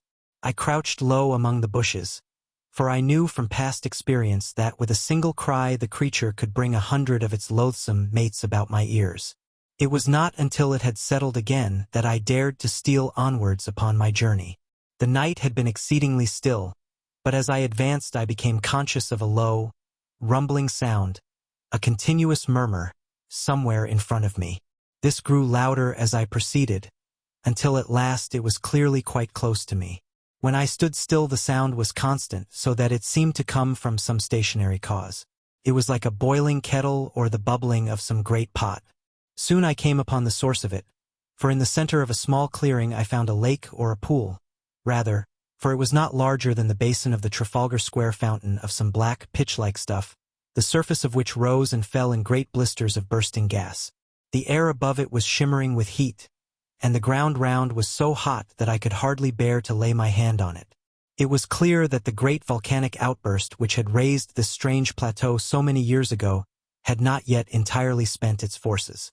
Blackened rocks and mounds of lava I had already seen everywhere peeping out from amid the luxuriant vegetation which draped them, but this asphalt pool in the jungle was the first sign that we had of actual existing activity on the slopes of the ancient crater. I had no time to examine it further, for I had need to hurry if I were to be back in camp in the morning. It was a fearsome walk, and one which will be with me so long as memory holds. In the great moonlight clearings I slunk along among the shadows on the margin. In the jungle I crept forward, stopping with a beating heart whenever I heard, as I often did, the crash of breaking branches as some wild beast went past. Now and then great shadows loomed up for an instant and were gone, great, silent shadows which seemed to prowl upon padded feet. How often I stopped with the intention of returning, and yet every time my pride conquered my fear, and sent me on again until my object should be attained. At last, my watch showed that it was 1 in the morning. I saw the gleam of water amid the openings of the jungle, and 10 minutes later I was among the reeds upon the borders of the central lake. I was exceedingly dry, so I lay down and took a long draught of its waters, which were fresh and cold. There was a broad pathway with many tracks upon it at the spot which I had found, so that it was clearly one of the drinking places of the animals. Close to the water's edge there was a huge isolated block of lava. Up this I climbed, and, lying on the top, I had an excellent view in every direction. The first thing which I saw filled me with amazement. When I described the view from the summit of the great tree, I said that on the farther cliff I could see a number of dark spots, which appeared to be the mouths of caves. Now, as I looked up at the same cliffs, I saw disks of light in every direction, ruddy, clearly defined patches, like the portholes of a liner in the darkness. For a moment I thought it was the lava glow from some volcanic action. But this could not be so. Any volcanic action would surely be down in the hollow and not high among the rocks. What, then, was the alternative? It was wonderful, and yet it must surely be. These ruddy spots must be the reflection of fires within the caves, fires which could only be lit by the hand of man. There were human beings, then, upon the plateau. How gloriously my expedition was justified! Here was news indeed for us to bear back with us to London. For a long time I lay and watched these red, quivering blotches of light. I suppose they were 10 miles off from me, yet even at that distance one could observe how, from time to time, they twinkled or were obscured as someone passed before them. What would I not have given to be able to crawl up to them, to peep in, and to take back some word to my comrades as to the appearance and character of the race who lived in so strange a place. It was out of the question for the moment, and yet surely we could not leave the plateau until we had some definite knowledge upon the point. Lake Gladys, my own lake, lay like a sheet of quicksilver before me, with a reflected moon shining brightly in the center of it. It was shallow, for in many places I saw low sandbanks protruding above the water. Everywhere upon the still surface I could see signs of life, sometimes mere rings and ripples in the water, sometimes the gleam of a great silver-sided fish in the air, sometimes the arched, slate-colored back of some passing monster. Once upon a yellow sandbank I saw a creature like a huge swan, with a clumsy body and a high, flexible neck, shuffling about upon the margin. Presently it plunged in, and for some time I could see the arched neck and darting head undulating over the water. Then it dived, and I saw it no more. My attention was soon drawn away from these distant sights and brought back to what was going on at my very feet. Two creatures like large armadillos had come down to the drinking place, and were squatting at the edge of the water, their long, flexible tongues like red ribbons shooting in and out as they lapped. A huge deer with branching horns, a magnificent creature which carried itself like a king, came down with its doe and two fawns and drank beside the armadillos. No such deer exist anywhere else upon earth, for the moose or elks which I have seen would hardly have reached its shoulders. Presently it gave a warning snort, and was off with its family among the reeds, while the armadillos also scuttled for shelter. A newcomer, a most monstrous animal, was coming down the path. For a moment I wondered where I could have seen that ungainly shape, that arched back with triangular fringes along it, that strange bird-like head held close to the ground. Then it came back to me. It was the Stegosaurus, the very creature which Maple White had preserved in his sketchbook, and which had been the first object which arrested the attention of Challenger. There he was, perhaps the very specimen which the American artist had encountered. The ground shook beneath his tremendous weight, and his gulpings of water resounded through the still night. For 5 minutes he was so close to my rock that, by stretching out my hand, I could have touched the hideous waving hackles upon his back. Then he lumbered away and was lost among the boulders. Looking at my watch, I saw that it was 2:30, and high time, therefore, that I started upon my homeward journey. There was no difficulty about the direction in which I should return, for all along I had kept the little brook upon my left, and it opened into the central lake within a stone's throw of the boulder upon which I had been lying. I set off, therefore, in high spirits, for I felt that I had done good work and was bringing back a fine budget of news for my companions. Foremost of all, of course, were the sight of the fiery caves and the certainty that some troglodytic race inhabited them. But besides that, I could speak from experience of the central lake. I could testify that it was full of strange creatures, and I had seen several land forms of primeval life which we had not before encountered. I reflected as I walked that few men in the world could have spent a stranger night or added more to human knowledge in the course of it. I was plodding up the slope, turning these thoughts over in my mind, and had reached a point which may have been halfway to home, when my mind was brought back to my own position by a strange noise behind me. It was something between a snore and a growl, low, deep, and exceedingly menacing.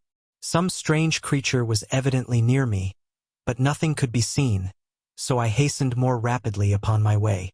I had traversed 1/2 mile or so when suddenly the sound was repeated, still behind me, but louder and more menacing than before. My heart stood still within me as it flashed across me that the beast, whatever it was, must surely be after me. My skin grew cold and my hair rose at the thought. That these monsters should tear each other to pieces was a part of the strange struggle for existence, but that they should turn upon modern man, that they should deliberately track and hunt down the predominant human, was a staggering and fearsome thought. I remembered again the blood-beslobbered face which we had seen in the glare of Lord John's torch, like some horrible vision from the deepest circle of Dante's hell. With my knees shaking beneath me, I stood and glared with starting eyes down the moonlit path which lay behind me. All was quiet as in a dream landscape. Silver clearings and the black patches of the bushes, nothing else could I see. Then from out of the silence, imminent and threatening, there came once more that low, throaty croaking, far louder and closer than before. There could no longer be a doubt. Something was on my trail, and was closing in upon me every minute. I stood like a man paralyzed, still staring at the ground which I had traversed. Then suddenly I saw it. There was movement among the bushes at the far end of the clearing which I had just traversed. A great dark shadow disengaged itself and hopped out into the clear moonlight. I say hopped advisedly, for the beast moved like a kangaroo, springing along in an erect position upon its powerful hind legs, while its front ones were held bent in front of it. It was of enormous size and power, like an erect elephant, but its movements, in spite of its bulk, were exceedingly alert. For a moment, as I saw its shape, I hoped that it was an iguanodon, which I knew to be harmless, but, ignorant as I was, I soon saw that this was a very different creature. Instead of the gentle, deer-shaped head of the great three-toed leaf-eater, this beast had a broad, squat, toad-like face like that which had alarmed us in our camp. His ferocious cry and the horrible energy of his pursuit both assured me that this was surely one of the great flesh-eating dinosaurs, the most terrible beasts which have ever walked this earth. As the huge brute loped along, it dropped forward upon its forepaws and brought its nose to the ground every 20 yards or so. It was smelling out my trail. Sometimes, for an instant, it was at fault. Then it would catch it up again and come bounding swiftly along the path I had taken. Even now, when I think of that nightmare, the sweat breaks out upon my brow. What could I do? My useless fowling piece was in my hand. What help could I get from that? I looked desperately round for some rock or tree, but I was in a bushy jungle with nothing higher than a sapling within sight, while I knew that the creature behind me could tear down an ordinary tree as though it were a reed. My only possible chance lay in flight. I could not move swiftly over the rough, broken ground, but as I looked round me in despair, I saw a well-marked, hard-beaten path which ran across in front of me. We had seen several of the runs of various wild beasts during our expeditions. Along this I could perhaps hold my own, for I was a fast runner, and in excellent condition. Flinging away my useless gun, I set myself to do such a half-mile as I have never done before or since.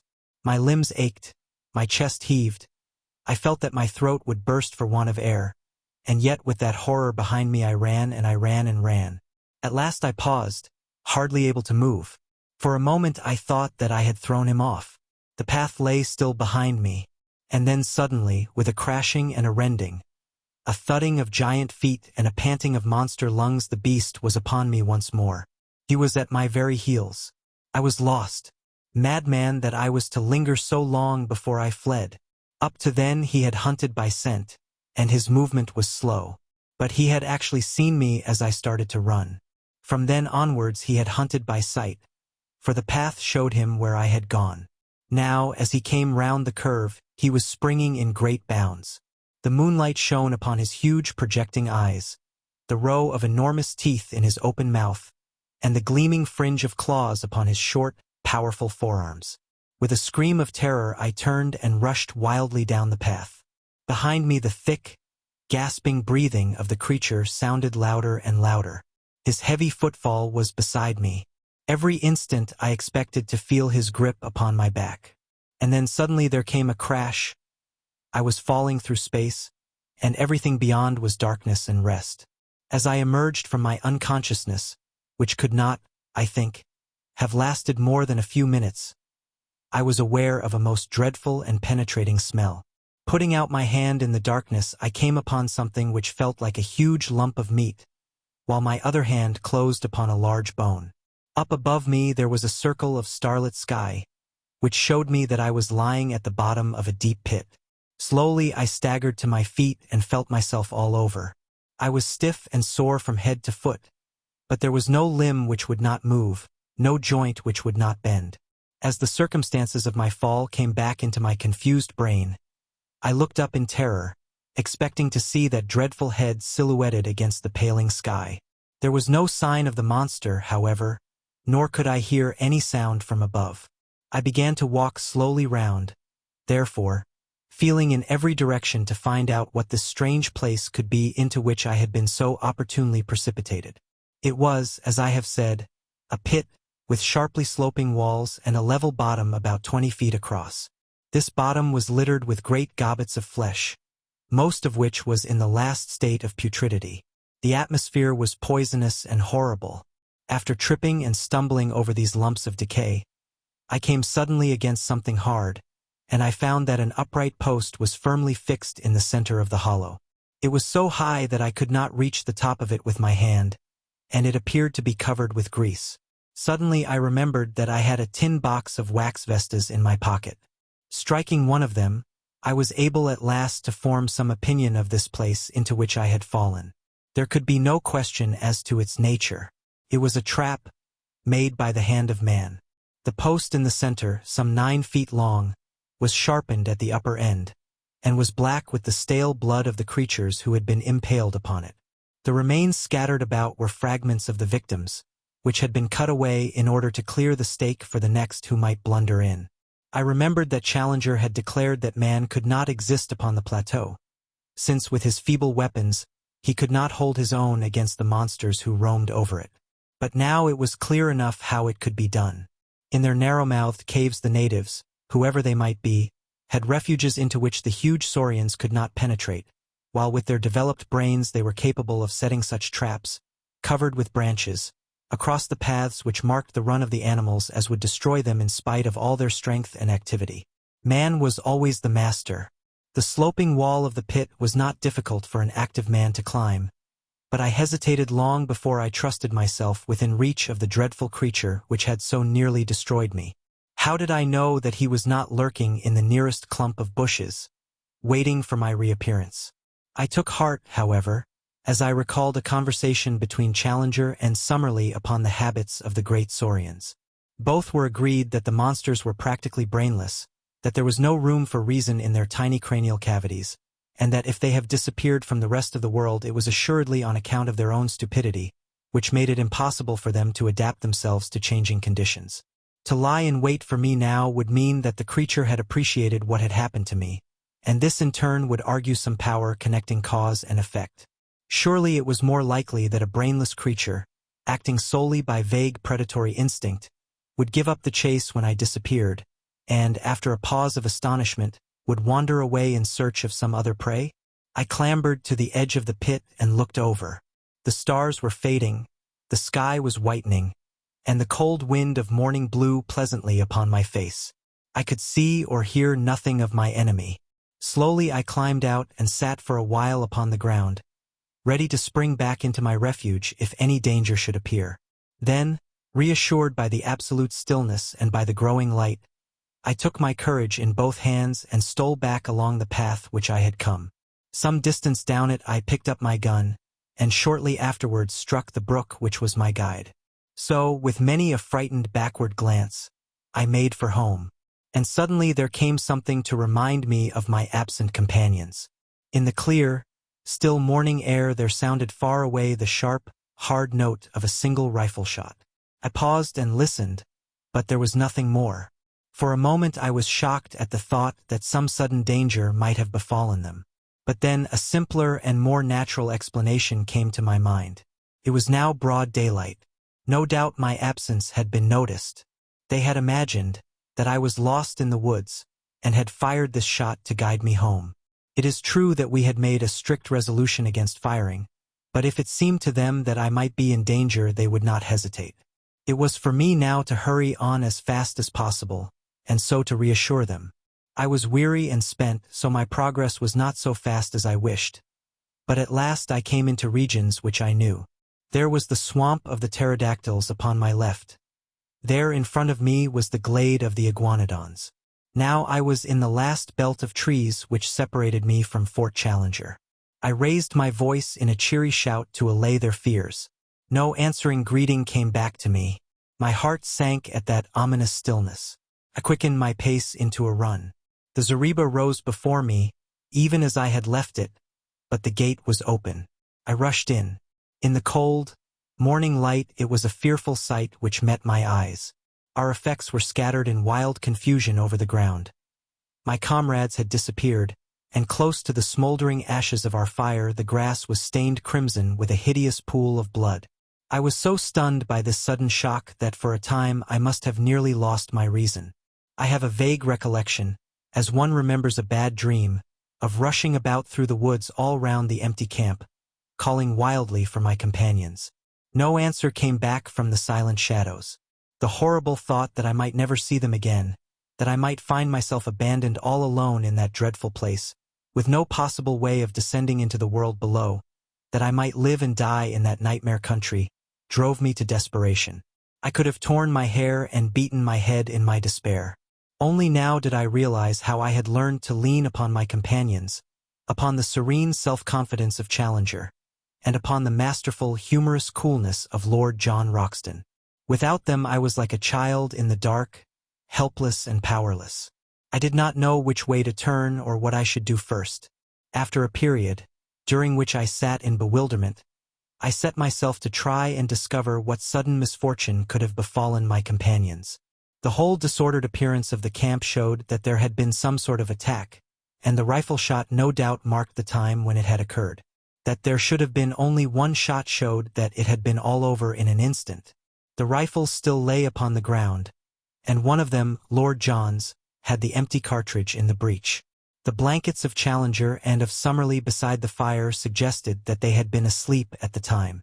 The cases of ammunition and of food were scattered about in a wild litter, together with our unfortunate cameras and plate carriers, but none of them were missing. On the other hand, all the exposed provisions, and I remembered that there were a considerable quantity of them, were gone.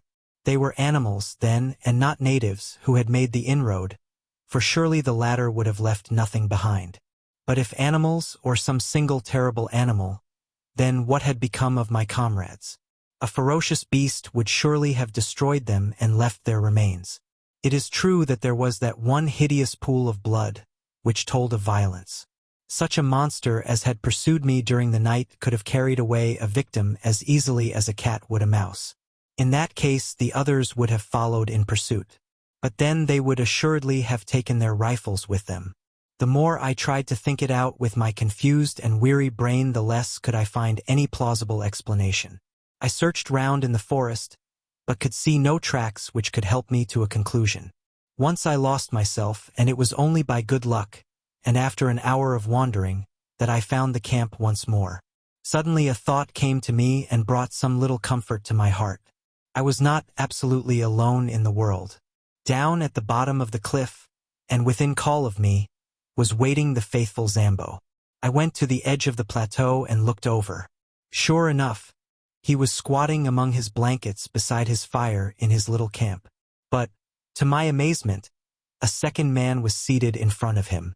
For an instant my heart leaped for joy, as I thought that one of my comrades had made his way safely down. But a second glance dispelled the hope. The rising sun shone red upon the man's skin. He was an Indian. I shouted loudly and waved my handkerchief. Presently Zambo looked up, waved his hand, and turned to ascend the pinnacle. In a short time he was standing close to me and listening with deep distress to the story which I told him. "Devil got them for sure, Massa Malone," said he. "You got into the devil's country, sah, and he take you all to himself. You take advice, Massa Malone, and come down quick, else he get you as well." "How can I come down, Zambo?" "You get creepers from trees, Massa Malone. Throw them over here. I make fast to the stump, and so you have bridge." "We have thought of that. There are no creepers here which could bear us." "Send for ropes, Massa Malone."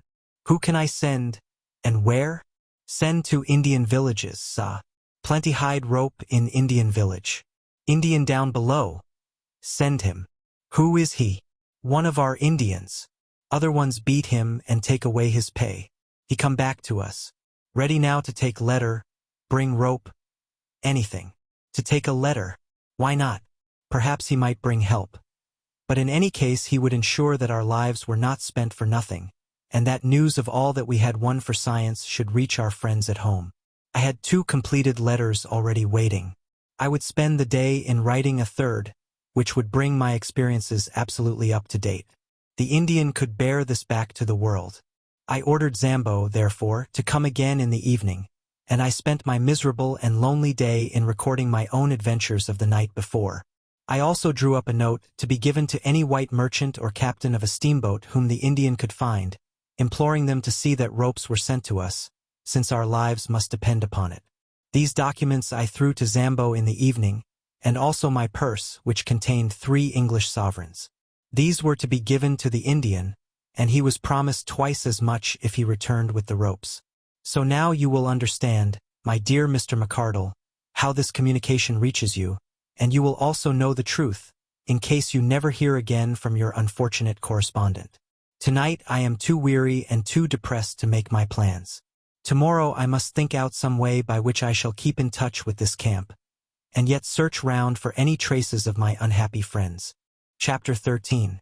A sight which I shall never forget.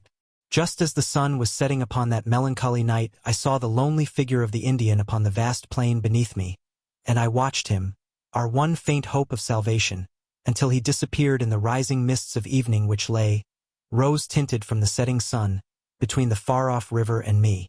It was quite dark when I at last turned back to our stricken camp, and my last vision as I went was the red gleam of Zambo's fire, the one point of light in the wide world below, as was his faithful presence in my own shadowed soul.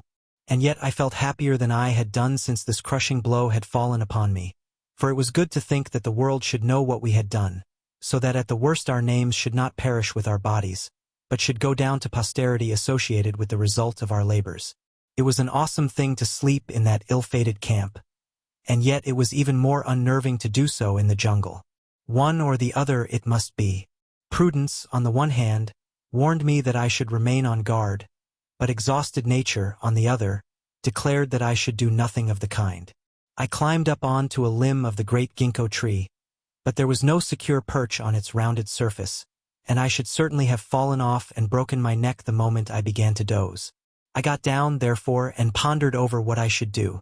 Finally, I closed the door of the zareba, lit 3 separate fires in a triangle, and having eaten a hearty supper dropped off into a profound sleep, from which I had a strange and most welcome awakening.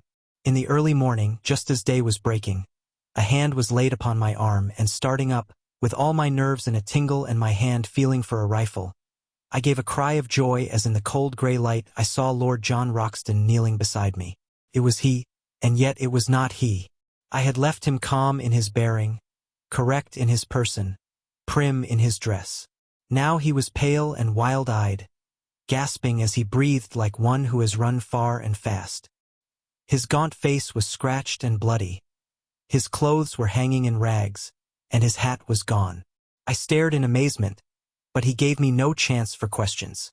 He was grabbing at our stores all the time he spoke. "Quick, young fella! Quick!" he cried. "Every moment counts. Get the rifles, both of them. I have the other 2. Now all the cartridges you can gather. Fill up your pockets. Now some food. Half a dozen tins will do. That's all right. Don't wait to talk or think. Get a move on, or we are done." Still half awake, and unable to imagine what it all might mean, I found myself hurrying madly after him through the wood, a rifle under each arm and a pile of various stores in my hands. He dodged in and out through the thickest of the scrub until he came to a dense clump of brushwood. Into this he rushed, regardless of thorns, and threw himself into the heart of it, pulling me down by his side. "There," he panted. "I think we are safe here. They'll make for the camp as sure as fate. It will be their first idea, but this should puzzle them." "What is it all?" I asked when I had got my breath. "Where are the professors? And who is it that is after us?" "The ape-men," he cried. "My God, what brutes! Don't raise your voice, for they have long ears, sharp eyes, too, but no power of scent, so far as I could judge, so I don't think they can sniff us out. Where have you been, young fella? You were well out of it." In a few sentences I whispered what I had done. "Pretty bad," said he, when he had heard of the dinosaur and the pit. "It isn't quite the place for a rest cure." "What?" But I had no idea what its possibilities were until those devils got hold of us. The man-eaten Papuans had me once, but they are Chesterfields compared to this crowd. "How did it happen?" I asked. "It was in the early mornin'. Our learned friends were just stirrin'. Hadn't even begun to argue yet. Suddenly it rained apes. They came down as thick as apples out of a tree. They had been assemblin' in the dark, I suppose, until that great tree over our heads was heavy with them. I shot one of them through the belly, But before we knew where we were, they had us spread-eagled on our backs. I call them apes, but they carried sticks and stones in their hands and jabbered talk to each other, and ended up by tying our hands with creepers, so they are ahead of any beast that I have seen in my wanderings. Ape men, that's what they are, missin' links. And I wish they had stayed missin'. They carried off their wounded comrade. He was bleedin' like a pig. And then they sat around us, and if ever I saw frozen murder, it was in their faces. They were big fellows, as big as a man and a deal stronger. Curious glassy gray eyes they have, under red tufts, and they just sat and gloated and gloated. Challenger is no chicken, but even he was cowed. He managed to struggle to his feet, and yelled out at them to have done with it and get it over. I think he had gone a bit off his head at the suddenness of it, for he raged and cursed at them like a lunatic. If they had been a row of his favorite pressmen, he could not have slanged them worse. Well, what did they do? I was enthralled by the strange story which my companion was whispering into my ear, while all the time his keen eyes were shooting in every direction and his hand grasping his cocked rifle. I thought it was the end of us, but instead of that it started them on a new line. They all jabbered and chattered together. Then one of them stood out beside Challenger. You'll smile, young fella, but 'pon my word they might have been kinsmen. I couldn't have believed it if I hadn't seen it with my own eyes. This old ape man, he was their chief, was a sort of red Challenger, with every one of our friend's beauty points, only just a trifle more so. He had the short body, the big shoulders, the round chest, no neck, a great ruddy frill of a beard, the tufted eyebrows, the what do you want, damn you? Look about the eyes and the whole catalogue. When the ape man stood by Challenger and put his paw on his shoulder, the thing was complete. Summerlee was a bit hysterical, and he laughed till he cried. The ape men laughed too, or at least they put up the devil of a cacklin', and they set to work to drag us off through the forest. They wouldn't touch the guns and things, thought them dangerous, I expect, but they carried away all our loose food. Summerlee and I got some rough handlin' on the way. There's my skin and my clothes to prove it, for they took us a beeline through the brambles, and their own hides are like leather. But Challenger was all right. 4 of them carried him shoulder high, and he went like a Roman emperor. What's that? It was a strange clicking noise in the distance, not unlike castanets. There they go, said my companion, slipping cartridges into the second double-barreled Express. Load them all up, young fella my lad, for we're not going to be taken alive, and don't you think it. That's the row they make when they are excited. By George, they'll have something to excite them if they put us up. The last stand of the Greys won't be in it. With their rifles grasped in their stiffened hands, mid a ring of the dead and dyin', as some fathead sings. Can you hear them now? Very far away. That little lot will do no good, but I expect their search parties are all over the wood. Well, I was telling you my tale of woe. They got us soon to this town of theirs, about 1,000 huts of branches and leaves in a great grove of trees near the edge of the cliff. It's 3 or 4 miles from here. The filthy beasts fingered me all over, and I feel as if I should never be clean again. They tied us up, the fellow who handled me could tie like a bosun, and there we lay with our toes up, beneath a tree, while a great brute stood guard over us with a club in his hand. When I say we, I mean Summerlee and myself. Old Challenger was up a tree, eatin' pines and havin' the time of his life. I'm bound to say that he managed to get some fruit to us, and with his own hands he loosened our bonds. If you'd seen him sitting up in that tree hobnobbin' with his twin brother, and singin' in that rollin' bass of his, ring out wild bells, 'cause music of any kind seemed to put him in a good humor, you'd have smiled, but we weren't in much mood for Logan, as you can guess. They were inclined, within limits, to let him do what he liked, but they drew the line pretty sharply at us. It was a mighty consolation to us all to know that you were runnin' loose and had the archives in your keepin'. Well now, young fella, I'll tell you what will surprise you. You say you saw signs of men and fires, traps, and the like. Well, we have seen the natives themselves. Poor devils they were, down-faced little chaps, and had enough to make them so. It seems that the humans hold one side of this plateau, over yonder, where you saw the caves, and the ape men hold this side, and there is bloody war between them all the time. That's the situation, so far as I could follow it. Well, yesterday the ape men got hold of a dozen of the humans and brought them in as prisoners. You never heard such a jabberin' and shriekin' in your life.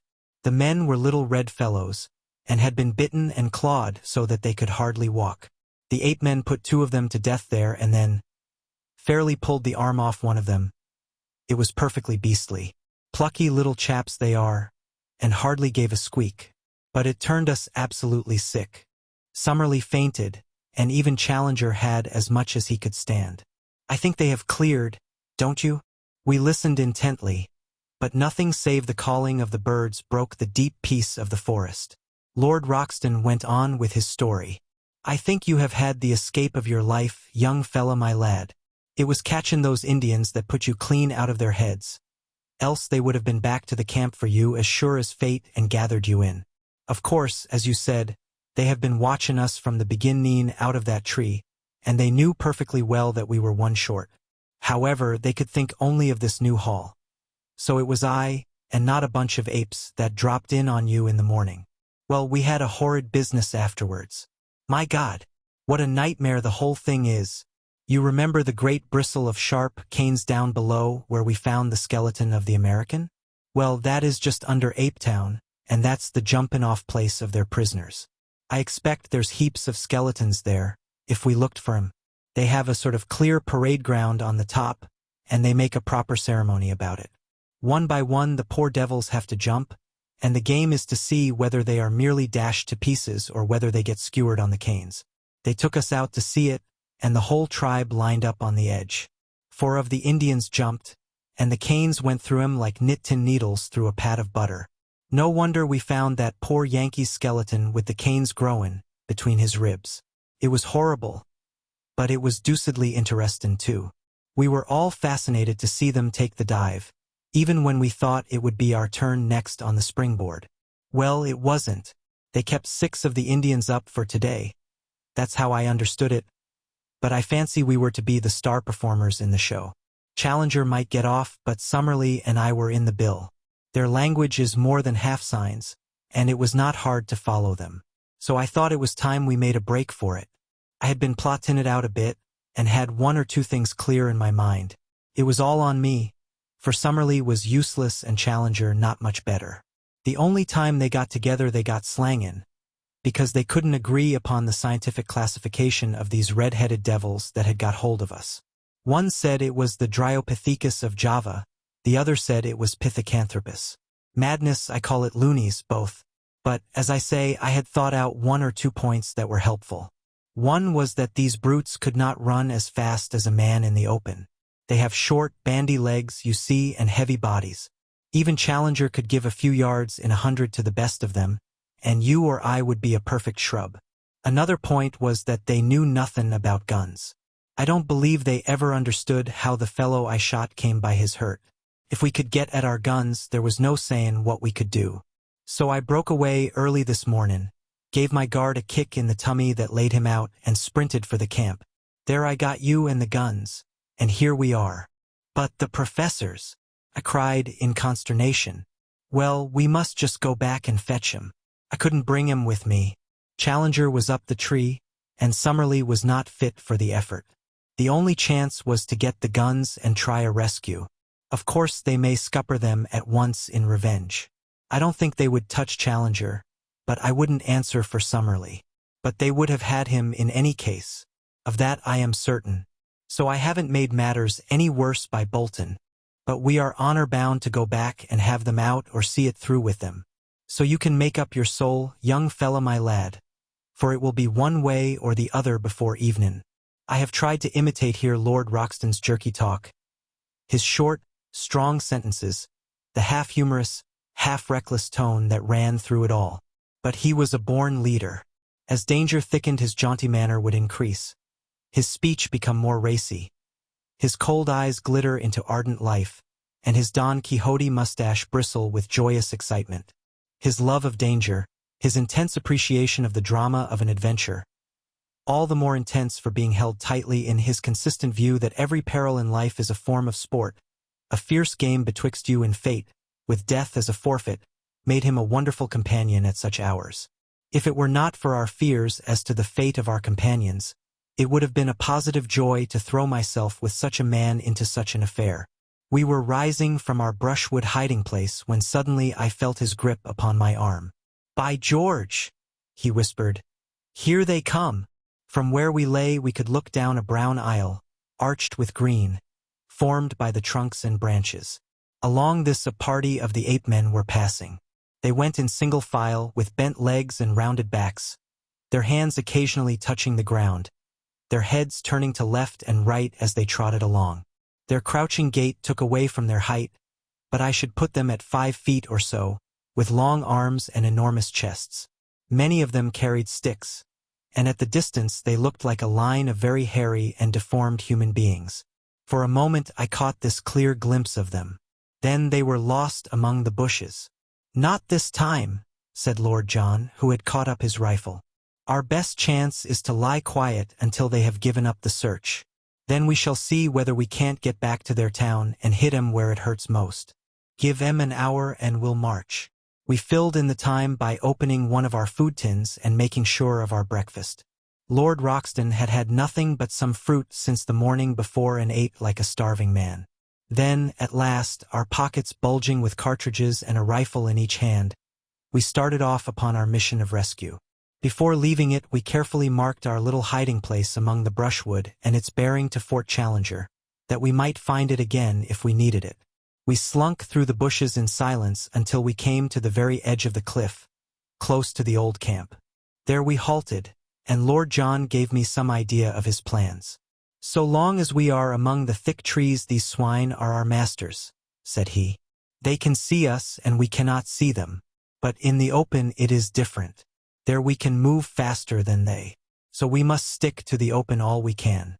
The edge of the plateau has fewer large trees than further inland. So that's our line of advance. Go slowly, keep your eyes open and your rifle ready. Above all, never let them get you prisoner while there is a cartridge left. That's my last word to you, young fella." When we reached the edge of the cliff, I looked over and saw our good old black Zambo sitting smoking on a rock below us. I would have given a great deal to have hailed him and told him how we were placed, but it was too dangerous, lest we should be heard. The woods seemed to be full of the ape-men. Again and again we heard their curious clicking chatter. At such times we plunged into the nearest clump of bushes and lay still until the sound had passed away. Our advance, therefore, was very slow, and 2 hours at least must have passed before I saw by Lord John's cautious movements that we must be close to our destination. He motioned to me to lie still, and he crawled forward himself. In a minute he was back again, his face quivering with eagerness. "Come," said he. "Come quick. I hope to the Lord we are not too late already." I found myself shaking with nervous excitement as I scrambled forward and lay down beside him, looking out through the bushes at a clearing which stretched before us. It was a sight which I shall never forget until my dying day, so weird, so impossible, that I do not know how I am to make you realize it, or how in a few years I shall bring myself to believe in it if I live to sit once more on a lounge in the Savage Club and look out on the drab solidity of the embankment. I know that it will seem then to be some wild nightmare, some delirium of fever. Yet I will set it down now, while it is still fresh in my memory, and one at least, the man who lay in the damp grasses by my side, will know if I have lied. A wide, open space lay before us, some hundreds of yards across, all green turf and low bracken growing to the very edge of the cliff. Round this clearing there was a semicircle of trees with curious huts built of foliage piled one above the other among the branches. A rookery with every nest a little house would best convey the idea. The openings of these huts and the branches of the trees were thronged with a dense mob of ape people, whom from their size I took to be the females and infants of the tribe. They formed the background of the picture, and were all looking out with eager interest at the same scene which fascinated and bewildered us. In the open, and near the edge of the cliff, there had assembled a crowd of some 100 of these shaggy, red-haired creatures, many of them of immense size, and all of them horrible to look upon. There was a certain discipline among them, for none of them attempted to break the line which had been formed.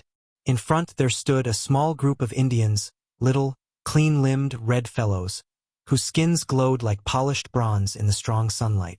A tall, thin white man was standing beside them, his head bowed, his arms folded, his whole attitude expressive of his horror and dejection. There was no mistaking the angular form of Professor Summerlee. In front of and around this dejected group of prisoners were several ape-men, who watched them closely and made all escape impossible. Then, right out from all the others and close to the edge of the cliff, were two figures so strange, and under other circumstances so ludicrous, that they absorbed my attention. The one was our comrade, Professor Challenger. The remains of his coat still hung in strips from his shoulders, but his shirt had been all torn out, and his great beard merged itself in the black tangle which covered his mighty chest. He had lost his hat, and his hair, which had grown long in our wanderings, was flying in wild disorder. A single day seemed to have changed him from the highest product of modern civilization to the most desperate savage in South America. Beside him stood his master, the king of the ape-men. In all things he was, as Lord John had said, the very image of our professor, save that his coloring was red instead of black. The same short, broad figure, the same heavy shoulders, the same forward hang of the arms, the same bristling beard merging itself in the hairy chest. Only above the eyebrows, where the sloping forehead and low, curved skull of the ape-man were in sharp contrast to the broad brow and magnificent cranium of the European, could one see any marked difference. At every other point the king was an absurd parody of the professor. All this, which takes me so long to describe, impressed itself upon me in a few seconds. Then we had very different things to think of, for an active drama was in progress. Two of the ape-men had seized one of the Indians out of the group and dragged him forward to the edge of the cliff. The king raised his hand as a signal. They caught the man by his leg and arm, and swung him 3 times backwards and forwards with tremendous violence. Then, with a frightful heave they shot the poor wretch over the precipice. With such force did they throw him that he curved high in the air before beginning to drop. As he vanished from sight, the whole assembly, except the guards, rushed forward to the edge of the precipice, and there was a long pause of absolute silence, broken by a mad yell of delight. They sprang about, tossing their long, hairy arms in the air and howling with exultation. Then they fell back from the edge, formed themselves again into line, and waited for the next victim. This time it was Summerlee. 2 of his guards caught him by the wrists and pulled him brutally to the front. His thin figure and long limbs struggled and fluttered like a chicken being dragged from a coop. Challenger had turned to the king and waved his hands frantically before him. He was begging, pleading, imploring for his comrade's life. The ape-man pushed him roughly aside and shook his head. It was the last conscious movement he was to make upon earth. Lord John's rifle cracked, and the king sank down, a tangled red sprawling thing, upon the ground. "Shoot into the thick of them! Shoot! Sonny, shoot!" cried my companion. There are strange red depths in the soul of the most commonplace man. I am tender-hearted by nature, and have found my eyes moist many a time over the scream of a wounded hare. Yet the blood-lust was on me now. I found myself on my feet emptying one magazine, then the other, clicking open the breech to reload, snapping it to again, while cheering and yelling with pure ferocity and joy of slaughter as I did so. With our 4 guns the 2 of us made a horrible havoc. Both the guards who held Summerlee were down, and he was staggering about like a drunken man in his amazement, unable to realize that he was a free man. The dense mob of ape-men ran about in bewilderment, marveling whence the storm of death was coming or what it might mean.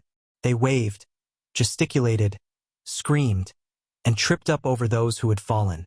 Then, with a sudden impulse, they all rushed in a howling crowd to the trees for shelter, leaving the ground behind them spotted with their stricken comrades. The prisoners were left for the moment standing alone in the middle of the clearing. Challenger's quick brain had grasped the situation. He seized the bewildered Summerlee by the arm, and they both ran towards us. 2 of their guards bounded after them and fell to 2 bullets from Lord John. We ran forward into the open to meet our friends, and pressed a loaded rifle into the hands of each. But Summerlee was at the end of his strength. He could hardly totter. Already the ape-men were recovering from their panic. They were coming through the brushwood and threatening to cut us off. Challenger and I ran Summerlee along, one at each of his elbows, while Lord John covered our retreat, firing again and again as savage heads snarled at us out of the bushes. For a mile or more the chattering brutes were at our very heels. Then the pursuit slackened, for they learned our power and would no longer face that unerring rifle. When we had at last reached the camp, we looked back and found ourselves alone. So it seemed to us, and yet we were mistaken.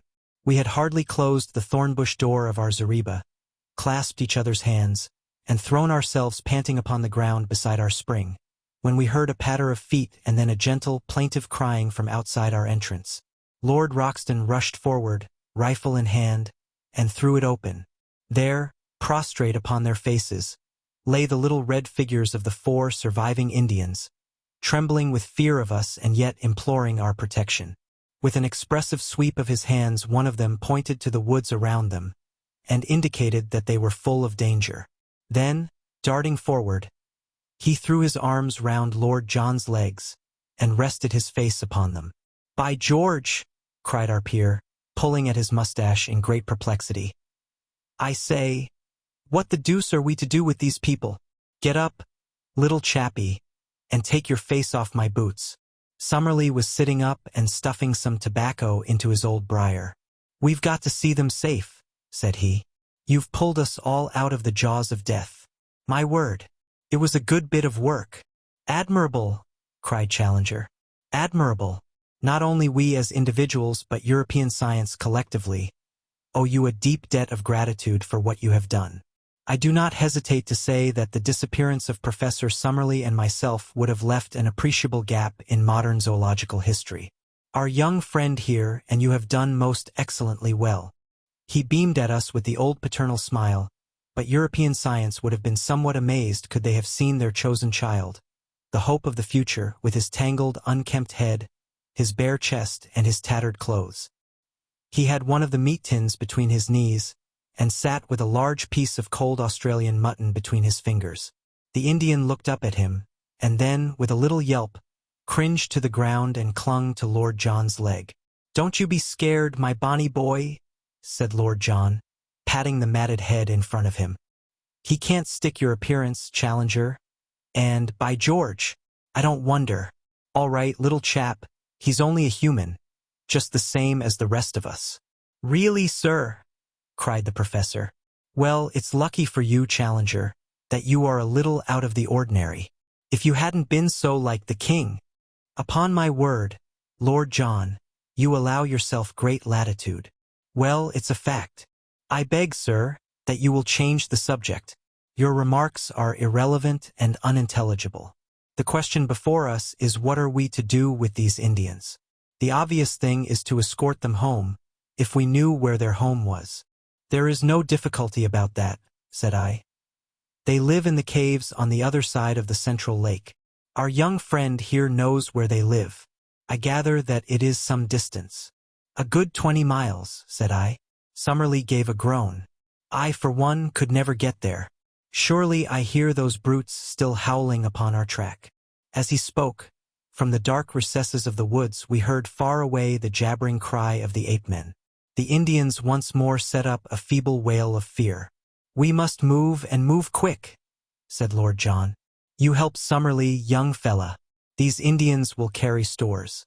Now, then, come along before they can see us." In less than half an hour we had reached our brushwood retreat and concealed ourselves.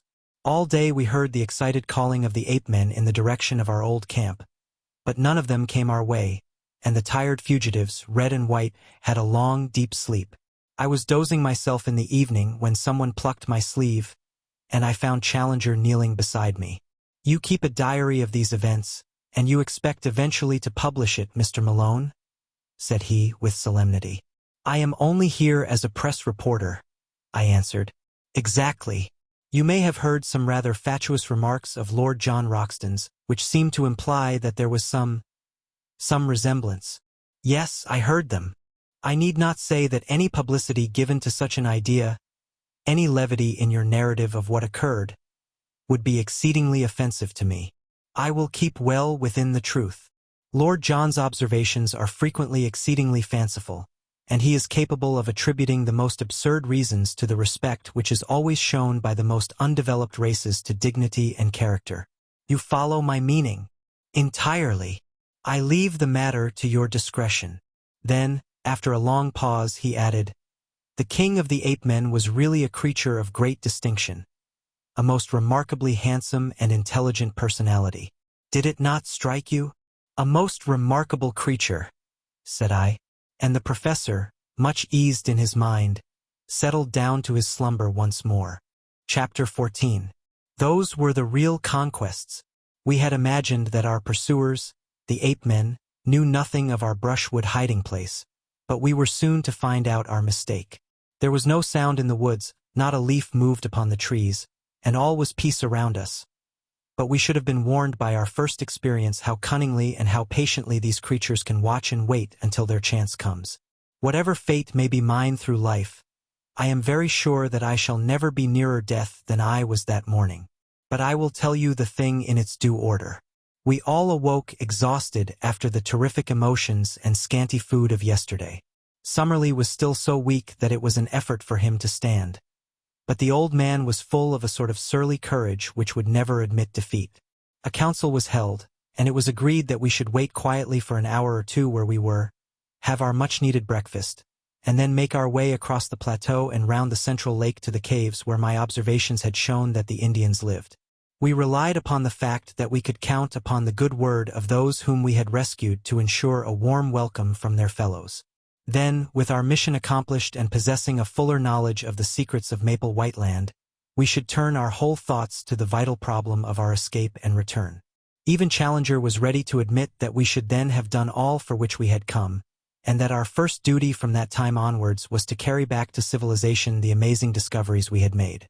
We were able now to take a more leisurely view of the Indians whom we had rescued. They were small men, wiry, active, and well-built, with lank black hair tied up in a bunch behind their heads with a leathern thong, and leathern also were their loincloths. Their faces were hairless, well-formed, and good-humored. The lobes of their ears, hanging ragged and bloody, showed that they had been pierced for some ornaments which their captors had torn out.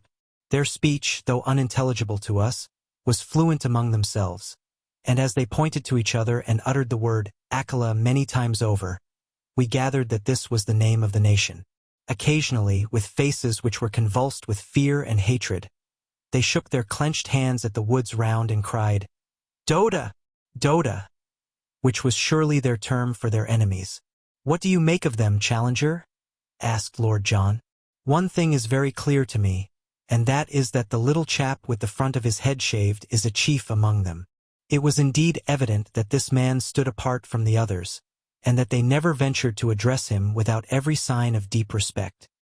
He seemed to be the youngest of them all, and yet, so proud and high was his spirit that, upon Challenger laying his great hand upon his head, he started like a spurred horse and, with a quick flash of his dark eyes, moved further away from the professor. Then, placing his hand upon his breast and holding himself with great dignity, he uttered the word Meredas several times. The professor, unabashed, seized the nearest Indian by the shoulder and proceeded to lecture upon him as if he were a potted specimen in a classroom. "The type of these people," said he in his sonorous fashion, "whether judged by cranial capacity, facial angle, or any other test, cannot be regarded as a low one. On the contrary, we must place it as considerably higher in the scale than many South American tribes which I can mention. On no possible supposition can we explain the evolution of such a race in this place. For that matter, so great a gap separates these ape-men from the primitive animals which have survived upon this plateau, that it is inadmissible to think that they could have developed where we find them." "Then where the deuce did they drop from?" asked Lord John. "A question which will, no doubt, be eagerly discussed in every scientific society in Europe and America," the professor answered. "My own reading of the situation for what it is worth." He inflated his chest enormously and looked insolently around him at the words, "is that evolution has advanced under the peculiar conditions of this country up to the vertebrate stage, the old types surviving and living on in company with the newer ones. Thus we find such modern creatures as the tapir, an animal with quite a respectable length of pedigree, the great deer, and the anteater in the companionship of reptilian forms of Jurassic type. So much is clear. And now come the ape-men and the Indian. What is the scientific mind to think of their presence? I can only account for it by an invasion from outside. It is probable that there existed an anthropoid ape in South America, who in past ages found his way to this place, and that he developed into the creatures we have seen, some of which, here he looked hard at me, were of an appearance and shape which, if it had been accompanied by corresponding intelligence, would, I do not hesitate to say, have reflected credit upon any living race. As to the Indians, I cannot doubt that they are more recent immigrants from below. Under the stress of famine or of conquest, they have made their way up here. Faced by ferocious creatures which they had never before seen, they took refuge in the caves which our young friend has described, but they have no doubt had a bitter fight to hold their own against wild beasts, and especially against the ape-men who would regard them as intruders, and wage a merciless war upon them with a cunning which the larger beasts would lack. Hence the fact that their numbers appear to be limited. Well, gentlemen, have I read you the riddle aright? Or is there any point which you would query? Professor Summerlee for once was too depressed to argue, though he shook his head violently as a token of general disagreement. Lord John merely scratched his scanty locks with the remark that he couldn't put up a fight as he wasn't in the same weight or class. For my own part, one performed my usual role of bringing things down to a strictly prosaic and practical level by the remark that one of the Indians was missing. "He has gone to fetch some water," said Lord Roxton. "We fitted him up with an empty beef tin, and he is off." "To the old camp?" I asked. "No, to the brook. It's among the trees there. It can't be more than a couple of 100 yards. But the beggar is certainly taking his time." "I'll go and look after him," said I. I picked up my rifle and strolled in the direction of the brook, leaving my friends to lay out the scanty breakfast. It may seem to you rash that even for so short a distance I should quit the shelter of our friendly thicket, but you will remember that we were many miles from Apetown, that so far as we knew the creatures had not discovered our retreat, and that in any case with a rifle in my hands I had no fear of them. I had not yet learned their cunning or their strength. I could hear the murmur of our brook somewhere ahead of me, but there was a tangle of trees and brushwood between me and it. I was making my way through this at a point which was just out of sight of my companions, when, under one of the trees, I noticed something red huddled among the bushes. As I approached it, I was shocked to see that it was the dead body of the missing Indian. He lay upon his side, his limbs drawn up, and his head screwed round at a most unnatural angle, so that he seemed to be looking straight over his own shoulder. I gave a cry to warn my friends that something was amiss, and running forwards I stooped over the body. Surely my guardian angel was very near me then, for some instinct of fear, or it may have been some faint rustle of leaves, made me glance upwards. Out of the thick green foliage which hung low over my head, two long muscular arms covered with reddish hair were slowly descending. Another instant and the great stealthy hands would have been round my throat. I sprang backwards, but quick as I was, those hands were quicker still. Through my sudden spring they missed a fatal grip, but one of them caught the back of my neck and the other one my face. I threw my hands up to protect my throat, and the next moment the huge paw had slid down my face and closed over them. I was lifted lightly from the ground, and I felt an intolerable pressure forcing my head back and back until the strain upon the cervical spine was more than I could bear. My senses swam, but I still tore at the hand and forced it out from my chin. Looking up, I saw a frightful face with cold, inexorable light blue eyes looking down into mine. There was something hypnotic in those terrible eyes. I could struggle no longer. As the creature felt me grow limp in his grasp, two white canines gleamed for a moment at each side of the vile mouth, and the grip tightened still more upon my chin, forcing it always upwards and back. A thin, oval-tinted mist formed before my eyes and little silvery bells tinkled in my ears. Dully and far off I heard the crack of a rifle and was feebly aware of the shock as I was dropped to the earth, where I lay without sense or motion. I awoke to find myself on my back upon the grass in our lair within the thicket. Someone had brought the water from the brook, and Lord John was sprinkling my head with it, while Challenger and Summerlee were propping me up, with concern in their faces. For a moment I had a glimpse of the human spirits behind their scientific masks. It was really shock, rather than any injury, which had prostrated me, and in half an hour, in spite of aching head and stiff neck, I was sitting up and ready for anything. "But you've had the escape of your life, young fella, my lad," said Lord Roxton. "When I heard your cry and ran forward, and saw your head twisted half off and your stowassers kickin' in the air, I thought we were one short. I missed the beast in my flurry, but he dropped you all right and was off like a streak. By George! I wish I had 50 men with rifles. I'd clear out the whole infernal gang of them and leave this country a bit cleaner than we found it. It was clear now that the ape-men had in some way marked us down, and that we were watched on every side. We had not so much to fear from them during the day, but they would be very likely to rush us by night, so the sooner we got away from their neighborhood the better. On 3 sides of us was absolute forest, and there we might find ourselves in an ambush. But on the 4th side, that which sloped down in the direction of the lake, there was only low scrub, with scattered trees and occasional open glades. It was, in fact, the route which I had myself taken in my solitary journey, and it led us straight for the Indian caves. This then must for every reason be our road. One great regret we had, and that was to leave our old camp behind us, not only for the sake of the stores which remained there, but even more because we were losing touch with Zambo, our link with the outside world.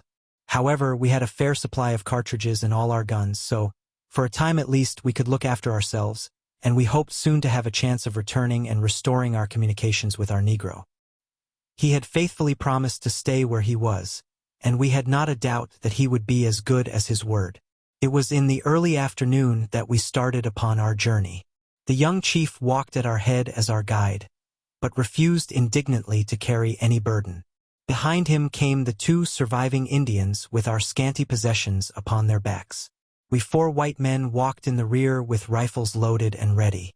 As we started there broke from the thick silent woods behind us a sudden great ululation of the ape-men, which may have been a cheer of triumph at our departure or a jeer of contempt at our flight. Looking back we saw only the dense screen of trees, but that long-drawn yell told us how many of our enemies lurked among them. We saw no sign of pursuit, however, and soon we had got into more open country and beyond their power.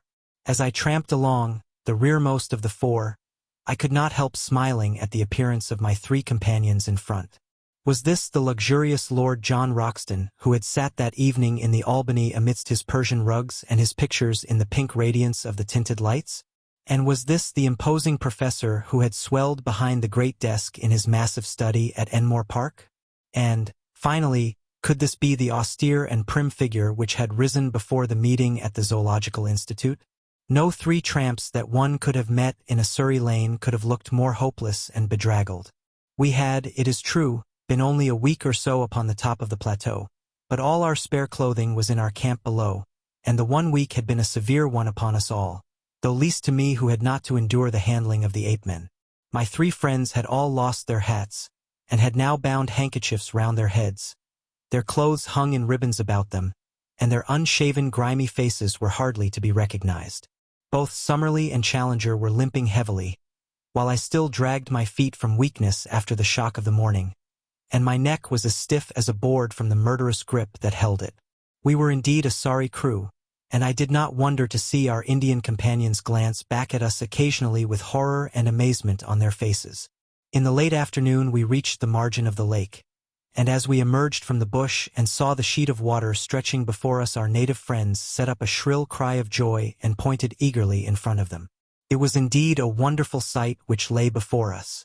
Sweeping over the glassy surface was a great flotilla of canoes coming straight for the shore upon which we stood.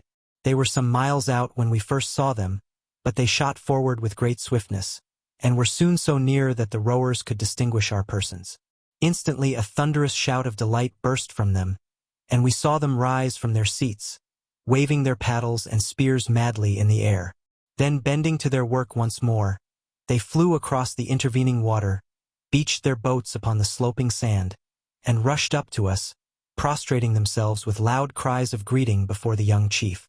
Finally one of them, an elderly man, with a necklace and bracelet of great lustrous glass beads and the skin of some beautiful mottled amber-colored animal slung over his shoulders, ran forward and embraced most tenderly the youth whom we had saved.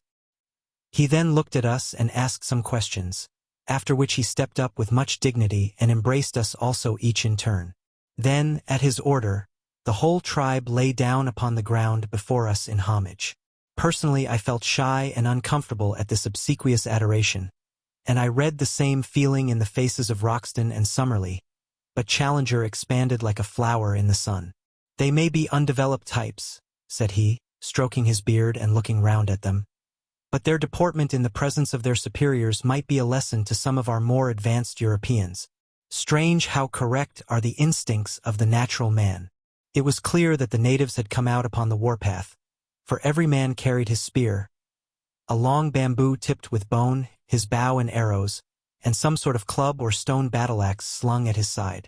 Their dark, angry glances at the woods from which we had come, and the frequent repetition of the word Doda, made it clear enough that this was a rescue party who had set forth to save or revenge the old chief's son, for such we gathered that the youth must be. A council was now held by the whole tribe squatting in a circle, whilst we sat near on a slab of basalt and watched their proceedings. 2 or 3 warriors spoke, and finally our young friend made a spirited harangue with such eloquent features and gestures that we could understand it all as clearly as if we had known his language. "What is the use of returning?" he said. "Sooner or later the thing must be done. Your comrades have been murdered. What if I have returned safe? These others have been done to death. There is no safety for any of us. We are assembled now and ready." Then he pointed to us. "These strange men are our friends. They are great fighters, and they hate the ape-men even as we do.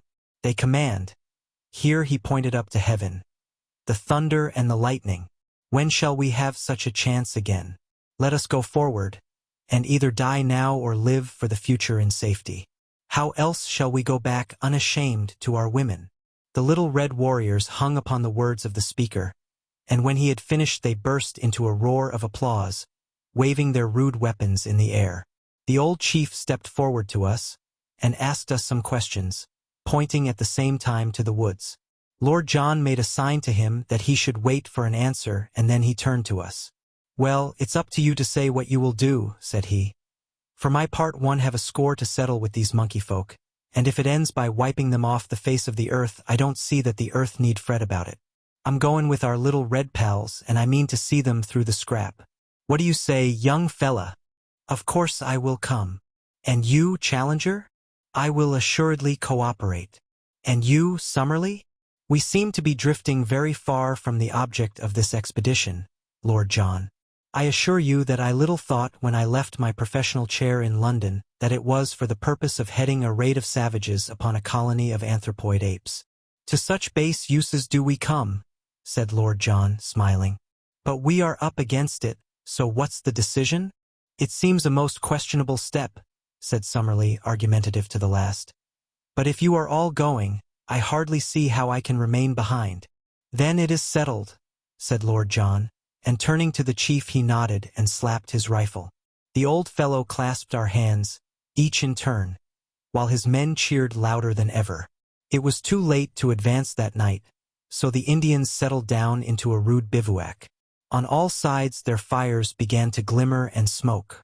Some of them who had disappeared into the jungle came back, presently driving a young iguanodon before them. Like the others, it had a daub of asphalt upon its shoulder, and it was only when we saw one of the natives step forward with the air of an owner and give his consent to the beast's slaughter that we understood at last that these great creatures were as much private property as a herd of cattle, and that these symbols which had so perplexed us were nothing more than the marks of the owner. Helpless, torpid, and vegetarian, with great limbs but a minute brain, they could be rounded up and driven by a child. In a few minutes the huge beast had been cut up and slabs of him were hanging over a dozen campfires, together with great scaly ganoid fish which had been speared in the lake. Summerlee had lain down and slept upon the sand, but we others roamed round the edge of the water, seeking to learn something more of this strange country. Twice we found pits of blue clay, such as we had already seen in the swamp of the pterodactyls. These were old volcanic vents, and for some reason excited the greatest interest in Lord John. What attracted Challenger, on the other hand, was a bubbling, gurgling mud geyser, where some strange gas formed great bursting bubbles upon the surface. He thrust a hollow reed into it and cried out with delight like a schoolboy. Then he was able, on touching it with a lighted match, to cause a sharp explosion and a blue flame at the far end of the tube. Still more pleased was he when, inverting a leathern pouch over the end of the reed, and so filling it with the gas, he was able to send it soaring up into the air. an inflammable gas and one markedly lighter than the atmosphere. I should say beyond doubt that it contained a considerable proportion of free hydrogen. The resources of GEC are not yet exhausted, my young friend. I may yet show you how a great mind molds all nature to its use. He swelled with some secret purpose, but would say no more. There was nothing which we could see upon the shore which seemed to me so wonderful as the great sheet of water before us. Our numbers and our noise had frightened all living creatures away, and save for a few pterodactyls, which soared round high above our heads while they waited for the carrion, all was still around the camp. But it was different out upon the rose-tinted waters of the central lake. It boiled and heaved with strange life. Great slate-colored backs and high serrated dorsal fins shot up with a fringe of silver, and then rolled down into the depths again. The sandbanks far out were spotted with uncouth crawling forms, huge turtles, strange saurians, and one great flat creature like a writhing, palpitating mat of black greasy leather, which flopped its way slowly to the lake. Here and there high serpent heads projected out of the water, cutting swiftly through it with a little collar of foam in front, and a long swirling wake behind, rising and falling in graceful, swan-like undulations as they went. It was not until one of these creatures wriggled on to a sandbank within a few hundred yards of us, and exposed a barrel-shaped body and huge flippers behind the long serpent neck, that Challenger and Summerlee, who had joined us, broke out into their duet of wonder and admiration. "Plesiosaurus! A freshwater plesiosaurus!" cried Summerlee. "That I should have lived to see such a sight!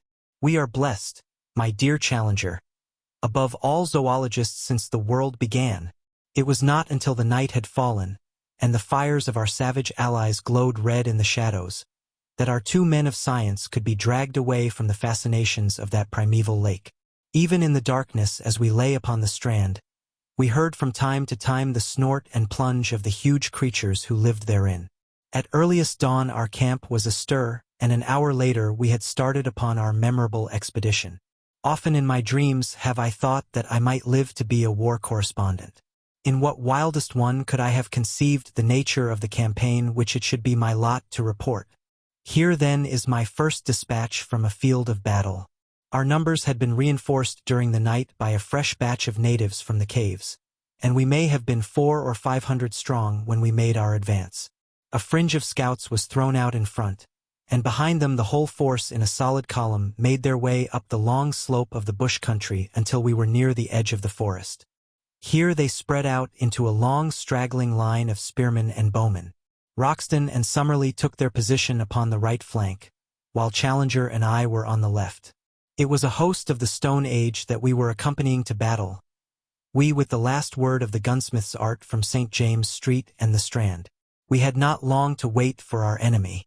A wild shrill clamor rose from the edge of the wood, and suddenly a body of ape-men rushed out with clubs and stones, and made for the center of the Indian line.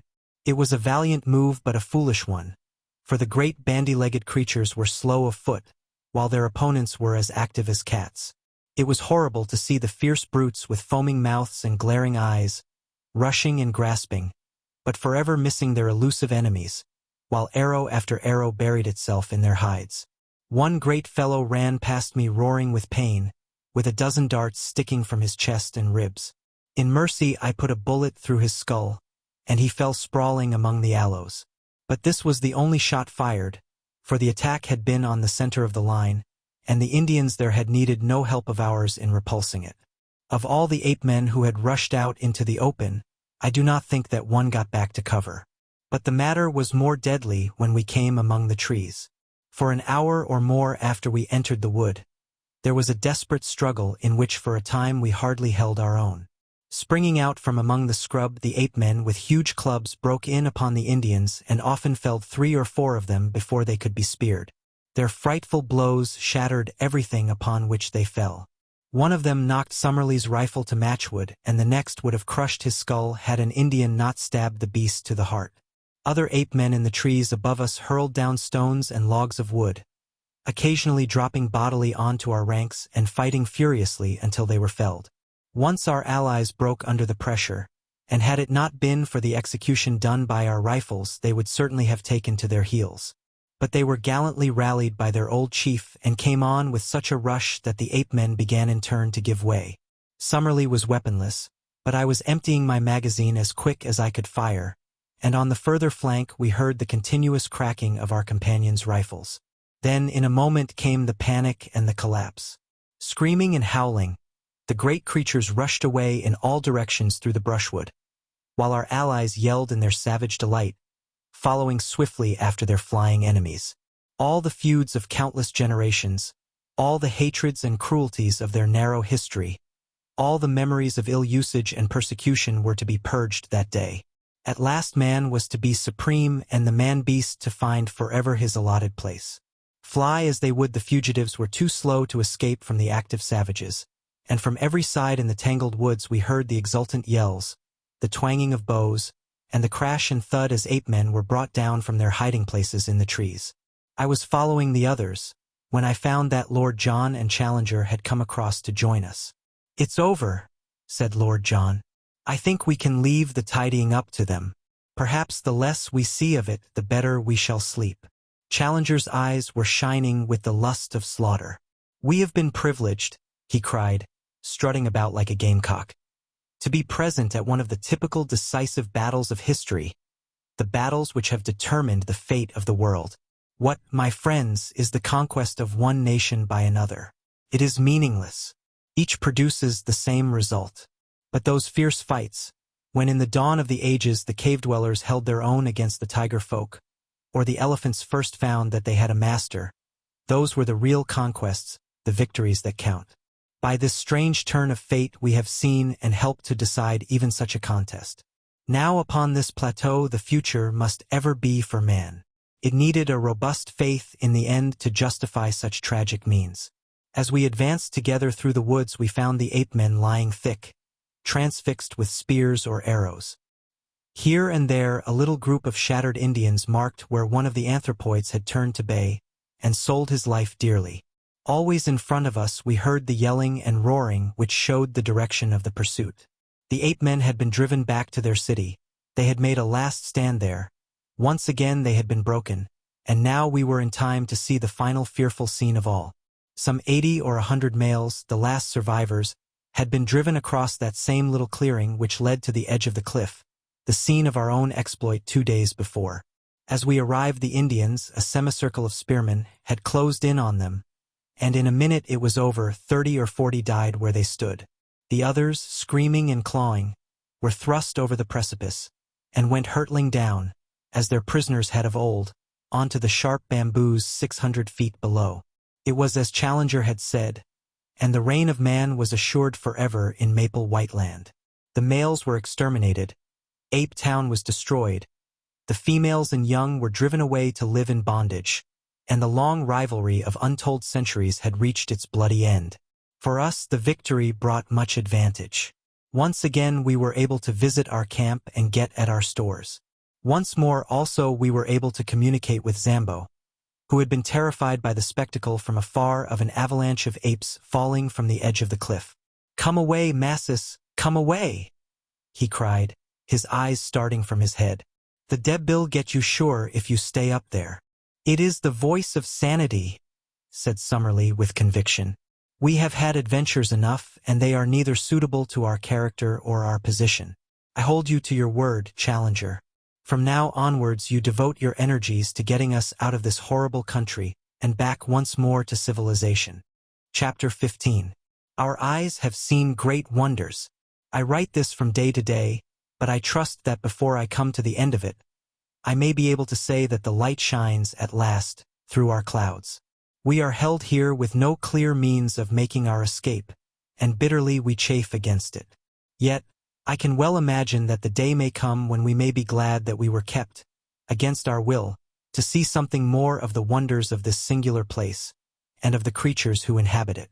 The victory of the Indians and the annihilation of the ape-men marked the turning point of our fortunes. From then onwards, we were in truth masters of the plateau, for the natives looked upon us with a mixture of fear and gratitude, since by our strange powers we had aided them to destroy their hereditary foe.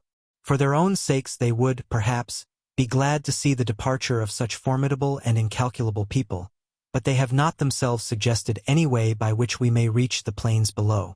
There had been, so far as we could follow their signs, a tunnel by which the place could be approached, the lower exit of which we had seen from below. By this, no doubt, both ape-men and Indians had at different epochs reached the top, and Maple White with his companion had taken the same way. Only the year before, however, there had been a terrific earthquake, and the upper end of the tunnel had fallen in and completely disappeared. The Indians now could only shake their heads and shrug their shoulders when we expressed by signs our desire to descend. It may be that they cannot, but it may also be that they will not, help us to get away. At the end of the victorious campaign, the surviving apefolk were driven across the plateau. Their wailings were horrible, and established in the neighborhood of the Indian caves, where they would, from now onwards, be a servile race under the eyes of their masters. It was a rude, raw, primeval version of the Jews in Babylon or the Israelites in Egypt.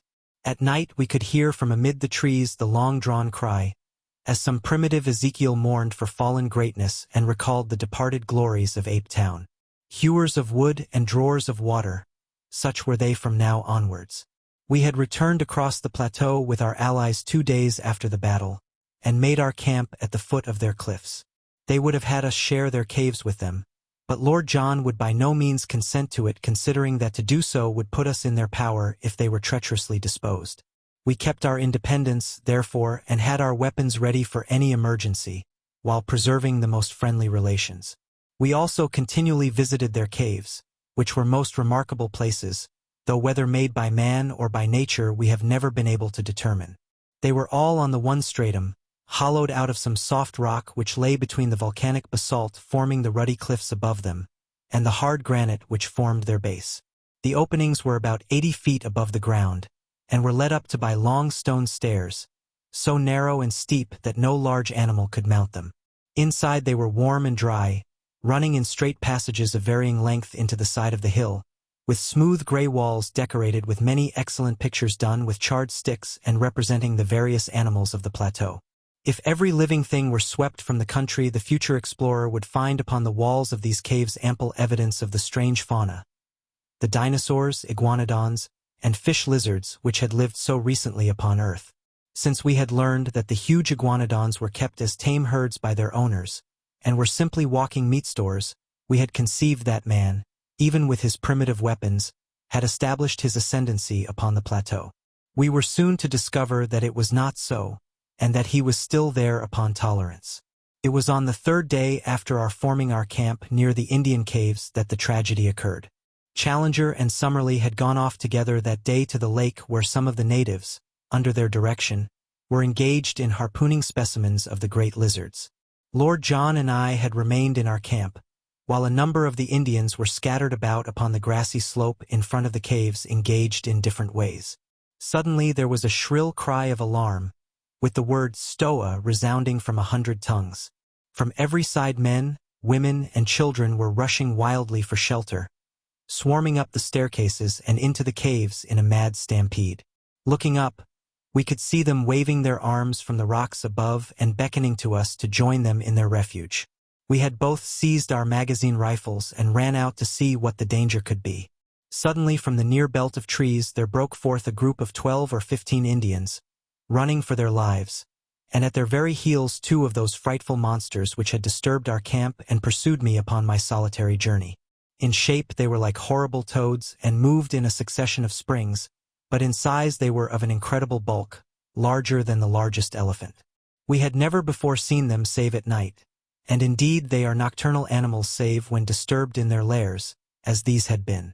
We now stood amazed at the sight, for their blotched and warty skins were of a curious fish-like iridescence, and the sunlight struck them with an ever-varying rainbow bloom as they moved. We had little time to watch them, however, for in an instant they had overtaken the fugitives and were making a dire slaughter among them. Their method was to fall forward with their full weight upon each in turn, leaving him crushed and mangled, to bound on after the others. The wretched Indians screamed with terror, but were helpless, run as they would, before the relentless purpose and horrible activity of these monstrous creatures. One after another they went down, and there were not half a dozen surviving by the time my companion and I could come to their help. But our aid was of little avail and only involved us in the same peril. At the range of a couple of 100 yards we emptied our magazines, firing bullet after bullet into the beasts, but with no more effect than if we were pelting them with pellets of paper. Their slow reptilian natures cared nothing for wounds, and the springs of their lives, with no special brain center but scattered throughout their spinal cords, could not be tapped by any modern weapons. The most that we could do was to check their progress by distracting their attention with the flash and roar of our guns, and so to give both the natives and ourselves time to reach the steps which led to safety. But where the conical explosive bullets of the 20th century were of no avail, the poisoned arrows of the natives, dipped in the juice of strophanthus and steeped afterwards in decayed carrion, could succeed. Such arrows were of little avail to the hunter who attacked the beast, because their action in that torpid circulation was slow, and before its powers failed it could certainly overtake and slay its assailant. But now, as the two monsters hounded us to the very foot of the stairs, a drift of darts came whistling from every chink in the cliff above them. In a minute they were feathered with them, and yet with no sign of pain they clawed and slobbered with impotent rage at the steps which would lead them to their victims, mounting clumsily up for a few yards and then sliding down again to the ground. But at last the poison worked. One of them gave a deep rumbling groan and dropped his huge squat head onto the earth. The other bounded round in an eccentric circle with shrill, wailing cries, and then lying down writhed in agony for some minutes before it also stiffened and lay still. With yells of triumph the Indians came flocking down from their caves and danced a frenzied dance of victory round the dead bodies, in mad joy that two more of the most dangerous of all their enemies had been slain. That night they cut up and removed the bodies, not to eat, for the poison was still active, but lest they should breed a pestilence. The great reptilian hearts, however, each as large as a cushion, still lay there, beating slowly and steadily, with a gentle rise and fall, in horrible independent life. It was only upon the third day that the ganglia ran down and the dreadful things were still. Some day, when I have a better desk than a meat tin and more helpful tools than a worn stub of pencil and a last tattered notebook, I will write some fuller account of the Akala Indians and of our life amongst them, and of the glimpses which we had of the strange conditions of wondrous maple white land. Memory, at least, will never fail me, for so long as the breath of life is in me, every hour and every action of that period will stand out as hard and clear as do the first strange happenings of our childhood. No new impressions could efface those which are so deeply cut. When the time comes I will describe that wondrous moonlit night upon the great lake when a young ichthyosaurus, a strange creature, half seal, half fish to look at, with bone-covered eyes on each side of his snout, and a third eye fixed upon the top of his head, was entangled in an Indian net, and nearly upset our canoe before we towed it ashore. The same night that a green water snake shot out from the rushes and carried off in its coils the steersman of Challenger's canoe. I will tell, too, of the great nocturnal white thing. To this day we do not know whether it was beast or reptile, which lived in a vile swamp to the east of the lake, and flitted about with a faint phosphorescent glimmer in the darkness. The Indians were so terrified at it that they would not go near the place, and, though we twice made expeditions and saw it each time, we could not make our way through the deep marsh in which it lived. I can only say that it seemed to be larger than a cow and had the strangest musky odor. I will tell also of the huge bird which chased Challenger to the shelter of the rocks one day. A great running bird, far taller than an ostrich, with a vulture-like neck and cruel head which made it a walking death.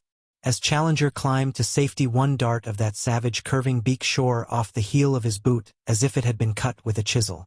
This time at least modern weapons prevailed, and the great creature, 12 feet from head to foot, Pheroicus its name, according to our panting but exultant professor, went down before Lord Roxton's rifle in a flurry of waving feathers and kicking limbs, with two remorseless yellow eyes glaring up from the midst of it.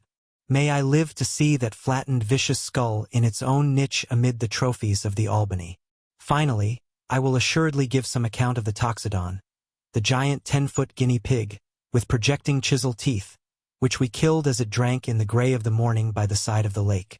All this I shall some day write at fuller length, and amidst these more stirring days I would tenderly sketch in these lovely summer evenings, when with the deep blue sky above us we lay in good comradeship among the long grasses by the wood and marveled at the strange fowl that swept over us and the quaint new creatures which crept from their burrows to watch us, while above us the boughs of the bushes were heavy with luscious fruit, and below us strange and lovely flowers peeped at us from among the herbage, or those long moonlit nights when we lay out upon the shimmering surface of the great lake and watched with wonder and awe the huge circles rippling out from the sudden splash of some fantastic monster, or the greenish gleam, far down in the deep water, of some strange creature upon the confines of darkness. These are the scenes which my mind and my pen will dwell upon in every detail at some future day. But, you will ask, why these experiences and why this delay, when you and your comrades should have been occupied day and night in the devising of some means by which you could return to the outer world? My answer is that there was not one of us who was not working for this end, but that our work had been in vain. One fact we had very speedily discovered: the Indians would do nothing to help us. In every other way they were our friends, one might almost say our devoted slaves. But when it was suggested that they should help us to make and carry a plank which would bridge the chasm, or when we wished to get from them thongs of leather or liana to weave ropes which might help us, we were met by a good-humored, but an invincible, refusal. They would smile, twinkle their eyes, shake their heads, and there was the end of it. Even the old chief met us with the same obstinate denial, and it was only Meredas, the youngster whom we had saved, who looked wistfully at us and told us by his gestures that he was grieved for our thwarted wishes. Ever since their crowning triumph with the ape-men they looked upon us as supermen, who bore victory in the tubes of strange weapons, and they believed that so long as we remained with them good fortune would be theirs. A little red-skinned wife and a cave of our own were freely offered to each of us if we would but forget our own people and dwell forever upon the plateau. So far all had been kindly, however far apart our desires might be, but we felt well assured that our actual plans of a descent must be kept secret, for we had reason to fear that at the last they might try to hold us by force. In spite of the danger from dinosaurs, which is not great save at night, for, as I may have said before, they are mostly nocturnal in their habits. I have twice in the last 3 weeks been over to our old camp in order to see our Negro who still kept watch and ward below the cliff. My eyes strained eagerly across the great plain in the hope of seeing afar off the help for which we had prayed. But the long cactus-strewn levels still stretched away, empty and bare, to the distant line of the canebrake. They will soon come now, Massa Malone. Before another week pass Indian come back and bring rope and fetch you down. Such was the cheery cry of our excellent Zambo.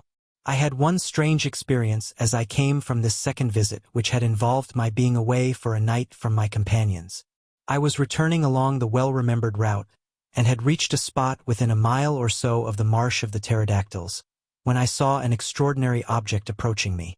It was a man who walked inside a framework made of bent canes, so that he was enclosed on all sides in a bell-shaped cage. As I drew nearer, I was more amazed still to see that it was Lord John Roxton. When he saw me, he slipped from under his curious protection and came towards me laughing, and yet, as I thought, with some confusion in his manner. "Well, young fella," said he, "who would have thought of meetin' you up here? What in the world are you doing?" I asked. "Visitin' my friends, the pterodactyls," said he. "But why? Interestin' beasts, don't you think? But unsociable. Nasty rude ways with strangers, as you may remember. So I rigged this framework which keeps them from bein' too pressin' in their attentions. But what do you want in the swamp?" He looked at me with a very questioning eye, and I read hesitation in his face. "Don't you think other people besides professors can want to know things?" he said at last. "I'm studyin' the pretty dears. That's enough for you." "No offense," said I. His good humor returned and he laughed. "No offense, young fella. I'm going to get a young devil chick for Challenger. That's one of my jobs. No, I don't want your company. I'm safe in this cage and you are not. So long, and I'll be back in camp by nightfall." He turned away and I left him wandering on through the wood with his extraordinary cage around him. If Lord John's behavior at this time was strange, that of Challenger was more so. I may say that he seemed to possess an extraordinary fascination for the Indian women, and that he always carried a large spreading palm branch with which he beat them off as if they were flies, when their attentions became too pressing. To see him walking like a comic opera sultan, with this badge of authority in his hand, his black beard bristling in front of him, his toes pointing at each step, and a train of wide-eyed Indian girls behind him, clad in their slender drapery of bark cloth, is one of the most grotesque of all the pictures which I will carry back with me. As to Summerlee, he was absorbed in the insect and bird life of the plateau, and spent his whole time, save that considerable portion which was devoted to abusing Challenger for not getting us out of our difficulties, in cleaning and mounting his specimens. Challenger had been in the habit of walking off by himself every morning and returning from time to time with looks of portentous solemnity, as one who bears the full weight of a great enterprise upon his shoulders. One day, palm branch in hand, and his crowd of adoring devotees behind him, he led us down to his hidden workshop and took us into the secret of his plans. The place was a small clearing in the center of a palm grove. In this was one of those boiling mud geysers which I have already described. Around its edge were scattered a number of leathern thongs cut from iguanodon hide, and a large collapsed membrane which proved to be the dried and scraped stomach of one of the great fish lizards from the lake. This huge sack had been sewn up at one end and only a small orifice left at the other. Into this opening several bamboo canes had been inserted, and the other ends of these canes were in contact with conical clay funnels which collected the gas bubbling up through the mud of the geyser. Soon the flaccid organ began to slowly expand and show such a tendency to upward movements that Challenger fastened the cords which held it to the trunks of the surrounding trees. In half an hour a good-sized gas bag had been formed, and the jerking and straining upon the thongs showed that it was capable of considerable lift. Challenger, like a glad father in the presence of his firstborn, stood smiling and stroking his beard, in silent, self-satisfied content as he gazed at the creation of his brain. It was Summerlee who first broke the silence. "You don't mean us to go up in that thing, Challenger?" said he in an acid voice. "I mean, my dear Summerlee, to give you such a demonstration of its powers that after seeing it you will, I am sure, have no hesitation in trusting yourself to it." "You can put it right out of your head now at once," said Summerlee with decision. "Nothing on earth would induce me to commit such a folly. Lord John, I trust that you will not countenance such madness." "Do said ingenious, I call it," said our peer. "I'd like to see how it works." "So you shall," said Challenger. "For some days I have exerted my whole brain force upon the problem of how we shall descend from these cliffs. We have satisfied ourselves that we cannot climb down and that there is no tunnel. We are also unable to construct any kind of bridge which may take us back to the pinnacle from which we came. How then shall I find a means to convey us? Some little time ago I had remarked to our young friend here that free hydrogen was evolved from the geyser. The idea of a balloon naturally followed. I was, I will admit, somewhat baffled by the difficulty of discovering an envelope to contain the gas, but the contemplation of the immense entrails of these reptiles supplied me with a solution to the problem. Behold the result. He put one hand in the front of his ragged jacket and pointed proudly with the other. By this time the gas bag had swollen to a goodly rotundity and was jerking strongly upon its lashings. "Midsummer madness!" snorted Summerlee. Lord John was delighted with the whole idea. "Clever old dear, ain't he?" he whispered to me, and then louder to Challenger. "What about a car?" "The car will be my next care. I have already planned how it is to be made and attached. Meanwhile, I will simply show you how capable my apparatus is of supporting the weight of each of us." "All of us, surely?" "No, it is part of my plan that each in turn shall descend as in a parachute, and the balloon be drawn back by means which I shall have no difficulty in perfecting. If it will support the weight of one and let him gently down, it will have done all that is required of it. I will now show you its capacity in that direction." He brought out a lump of basalt of a considerable size, constructed in the middle so that a cord could be easily attached to it. This cord was the one which we had brought with us on to the plateau after we had used it for climbing the pinnacle. It was over 100 feet long, and though it was thin it was very strong. He had prepared a sort of collar of leather with many straps depending from it. This collar was placed over the dome of the balloon, and the hanging thongs were gathered together below, so that the pressure of any weight would be diffused over a considerable surface. Then the lump of basalt was fastened to the thongs, and the rope was allowed to hang from the end of it, being passed 3 times round the professor's arm. "I will now," said Challenger with a smile of pleased anticipation, "demonstrate the carrying power of my balloon." As he said so he cut with a knife the various lashings that held it. Never was our expedition in more imminent danger of complete annihilation. The inflated membrane shot up with frightful velocity into the air. In an instant Challenger was pulled off his feet and dragged after it. I had just time to throw my arms round his ascending waist when I was myself whipped up into the air. Lord John had me with a rat-trap grip round the legs, but I felt that he also was coming off the ground. For a moment I had a vision of 4 adventurers floating like a string of sausages over the land that they had explored. But, happily, there were limits to the strain which the rope would stand, though none apparently to the lifting powers of this infernal machine. There was a sharp crack, and we were in a heap upon the ground with coils of rope all over us. When we were able to stagger to our feet, we saw far off in the deep blue sky one dark spot where the lump of basalt was speeding upon its way. "Splendid!" cried the undaunted Challenger, rubbing his injured arm. "A most thorough and satisfactory demonstration. I could not have anticipated such a success.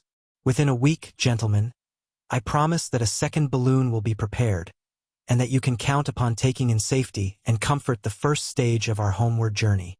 So far I have written each of the foregoing events as it occurred. Now I am rounding off my narrative from the old camp, where Zambo has waited so long, with all our difficulties and dangers left like a dream behind us upon the summit of those vast ruddy crags which tower above our heads. We have descended in safety, though in a most unexpected fashion, and all is well with us. In 6 weeks or 2 months we shall be in London, and it is possible that this letter may not reach you much earlier than we do ourselves. Already our hearts yearn and our spirits fly towards the great mother city which holds so much that is dear to us. It was on the very evening of our perilous adventure with Challenger's homemade balloon that the change came in our fortunes. I have said that the one person from whom we had had some sign of sympathy in our attempts to get away was the young chief whom we had rescued. He alone had no desire to hold us against our will in a strange land. He had told us as much by his expressive language of signs. That evening, after dusk, he came down to our little camp, handed me, for some reason he had always shown his attentions to me, perhaps because I was the one who was nearest his age, a small roll of the bark of a tree, and then pointing solemnly up at the row of caves above him, he had put his finger to his lips as a sign of secrecy and had stolen back again to his people. I took the slip of bark to the firelight and we examined it together. It was about a foot square, and on the inner side there was a singular arrangement of lines, which I here reproduce. They were neatly done in charcoal upon the white surface, and looked to me at first sight like some sort of rough musical score. "Whatever it is, I can swear that it is of importance to us," said I. I could read that on his face as he gave it. "Unless we have come upon a primitive practical joker," Summerlee suggested, "which I should think would be one of the most elementary developments of man." "It is clearly some sort of script," said Challenger. "Looks like a guinea puzzle competition," remarked Lord John, craning his neck to have a look at it. Then suddenly he stretched out his hand and seized the puzzle. "By George!" he cried. "I believe I've got it. The boy guessed right the very first time. See here. How many marks are on that paper? 18. Well, if you come to think of it, there are 18 cave openings on the hillside above us." "He pointed up to the caves when he gave it to me," said I. "Well, that settles it. This is a chart of the caves." "What? 18 of them all in a row, some short, some deep, some branching, same as we saw them. Some map, and here's a cross on it." "What's the cross for?" "It is placed to mark one that is much deeper than the others." "One that goes through," I cried. "I believe our young friend has read the riddle," said Challenger. "If the cave does not go through, I do not understand why this person, who has every reason to mean us well, should have drawn our attention to it. But if it does go through and comes out at the corresponding point on the other side, we should not have more than 100 feet to descend."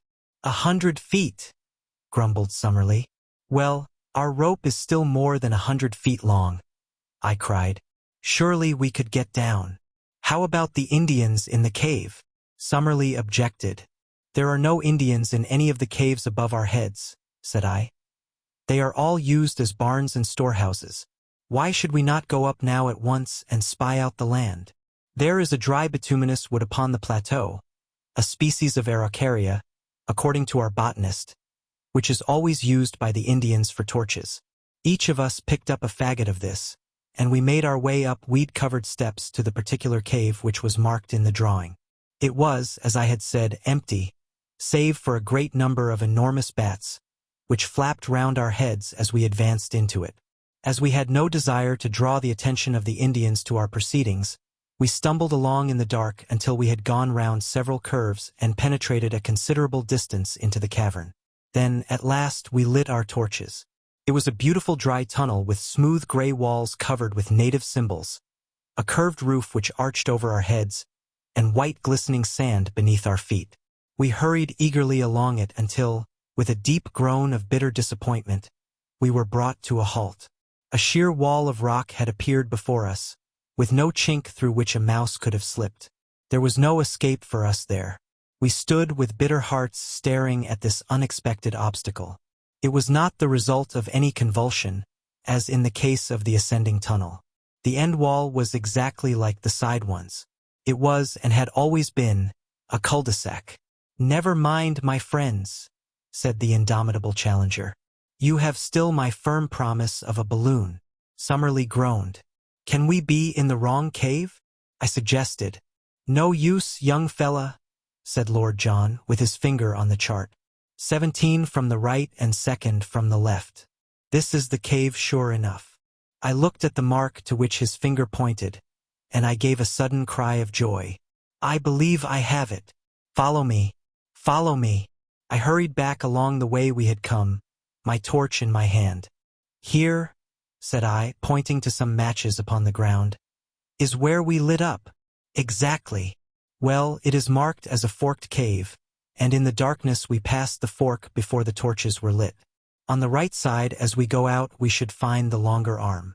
It was as I had said. We had not gone 30 yards before a great black opening loomed in the wall. We turned into it to find that we were in a much larger passage than before. Along it we hurried in breathless impatience for many hundreds of yards. Then, suddenly, in the black darkness of the arch in front of us we saw a gleam of dark red light. We stared in amazement. A sheet of steady flame seemed to cross the passage and to bar our way. We hastened towards it. No sound, no heat, no movement came from it, but still the great luminous curtain glowed before us, silvering all the cave and turning the sand to powdered jewels, until as we drew closer it discovered a circular edge. "The moon, by George!" cried Lord John. "We are through, boys. We are through." It was indeed the full moon which shone straight down the aperture which opened upon the cliffs. It was a small rift, not larger than a window, but it was enough for all our purposes. As we craned our necks through it we could see that the descent was not a very difficult one, and that the level ground was no very great way below us. It was no wonder that from below we had not observed the place, as the cliffs curved overhead and an ascent at the spot would have seemed so impossible as to discourage close inspection. We satisfied ourselves that with the help of our rope we could find our way down, and then returned, rejoicing, to our camp to make our preparations for the next evening. What we did we had to do quickly and secretly, since even at this last hour the Indians might hold us back. Our stores we would leave behind us, save only our guns and cartridges. But Challenger had some unwieldy stuff which he ardently desired to take with him, and one particular package of which I may not speak, which gave us more labor than any. Slowly the day passed, but when the darkness fell we were ready for our departure. With much labor we got our things up the steps, and then, looking back, took one last long survey of that strange land, soon I fear to be vulgarized, the prey of hunter and prospector, but to each of us a dreamland of glamour and romance, a land where we had dared much, suffered much, and learned much, our land, as we shall ever fondly call it. Along upon our left the neighboring caves each threw out its ruddy cheery firelight into the gloom. From the slope below us rose the voices of the Indians as they laughed and sang. Beyond was the long sweep of the woods, and in the center, shimmering vaguely through the gloom, was the great lake, the mother of strange monsters. Even as we looked a high whickering cry, the call of some weird animal, rang clear out of the darkness. It was the very voice of Maple White Land bidding us goodbye. We turned and plunged into the cave which led to home. 2 hours later we, our packages, and all we owned, were at the foot of the cliff. Save for Challenger's luggage we had never a difficulty. Leaving it all where we descended, we started at once for Zambo's camp. In the early morning we approached it, but only to find, to our amazement, not one fire but a dozen upon the plain. The rescue party had arrived. There were 20 Indians from the river, with stakes, ropes, and all that could be useful for bridging the chasm. At least we shall have no difficulty now in carrying our packages, when tomorrow we begin to make our way back to the Amazon. And so, in humble and thankful mood, I close this account. Our eyes have seen great wonders, and our souls are chastened by what we have endured. Each is in his own way a better and deeper man. It may be that, when we reach Para, we shall stop to refit. If we do, this letter will be a mail ahead. If not, it will reach London on the very day that I do. In either case, my dear Mr. McArdle, I hope very soon to shake you by the hand. Chapter 16. A procession. A procession. I should wish to place upon record here our gratitude to all our friends upon the Amazon for the very great kindness and hospitality which was shown to us upon our return journey. Very particularly would I thank Senor Penalosa and other officials of the Brazilian government for the special arrangements by which we were helped upon our way, and Senor Pereira of Para, to whose forethought we owe the complete outfit for a decent appearance in the civilized world which we found ready for us at that town. It seemed a poor return for all the courtesy which we encountered that we should deceive our hosts and benefactors, but under the circumstances we had really no alternative, and I hereby tell them that they will only waste their time and their money if they attempt to follow upon our traces. Even the names have been altered in our accounts, and I am very sure that no one, from the most careful study of them, could come within 1,000 miles of our unknown land. The excitement which had been caused through those parts of South America which we had to traverse was imagined by us to be purely local, and I can assure our friends in England that we had no notion of the uproar which the mere rumor of our experiences had caused through Europe. It was not until the Ivernia was within 500 miles of Southampton that the wireless messages from paper after paper and agency after agency, offering huge prices for a short return message as to our actual results, showed us how strained was the attention not only of the scientific world but of the general public.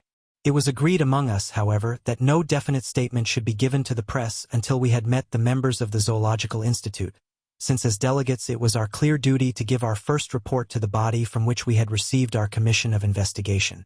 Thus, although we found Southampton full of pressmen, we absolutely refused to give any information, which had the natural effect of focusing public attention upon the meeting which was advertised for the evening of November 7th. For this gathering, the Zoological Hall which had been the scene of the inception of our task was found to be far too small, and it was only in the Queen's Hall in Regent Street that accommodation could be found. It is now common knowledge the promoters might have ventured upon the Albert Hall and still found their space too scanty. It was for the second evening after our arrival that the great meeting had been fixed. For the first we had each, no doubt, our own pressing personal affairs to absorb us. Of mine I cannot yet speak. It may be that, as it stands further from me, I may think of it, and even speak of it, with less emotion. I have shown the reader in the beginning of this narrative where lay the springs of my action. It is but right, perhaps, that I should carry on the tale and show also the results. And yet the day may come when I would not have it otherwise. At least I have been driven forth to take part in a wondrous adventure, and I cannot but be thankful to the force that drove me. And now I turn to the last supreme eventful moment of our adventure. As I was racking my brain as to how I should best describe it, my eyes fell upon the issue of my own journal for the morning of the 8th of November with the full and excellent account of my friend and fellow reporter Macdona. What can I do better than transcribe his narrative, headlines and all?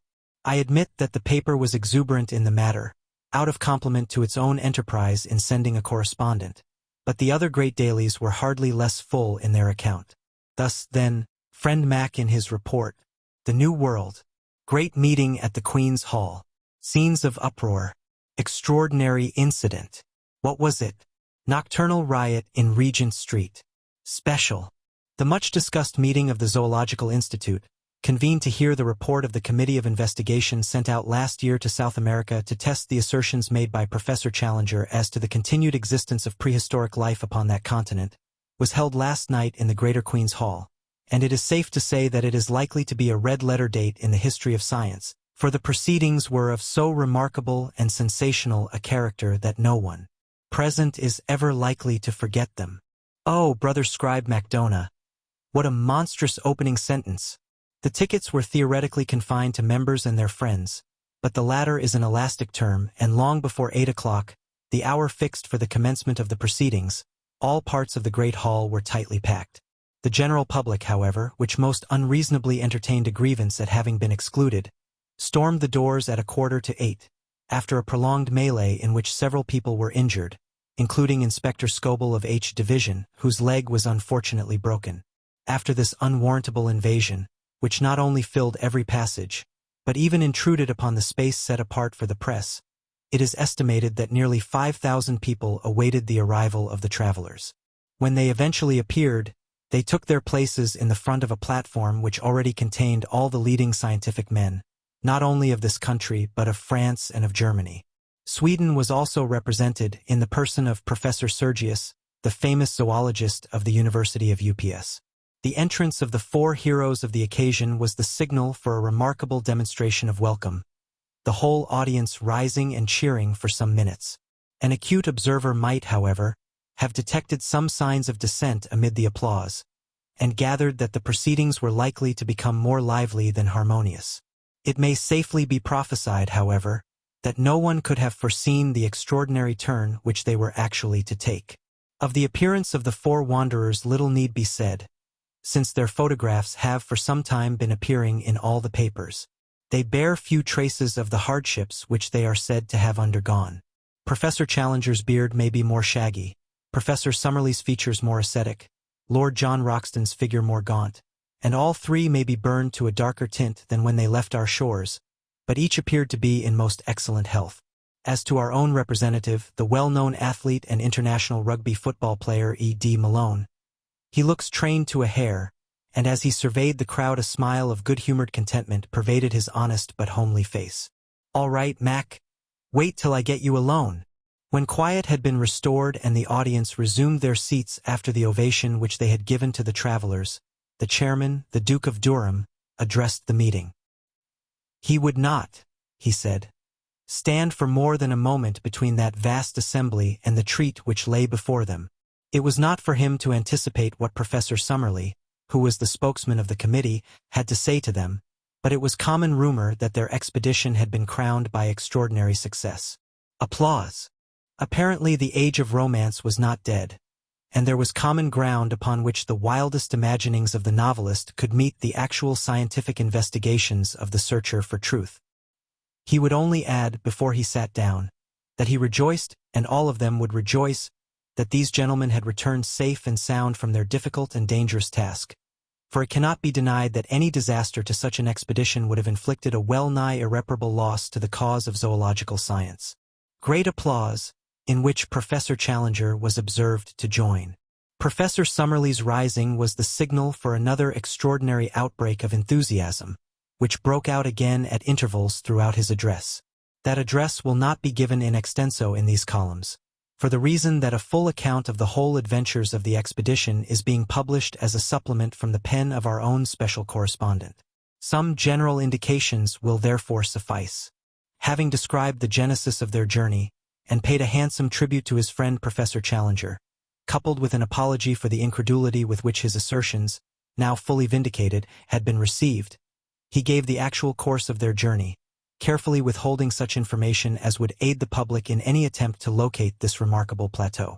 Having described, in general terms, their course from the main river up to the time that they actually reached the base of the cliffs, he enthralled his hearers by his account of the difficulties encountered by the expedition in their repeated attempts to mount them, and finally described how they succeeded in their desperate endeavors, which cost the lives of their 2 devoted half-breed servants.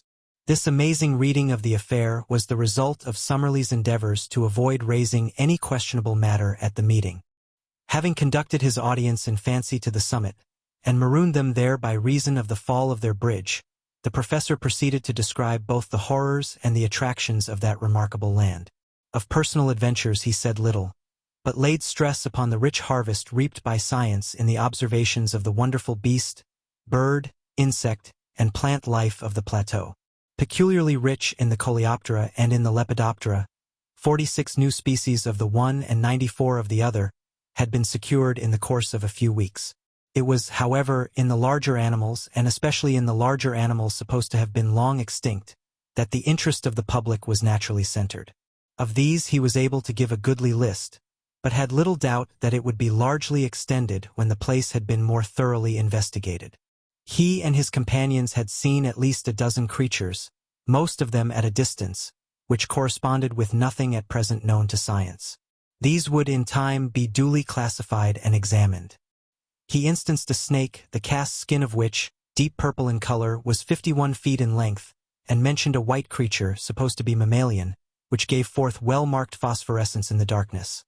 Also a large black moth, the bite of which was supposed by the Indians to be highly poisonous. Setting aside these entirely new forms of life, the plateau was very rich in known prehistoric forms, dating back in some cases to early Jurassic times. Among these he mentioned the gigantic and grotesque Stegosaurus, seen once by Mr. Malone at a drinking place by the lake, and drawn in the sketchbook of that adventurous American who had first penetrated this unknown world. He described also the iguanodon and the pterodactyl, two of the first of the wonders which they had encountered. He then thrilled the assembly by some account of the terrible carnivorous dinosaurs, which had on more than one occasion pursued members of the party, and which were the most formidable of all the creatures which they had encountered. Thence he passed to the huge and ferocious bird, the Phororhacus, and to the great elk which still roams upon this upland. It was not, however, until he sketched the mysteries of the central lake that the full interest and enthusiasm of the audience were aroused. One had to pinch oneself to be sure that one was awake as one heard the sane and practical professor in cold measured tones describing the monstrous three-eyed fish lizards and the huge water snakes which inhabit this enchanted sheet of water. Next he touched upon the Indians, and upon the extraordinary colony of anthropoid apes, which might be looked upon as an advance upon the Pithecanthropus of Java, and as coming therefore nearer than any known form to that hypothetical creation, the missing link. Finally he described, amongst some merriment, the ingenious but highly dangerous aeronautic invention of Professor Challenger, and wound up a most memorable address by an account of the methods by which the committee did at last find their way back to civilization. It had been hoped that the proceedings would end there, and that a vote of thanks and congratulation, moved by Professor Sergius of UPS University, would be duly seconded and carried, but it was soon evident that the course of events was not destined to flow so smoothly. Symptoms of opposition had been evident from time to time during the evening, and now Dr. James Illingworth of Edinburgh rose in the center of the hall. Dr. Illingworth asked whether an amendment should not be taken before a resolution. The chairman: "Yes, sir, if there must be an amendment." Dr. Illingworth: "Your Grace, there must be an amendment." The chairman: "Then let us take it at once." Professor Summerlee, springing to his feet: "Might I explain, Your Grace, that this man is my personal enemy ever since our controversy in the Quarterly Journal of Science as to the true nature of Bathybius?" The chairman: "I fear I cannot go into personal matters. Proceed." Dr. Illingworth was imperfectly heard in part of his remarks on account of the strenuous opposition of the friends of the explorers. Some attempts were also made to pull him down. Being a man of enormous physique, however, and possessed of a very powerful voice, he dominated the tumult and succeeded in finishing his speech. It was clear, from the moment of his rising, that he had a number of friends and sympathizers in the hall, though they formed a minority in the audience. The attitude of the greater part of the public might be described as one of attentive neutrality. Dr. Illingworth began his remarks by expressing his high appreciation of the scientific work both of Professor Challenger and of Professor Summerlee. He much regretted that any personal bias should have been read into his remarks, which were entirely dictated by his desire for scientific truth. His position, in fact, was substantially the same as that taken up by Professor Summerlee at the last meeting. At that last meeting Professor Challenger had made certain assertions which had been queried by his colleague. Now this colleague came forward himself with the same assertions and expected them to remain unquestioned. Was this reasonable? Yes, no, and prolonged interruption, during which Professor Challenger was heard from the press box to ask leave from the chairman to put Dr. Illingworth into the street. A year ago one man said certain things. Now 4 men said other and more startling ones. Was this to constitute a final proof where the matters in question were of the most revolutionary and incredible character? There had been recent examples of travelers arriving from the unknown with certain tales which had been too readily accepted. Was the London Zoological Institute to place itself in this position? He admitted that the members of the committee were men of character. But human nature was very complex. Even professors might be misled by the desire for notoriety. Like moths, we all love best to flutter in the light. Heavy game shots like to be in a position to cap the tails of their rivals, and journalists were not averse from sensational coups, even when imagination had to aid fact in the process. Each member of the committee had his own motive for making the most of his results. Shame. Shame.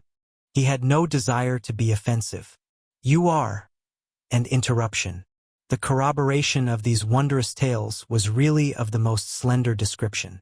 What did it amount to? Some photographs.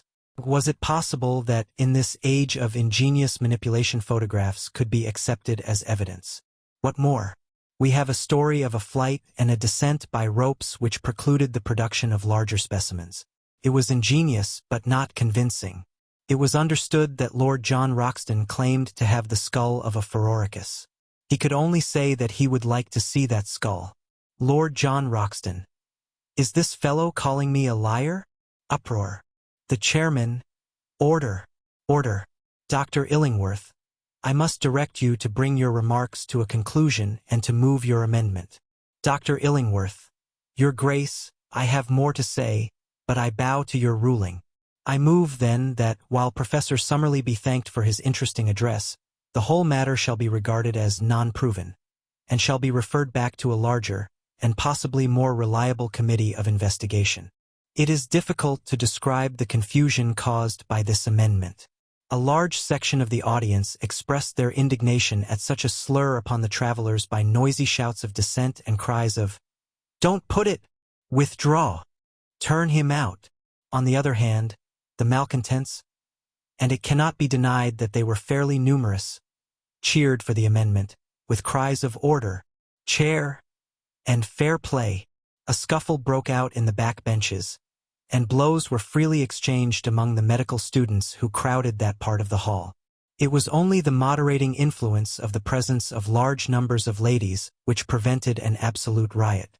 Suddenly, however, there was a pause, a hush, and then complete silence. Professor Challenger was on his feet. His appearance and manner are peculiarly arresting, and as he raised his hand for order, the whole audience settled down expectantly to give him a hearing. "It will be within the recollection of many present," said Professor Challenger, "that similar foolish and unmannerly scenes marked the last meeting at which I have been able to address them. On that occasion Professor Summerlee was the chief offender, and though he is now chastened and contrite, the matter could not be entirely forgotten. I have heard tonight similar, but even more offensive sentiments from the person who has just sat down, and though it is a conscious effort of self-effacement to come down to that person's mental level, I will endeavor to do so, in order to allay any reasonable doubt which could possibly exist in the minds of anyone." Laughter and interruption. I need not remind this audience that, though Professor Summerlee, as the head of the Committee of Investigation, has been put up to speak tonight, still it is I who am the real prime mover in this business, and that it is mainly to me that any successful result must be ascribed.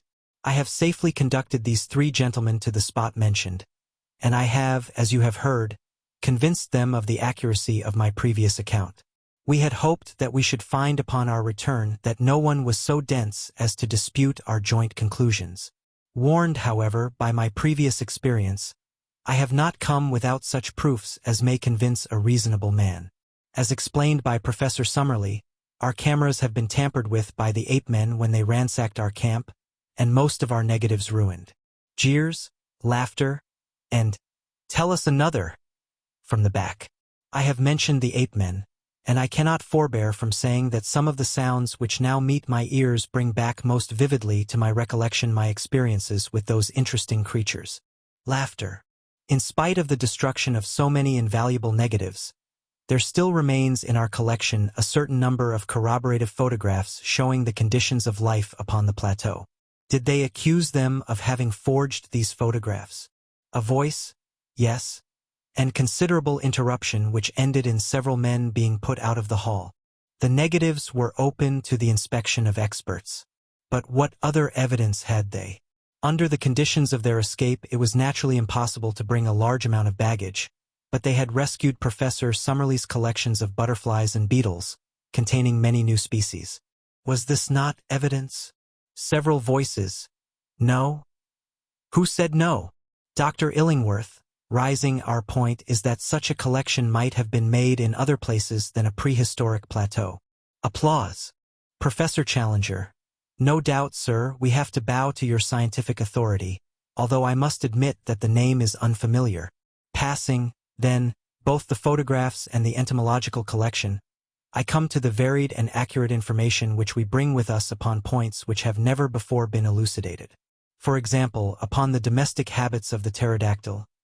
A voice, bosh, and uproar. I say, that upon the domestic habits of the pterodactyl we can throw a flood of light. I can exhibit to you from my portfolio a picture of that creature taken from life which would convince you. Dr. Illingworth. No picture could convince us of anything. Professor Challenger. You would require to see the thing itself? Dr. Illingworth. Undoubtedly. Professor Challenger. And you would accept that? Dr. Illingworth, laughing beyond a doubt. It was at this point that the sensation of the evening arose, a sensation so dramatic that it can never have been paralleled in the history of scientific gatherings. Professor Challenger raised his hand in the air as a signal, and at once our colleague, Mr. E.D. Malone, was observed to rise and to make his way to the back of the platform. An instant later he reappeared in company of a gigantic Negro, the two of them bearing between them a large square packing case. It was evidently of great weight, and was slowly carried forward and placed in front of the professor's chair. All sound had hushed in the audience, and everyone was absorbed in the spectacle before them. Professor Challenger drew off the top of the case, which formed a sliding lid. Peering down into the box, he snapped his fingers several times and was heard from the press seat to say, "Come, then, pretty, in a coaxing voice. An instant later, with a scratching, rattling sound, a most horrible and loathsome creature appeared from below and perched itself upon the side of the case. Even the unexpected fall of the Duke of Durham into the orchestra, which occurred at this moment, could not distract the petrified attention of the vast audience. The face of the creature was like the wildest gargoyle that the imagination of a mad medieval builder could have conceived. It was malicious, horrible, with two small red eyes as bright as points of burning coal. Its long, savage mouth, which was held half open, was full of a double row of shark-like teeth. Its shoulders were humped, and round them were draped what appeared to be a faded gray shawl. It was the devil of our childhood in person. There was a turmoil in the audience. Someone screamed. Two ladies in the front row fell senseless from their chairs, and there was a general movement upon the platform to follow their chairman into the orchestra. For a moment there was danger of a general panic. Professor Challenger threw up his hands to still the commotion, but the movement alarmed the creature beside him. Its strange shawl suddenly unfurled, spread, and fluttered as a pair of leathery wings. Its owner grabbed at its legs, but too late to hold it. It had sprung from the perch and was circling slowly round the Queen's Hall with a dry, leathery flapping of its 10-foot wings, while a putrid and insidious odor pervaded the room. The cries of the people in the galleries, who were alarmed at the near approach of those glowing eyes and that murderous beak, excited the creature to a frenzy. Faster and faster it flew, beating against walls and chandeliers in a blind frenzy of alarm. "The window! For heaven's sake, shut that window!" roared the professor from the platform, dancing and wringing his hands in an agony of apprehension. Alas, his warning was too late. In a moment the creature, beating and bumping along the wall like a huge moth within a gas shade, came upon the opening, squeezed its hideous bulk through it, and was gone. Professor Challenger fell back into his chair with his face buried in his hands, while the audience gave one long, deep sigh of relief as they realized that the incident was over. Then, oh, how shall one describe what took place then? When the full exuberance of the majority and the full reaction of the minority united to make one great wave of enthusiasm, which rolled from the back of the hall, gathering volume as it came, swept over the orchestra, submerged the platform, and carried the four heroes away upon its crest. "Good for you, Mac," If the audience had done less than justice, surely it made ample amends. Everyone was on his feet. Everyone was moving, shouting, gesticulating. A dense crowd of cheering men were round the four travelers. "Up with them! Up with them!" cried 100 voices. In a moment 4 figures shot up above the crowd. In vain they strove to break loose. They were held in their lofty places of honor. It would have been hard to let them down if it had been wished, so dense was the crowd around them. "Regent Street! Regent Street!" sounded the voices. There was a swirl in the packed multitude, and a slow current, bearing the 4 upon their shoulders, made for the door. Out in the street the scene was extraordinary. An assemblage of not less than 100,000 people was waiting. The close-packed throng extended from the other side of the Langham Hotel to Oxford Circus. A roar of acclamation greeted the 4 adventurers as they appeared, high above the heads of the people, under the vivid electric lamps outside the hall. "A procession! A procession!" was the cry. In a dense phalanx, blocking the streets from side to side, the crowd set forth, taking the route of Regent Street, Pall Mall, St. James's Street, and Piccadilly. The whole central traffic of London was held up, and many collisions were reported between the demonstrators upon the one side and the police and taxicabmen upon the other. Finally, it was not until after midnight that the 4 travelers were released at the entrance to Lord John Roxton's chambers in the Albany, and that the exuberant crowd, having sung "They Are Jolly Good Fellows" in chorus, concluded their program with "God Save the King." So ended one of the most remarkable evenings that London has seen for a considerable time. So far, my friend Macdona, and it may be taken as a fairly accurate, if florid, account of the proceedings. As to the main incident, it was a bewildering surprise to the audience, but not, I need hardly say, to us. The reader will remember how I met Lord John Roxton upon the very occasion when, in his protective crinoline, he had gone to bring the devil's chick, as he called it, for Professor Challenger. I have hinted also at the trouble which the professor's baggage gave us when we left the plateau, and had I described our voyage, I might have said a good deal of the worry we had to coax with putrid fish the appetite of our filthy companion. If I have not said much about it before, it was, of course, that the professor's earnest desire was that no possible rumor of the unanswerable argument which we carried should be allowed to leak out until the moment came when his enemies were to be confuted. One word as to the fate of the London pterodactyl. Nothing can be said to be certain upon this point. There is the evidence of 2 frightened women that it perched upon the roof of the Queen's Hall and remained there like a diabolical statue for some hours.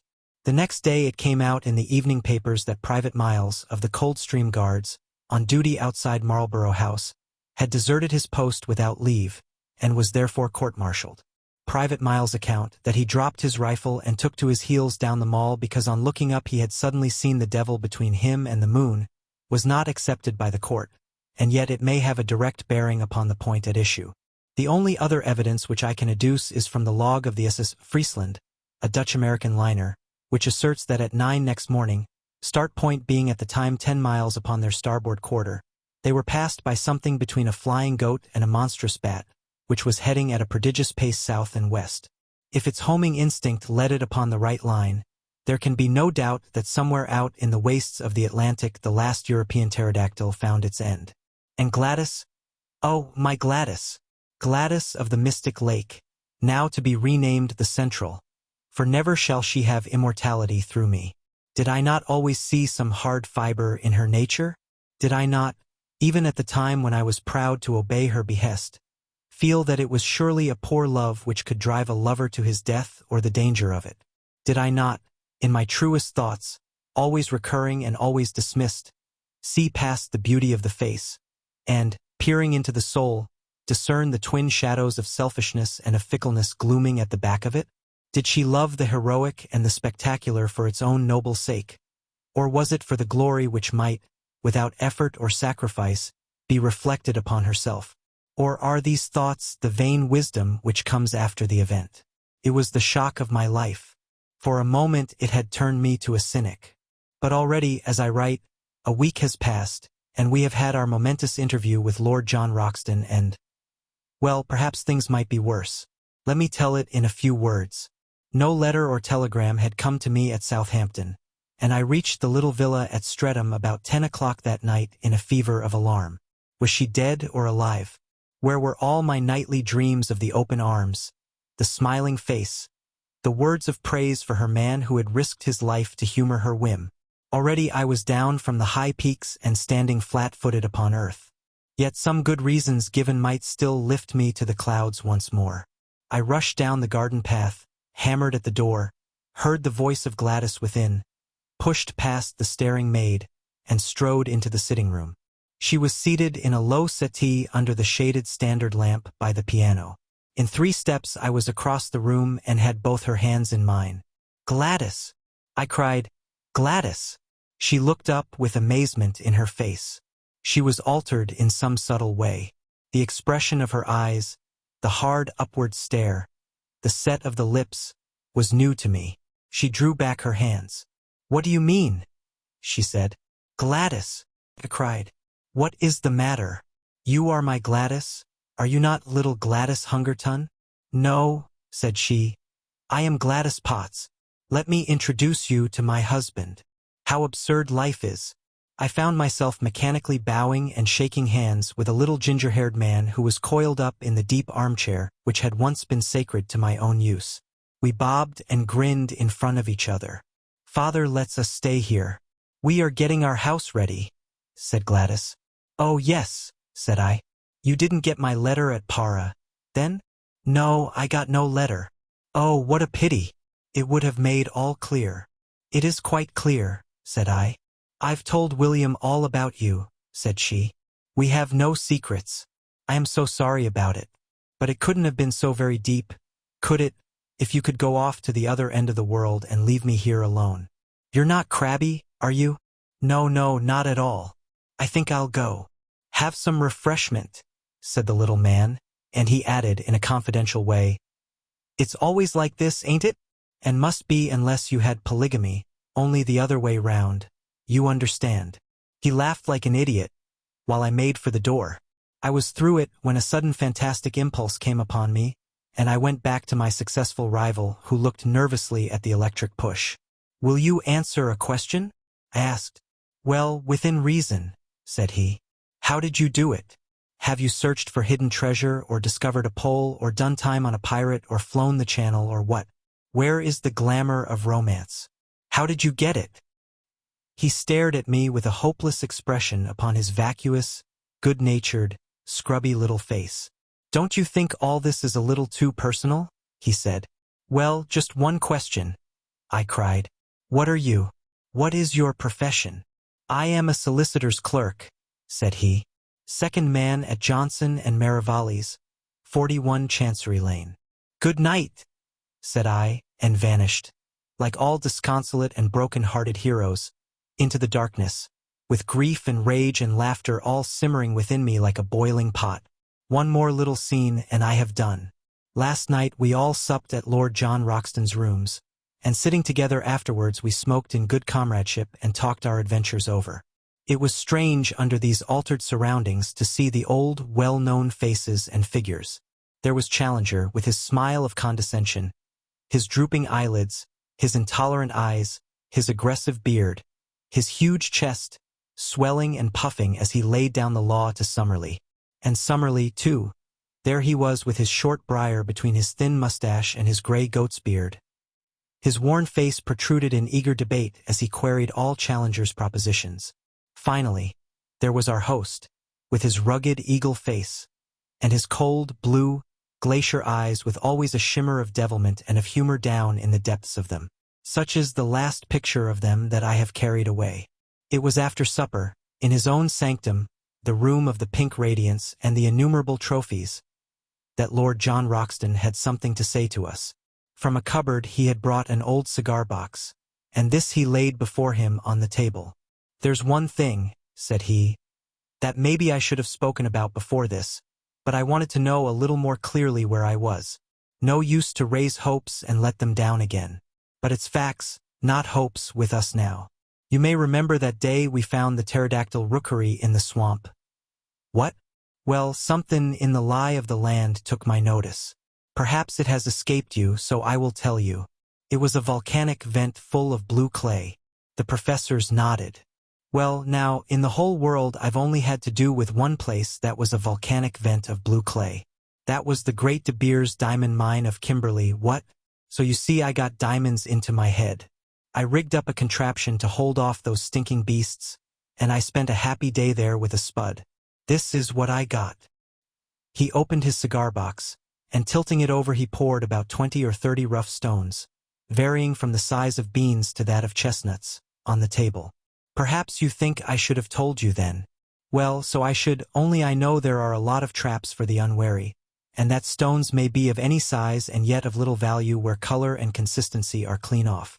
Therefore, I brought them back, and on the first day at home I took one round to Spinks, and asked him to have it roughly cut and valued. He took a pillbox from his pocket, and spilled out of it a beautiful glittering diamond, one of the finest stones that I have ever seen. There's the result, said he. He prices the lot at a minimum of £200,000. Of course it is fair shares between us. I won't hear of anything else. Well, Challenger, what will you do with your 50,000? If you really persist in your generous view, said the professor, I should found a private museum, which has long been one of my dreams. And you, Summerlee? I would retire from teaching, and so find time for my final classification of the chalk fossils. I'll use my own, said Lord John Roxton, in fitting a well-formed expedition and having another look at the dear old plateau. As to you, young fella, you, of course, will spend yours in getting married. Not just yet, said I with a rueful smile. I think, if you will have me, that I would rather go with you. Lord Roxton said nothing, but a brown hand was stretched out to me across the table.